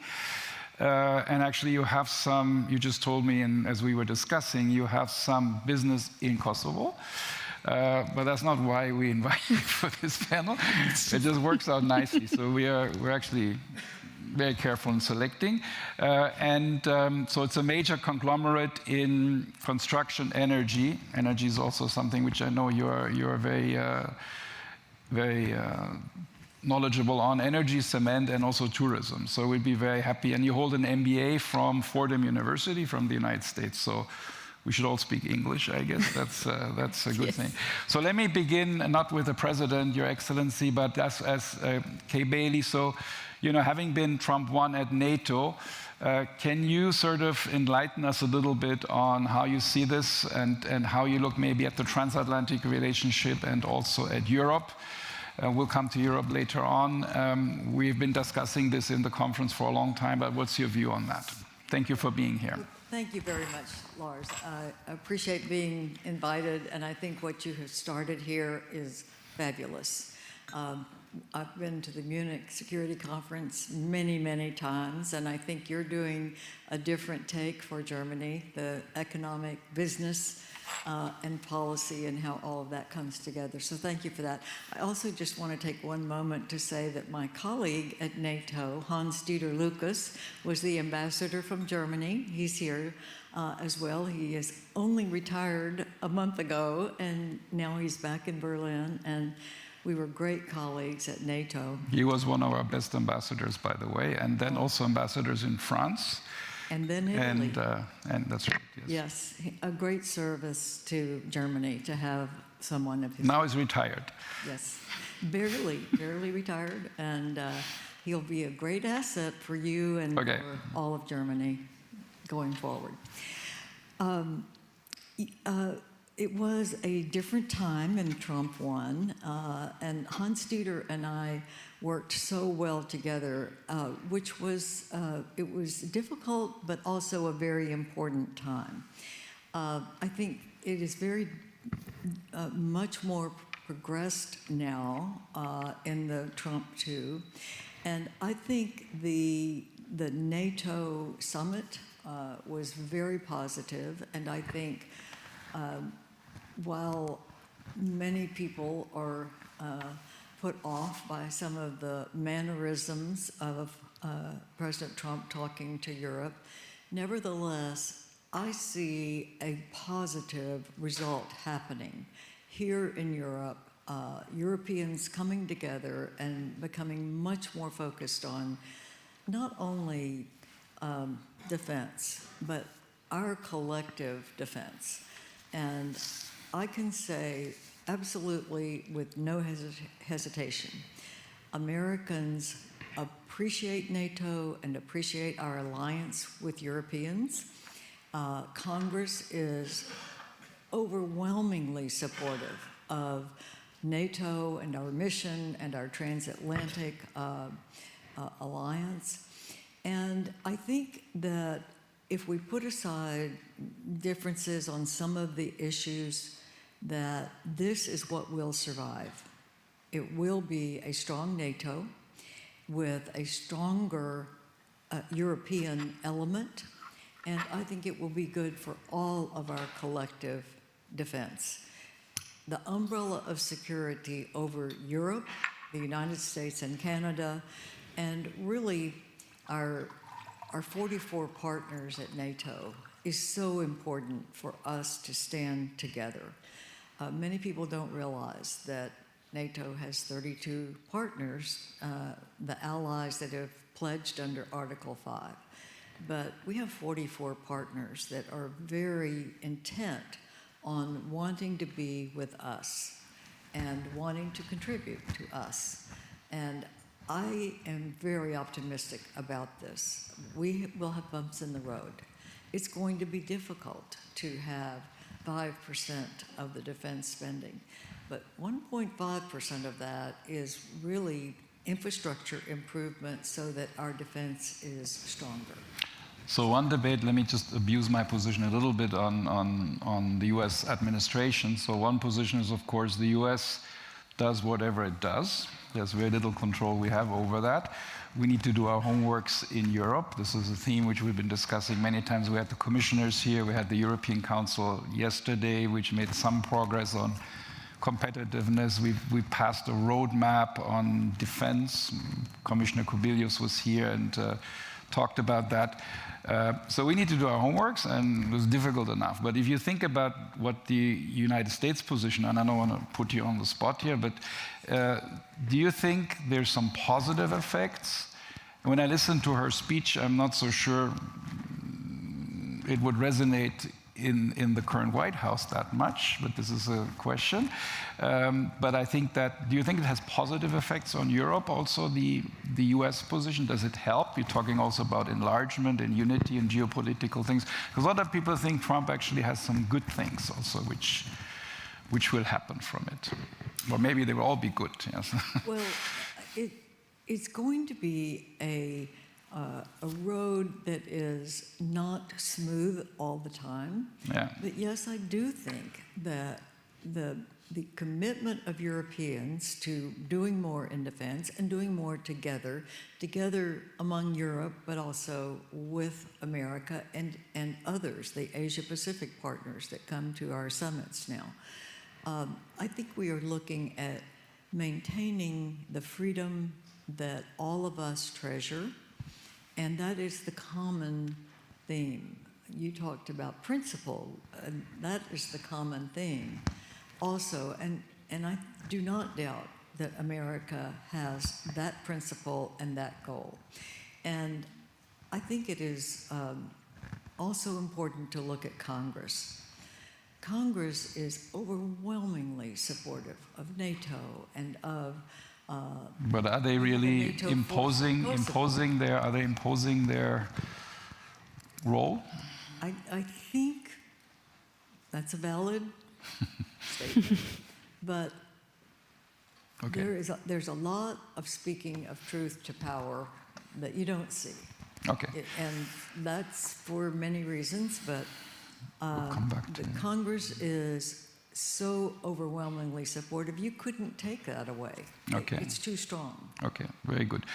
Well, by the way, I'll come to the floor also. I think there may be some questions on that. And so let me turn to Ebru from Turkey. I mean, Turkey, when I thought about this, is of course geopolitically becoming a very important country. You know, Middle East and other places. And of course, it's had a complicated relationship with Europe. And you're one of the successful businesswomen from Turkey.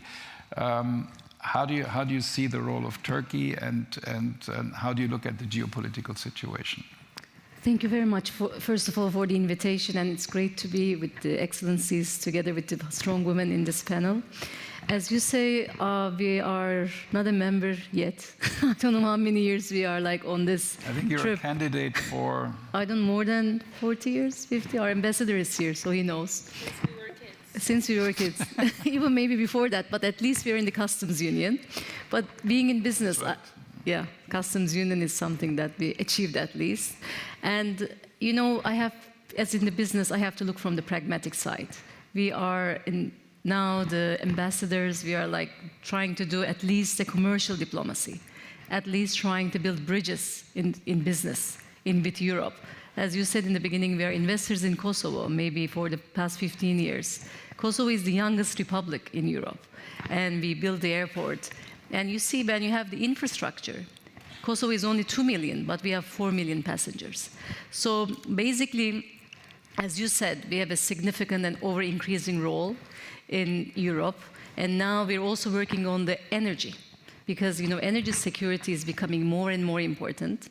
With the Atlantic Council, we prepared a report this year. We launched in the UNGA week about energy security of the region. So basically, all the energy corridor is going from Turkey as well.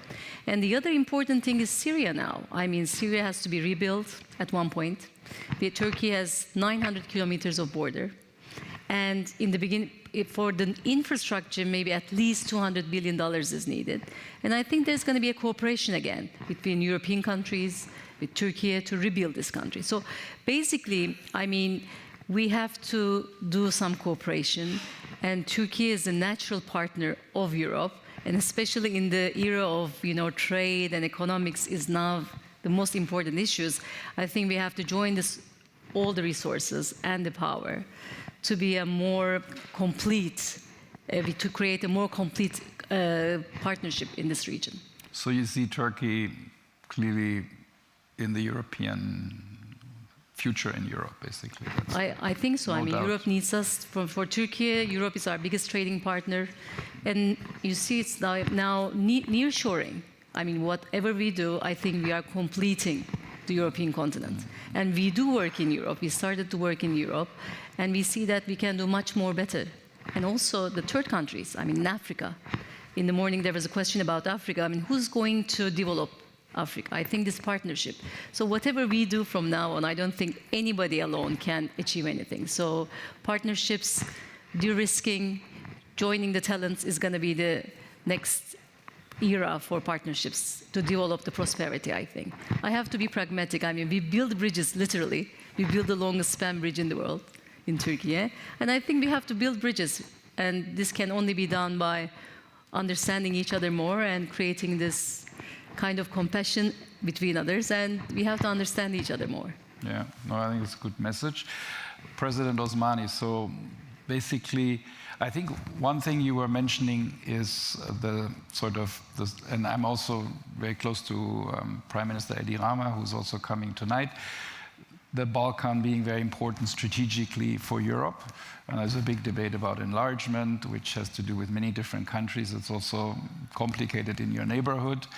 But basically, just to challenge you a little bit, you said it's a strategic advantage for Europe to enlarge.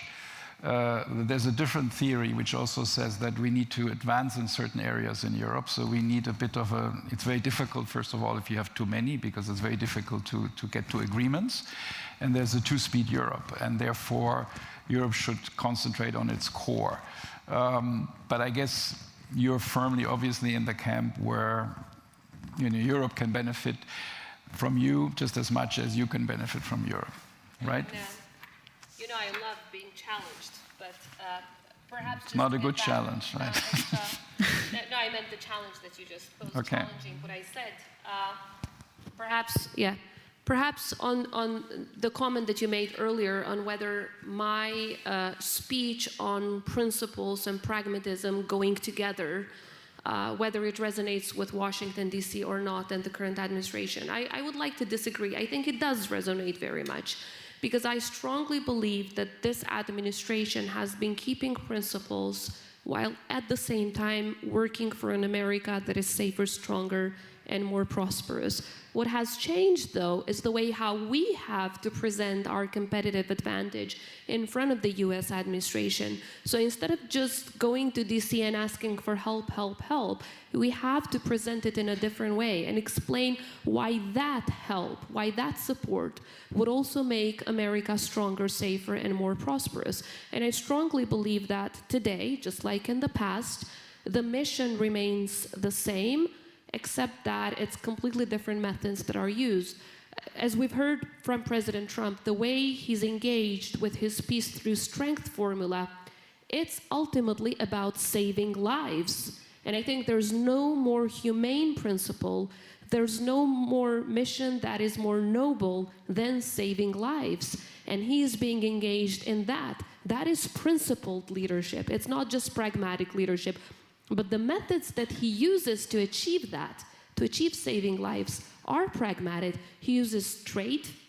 He uses his, the way how he knows to do deals in order to convince leaders to deter. And deterrence, I think, has been one of the greatest strengths, because it's not just about reacting after conflicts are created. It's also about deterrence. And why does that make America safer, stronger, and more prosperous? When you have a safer Europe, when you have peace in Europe, there's also prosperity in Europe. When you don't have peace, you cannot talk about economic development, you cannot talk about investment, you cannot talk about competitive advantage. So I strongly believe that, if the speech in its entirety is heard, I think it would also resonate. And I've seen that resonating in my conversations with the new administration. So again, it's about a different method, but not about compromising on the mission, which has been, and you rightly pointed out, Madam Ambassador, with the presence of the US forces and other European forces, NATO, including Turkey in Kosovo, the world is showing that true commitment to principled leadership, while at the same time being pragmatic, because in that sense, you're contributing to peace and stability in the entire Western Balkans. Now, turning back to Europe and the second part of your question, you're saying Europe wants to focus on its core. Why aren't we considered Europe's core too? We are a nation that has contributed to defending the values, the European values, well before the EU existed. More than 500 years ago, we defended, as a nation, what was called the last port of Europe. Since then, it was in our very DNA to defend the values of human rights, democracy, and the rule of law.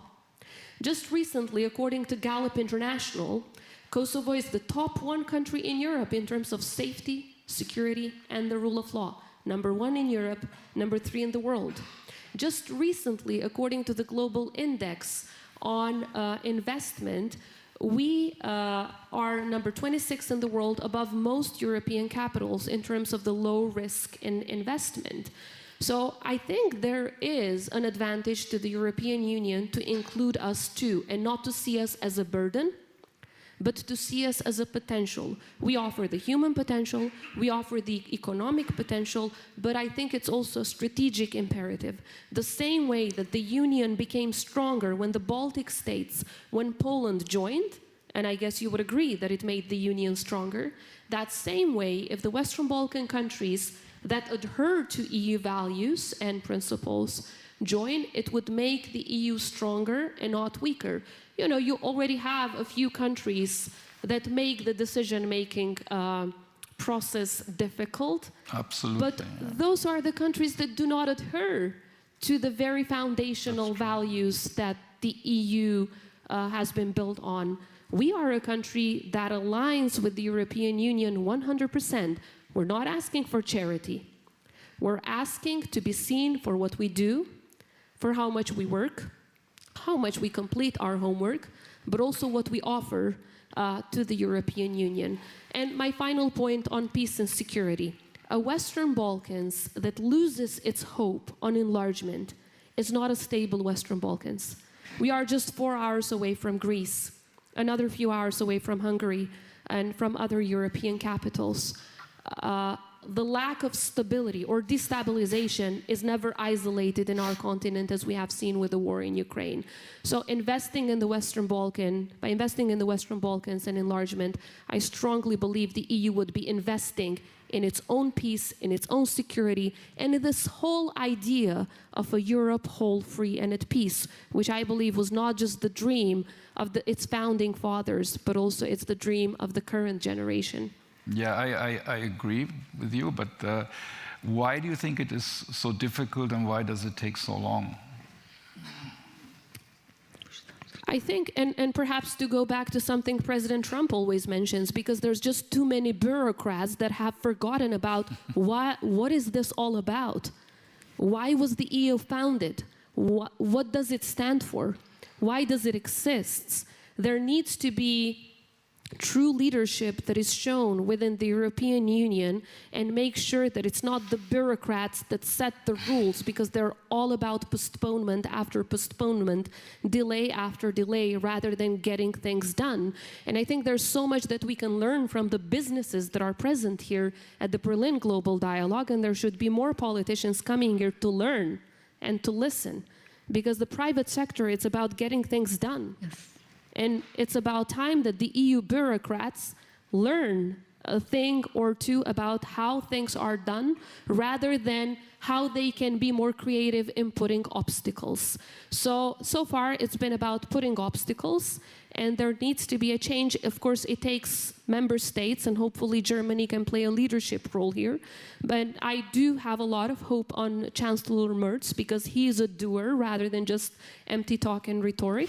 And I do hope that he will make sure that there are certain changes made in the decision-making processes with the European Union, so that it's leadership that triumphs over the empty talk and over the bureaucrats that have been blocking progress within the European Union. Well, we have President von der Leyen here tomorrow, and her speech is about Europe and Europe's response in the global stage. I don't know whether you should touch on enlargement, but I think that is a big issue. And we'll see. We'll do that. Mrs. Hutchinson, so how do you look at this European? So you said already that Europe is actually benefiting and getting stronger and investing more in defense, and you think that is a good thing. Oh, absolutely. And that's also Trump's success. Well, every American president that I have known and worked with, starting with President Clinton, all the way through Republicans and Democrats, believe that we will be stronger when Europe takes the defense part more seriously. And when I was at NATO, my colleagues from Europe told me they knew they needed to do more. And that's going to be good for Europe. It's going to be jobs and an economy in Europe, because there will be so much more investment in the building of our arsenals. So that's going to be good. But you know, the other thing that I think really, it kind of goes to what you said, that I think it's going to be really important for Europe going forward to look at energy as another avenue. We're talking defense building as a building of the economy, while we also have defense. But I don't see how we can confront the technological needs of the future to be able to create the AI that we will need to be competitive if we don't have reliable, affordable energy. And I think that's something that we could do together. And I don't think I see enough emphasis on that, because if we're going to have data centers and AI, we've got to have a lot more energy, and that's proven. We also have to be able to have secure communications and be able to handle AI when it could be an offensive maneuver. So we've got a lot that we can do together, and I hope that we can do that together with Europe, because our adversaries are the same. Our potential adversaries are autocratic systems that do not have human rights, that do not have a rule of law, that do not have free press. So we have to come together for doing what we can to take this incredibly complex defense posture that we have in the globe right now. And I think if we will put all of our assets together to determine how we can best deliver AI and have the energy to do that, you know, we can't do it with solar and wind. We have to do it with stable sources, including solar and wind, but also the other forms of energy, like nuclear, where we're doing more innovation, like new sources of hydrogen and other possibilities, and doing what we know produces energy in the most pristine, clean way, like natural gas is a natural transition for energy that will give reliable supply, and we can do it in a clean way. So we've got a lot in common, but we have also in common adversaries. So that's why we ought to be together, and we ought to be inclusive. And I think both of you are from countries that have not yet been accepted into the EU, and you should be. Both of you have so much to offer, both of your countries. The Western Europeans have been very creative, and you know, we have a lot to learn from Ukraine, speaking of technology and what they've done with the building of their own drones. So I think all of us together are going to be stronger. Maybe we should add some, but also kick some out, maybe. But we can't really do that. That's an inappropriate comment. But I'd rather have you than. Thanks. But I just want to add one thing to the Ambassador Kay. So it's not only the generation of energy; it's a transmission of energy. So there's also a bottleneck there. And trillions of dollars has to be invested there. This is the reason the collaboration and cooperation in the region is important. It's also not the transmission, but the number of electricity people who's going to do this whole transmission is around like 1 billion electricians we need in the world to be able to install this or to upgrade these transmission lines. So there's a lot of bottlenecks in that area as well, where we definitely have to cooperate. And Turkey is just, you know, in the middle of all these transition lines. And as you clearly stated, now the new technologies needed, like SMRs, the hydrogens, but still, it's going to take some time for these new technologies to be really fully operational. So we have to find ways of transmitting energy where there is to where there is not, like Kosovo. I mean, currently Kosovo is importing energy, where they have enormous amount of high-quality coal. Energy is also a big issue for Kosovo, right? As it should be, I would say, for every country, especially after the energy crisis that Europe faced. Everyone understood that energy is not just about economy, it's not about numbers, it's also foreign policy, it's also security. It's also about having a long-term vision for your country and your continent and beyond. But as Ebru rightly pointed out, we have the third largest reserve of coal in Europe and fourth or fifth in the world. That is quite a large reserve. Some of it is used. We have been quite dependable on coal historically, more than 90%. Now that is going down because we're also investing in wind and solar. But I would agree with you, if we're talking about energy security and how much energy and data centers we will need for the development of the AI, and to make sure that it's the Euro-Atlantic Alliance, the United States and Europe, that lead the AI development rather than leaving it to the malign powers, we need to make sure that enough energy is produced, and for that we will need to use the resources that we have. What we're looking at right now is making sure that the use of coal in Kosovo can be done through cleaner technologies. There are a lot of clean technologies that are out there, including some that we're discussing with a number of US businesses. Technology is advancing, and we need to find ways to protect the environment on one hand and the health of our citizens, while in the other we develop and have not just enough energy for ourselves, but also enough to export to neighbors and beyond if that is necessary. So right now, what is really helping us a lot is the compact program, the MCC compact that we have with the United States. It's more than $236 million of investment in battery storage. That will help us. This is a U.S. government program or private? It is. It is a U.S. government program that was just kind of, the MCC was sort of dead, but then we reawaken it. So now it's back in Kosovo, at least for Kosovo. I don't know about other countries, but we're continuing the project. And this was the current administration, or was it the Biden? We're continuing it with the U.S. administration, yes.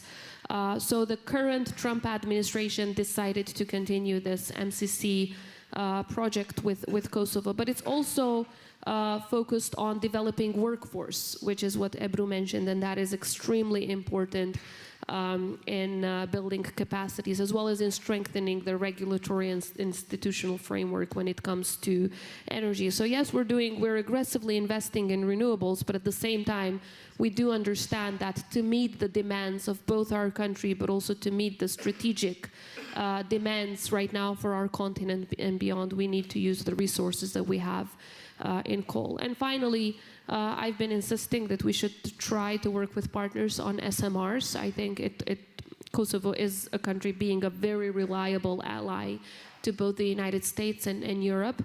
It's a country that can work with that as well. And according to our energy strategy, generally diversifying has been one of the key aspects. So I strongly believe that even the smaller countries can give a contribution in achieving the energy security that we need as a continent and beyond. But at the same time, investing in energy and investing in defense are two of the main factors that we should do, not just because we're asked to, but because it's in our own benefit. We're already spending more than 2% of our GDP, although we're not in NATO yet. And we're planning in a matter of this mandate to double that down. So we're going to be achieving 4% faster than some NATO member states. So I think that's a big argument to get Kosovo into NATO too, beyond the ones that I mentioned for the European Union. To be in NATO, as you know, Madam Ambassador, means to be safe. And in Kosovo, you have an army that has been entirely trained based on NATO standards, an army that is already serving shoulder to shoulder with the US soldiers in peacekeeping missions around the world. And we have niche capabilities, some of which, like search and rescue, are the best in Europe. So I think we can give a contribution too. So this is not just about asking for something, it's also about making the alliance stronger, safer, and more prosperous. So we can give our tiny but important contribution to the alliance too. Before I go to the students, this might surprise my team. I asked that question. The session is also about leadership, and I used to work for a woman in Germany, the first women chancellor, and you're, obviously a very dynamic leader, a woman leader. Do you think women leaders in politics are different, more needed, or is it, or not? I think you already know the answer to that question. Let me focus in two aspects. One, peace, and two, economy. If we simply look at statistics, we will see that, in modern history, whenever women were involved in peace negotiations, peace came faster and it lasted longer. Is that a fact? Yeah? Oh yeah, absolutely. Look at Kosovo. Women led the way in so much during our peaceful resistance, then they fought during the armed struggle Then they participated and led peace negotiations and now leading the country. And it's an embodiment of women, peace and security working. But so peace is one. I'm not talking about, you know, DEI. I'm talking about a merit-based process. Whenever women are at the table. DEI, what is DEI? Diversity and inclusion. Ah, okay. So shows, yeah. you're not watching enough U.S. television. Yes. That's why they're so. You should watch more U.S. That's why they're television. surprised I'm even asking that question. Yes. Okay. So it's definitely not about DEI. It's about a merit-based process, and it's about achieving peace faster, and it's about peace lasting longer. And peace is always a precondition to prosperity. Secondly, in economy, I think it's not just the right thing to do. It's about the smart thing to do. Leaving 50% of your workforce outside of your economy is never smart. So it's about giving your country a chance to succeed. And that chance is never, I think, wholesome unless you include women, again, based on merit, based on their hard work, and we've seen it in Kosovo. Trust me, I'm not the president because I'm a woman. I'm the president because I worked really hard. And as it has been... And you are very successful, yeah. And as it has been the case for all women in my country, most times they worked 10 times harder than men. So if you want to get the job done, it's about making sure that women who work hard are included. And I think the same criteria should apply to both men and women. And leadership of women has proven to be successful, I think, in most cases. Okay, very, very good. Do you want to say something to that? Otherwise, I'll go to the student. I don't want to... Well, all I will say is I'm sitting here in Germany, and I have to say that I sitting here really in Germany, admired yes. Angela Merkel very much. I think she was an early leader. She also worked very hard, by the way. I didn't agree with everything she did. I'm not saying that. But she was a leader that knew instinctively, for instance, when there could, how you could work to bring Germany together, East and West, and how, you know, when we brought Germany into NATO, the East was still out, and yet it was worked out. She was a leader that was instrumental in keeping NATO together when there were fractions, and I saw her operate personally. I think she was extraordinary, and I just, because I'm sitting here in Germany, I wanted to say. I just want to add something, because I've known President Osmani since she took this post, and I've been following her around the world. And although Kosovo is a small country, I mean, she has been carrying this flag all over the world very successfully. I mean, you know, she puts a lot of effort putting Kosovo in, you know, in a very good position around the world, in US, in Turkey, around. So I have to congratulate her because, you know, I really admire her. But I think the best thing that as women, what we do is we combine passion and compassion so that we make deals easily. And in today's complex world, it's easier to deal with women, and it's easier to negotiate with women because we have the empathy. And I'm very happy to be in this table because I'm an engineer. I'm the only one in the table. So thanks to you for putting us around the table. Yeah, I'm the only man. Okay, almost running out of time. Let's go to the floor, and maybe we start with the student. I have 3 questions here, and I can choose. So I choose the one from Ima Esyan from Berkeley, Haas School. Is that person here? Maybe that person is not here.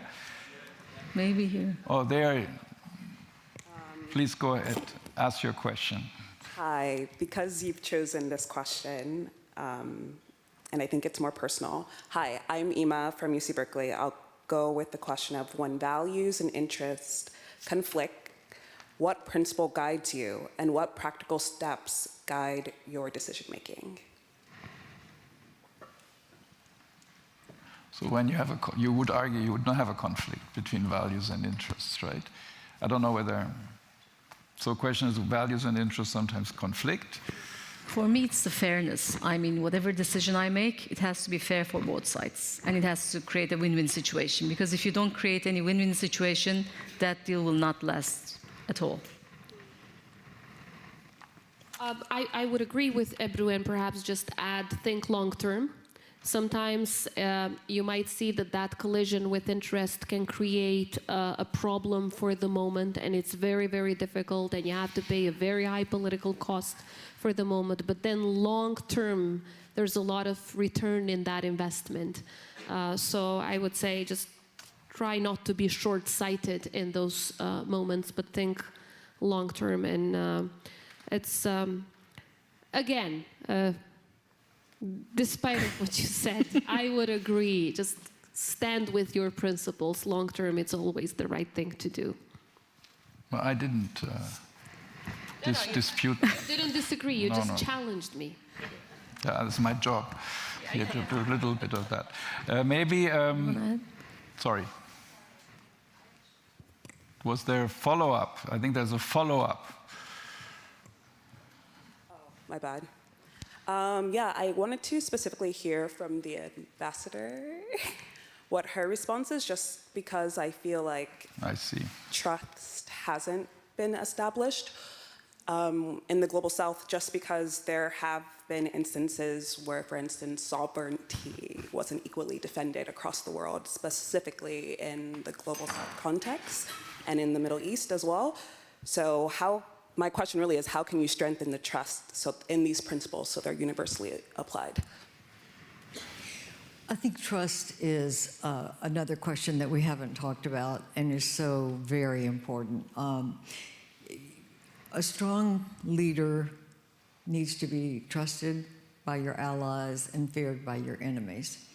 And I think sometimes our leaders have not, they've done one but not the other.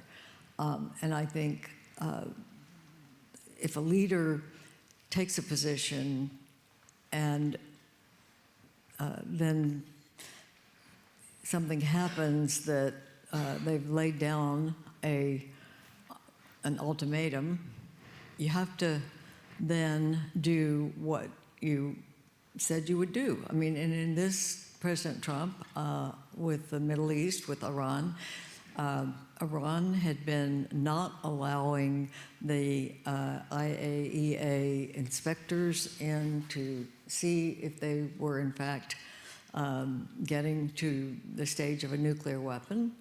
They had been doing that for years. We had a lot of politicians talk about it and keep saying, you've got to come into compliance, you've got to let them in. They didn't do it. And on the good side, President Trump said, we're going to give you this time, and if you haven't let the inspectors in by that time, we're going to take it out. And then he did exactly what he said. I think that is the mark of a leader doing the right thing.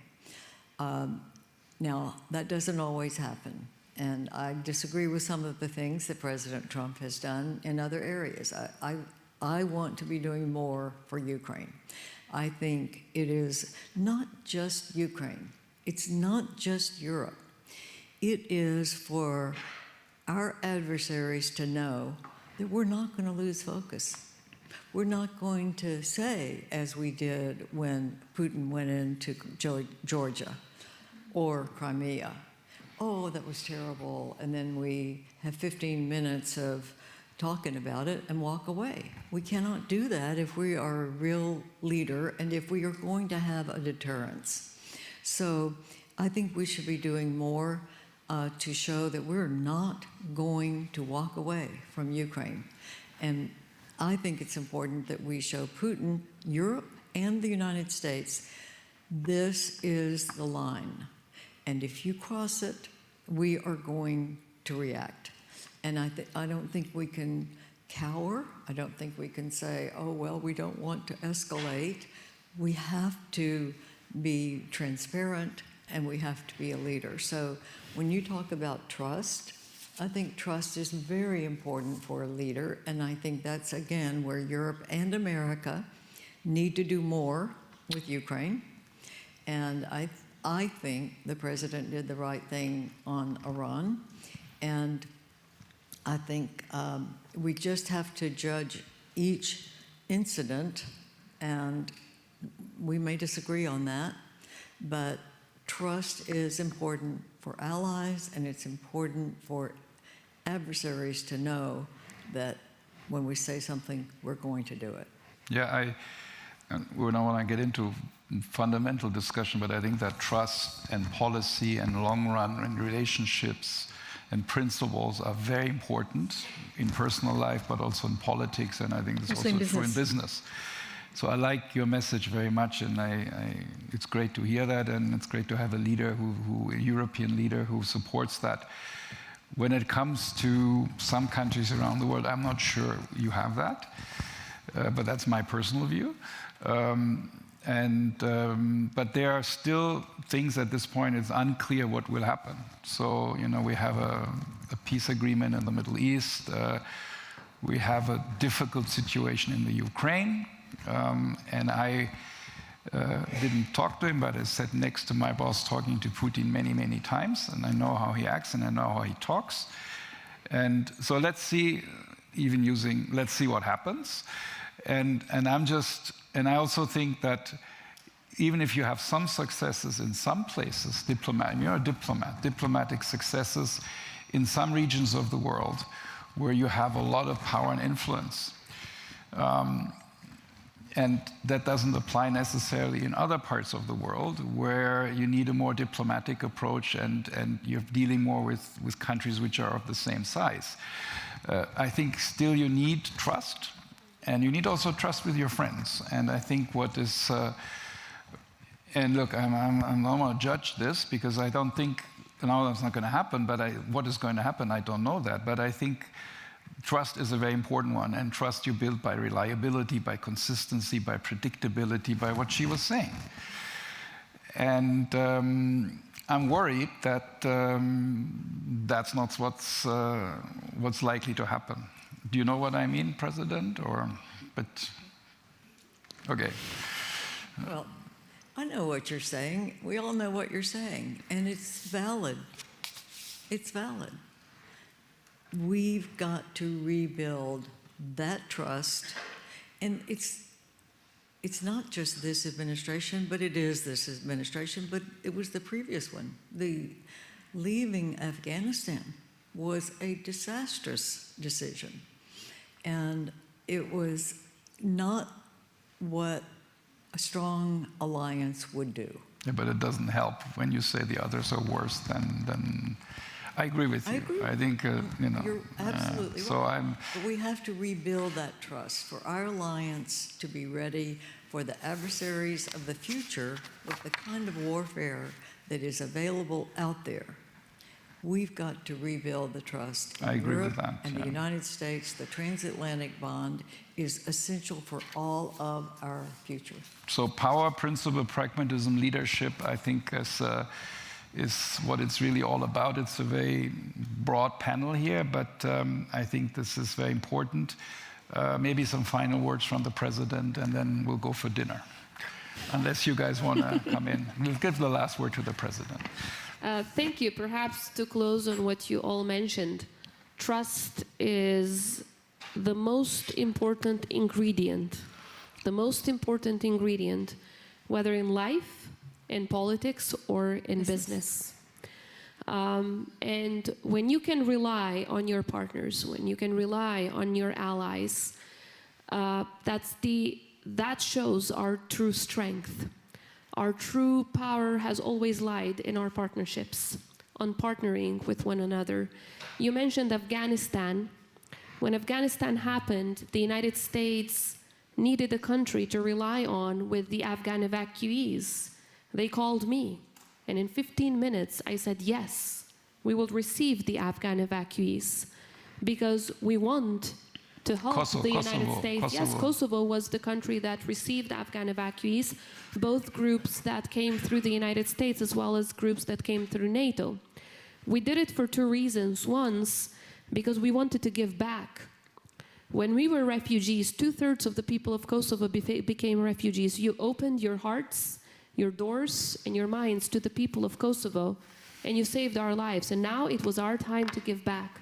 But secondly, because we wanted to show our reliability as a partner, and we showed trust. And you trusted in us, the United States trusted us to carry that important project, but also it was a mutual trust. And despite, again, Kosovo being a small country, the strength of the alliance was big.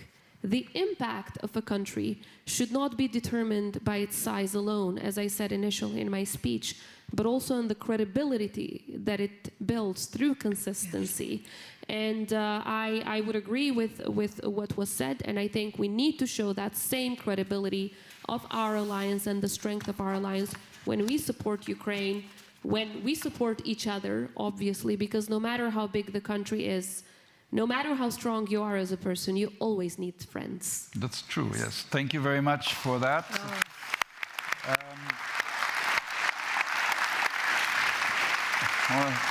Thank also Ambassador Hutchinson, Ebru Özdemir, and the President.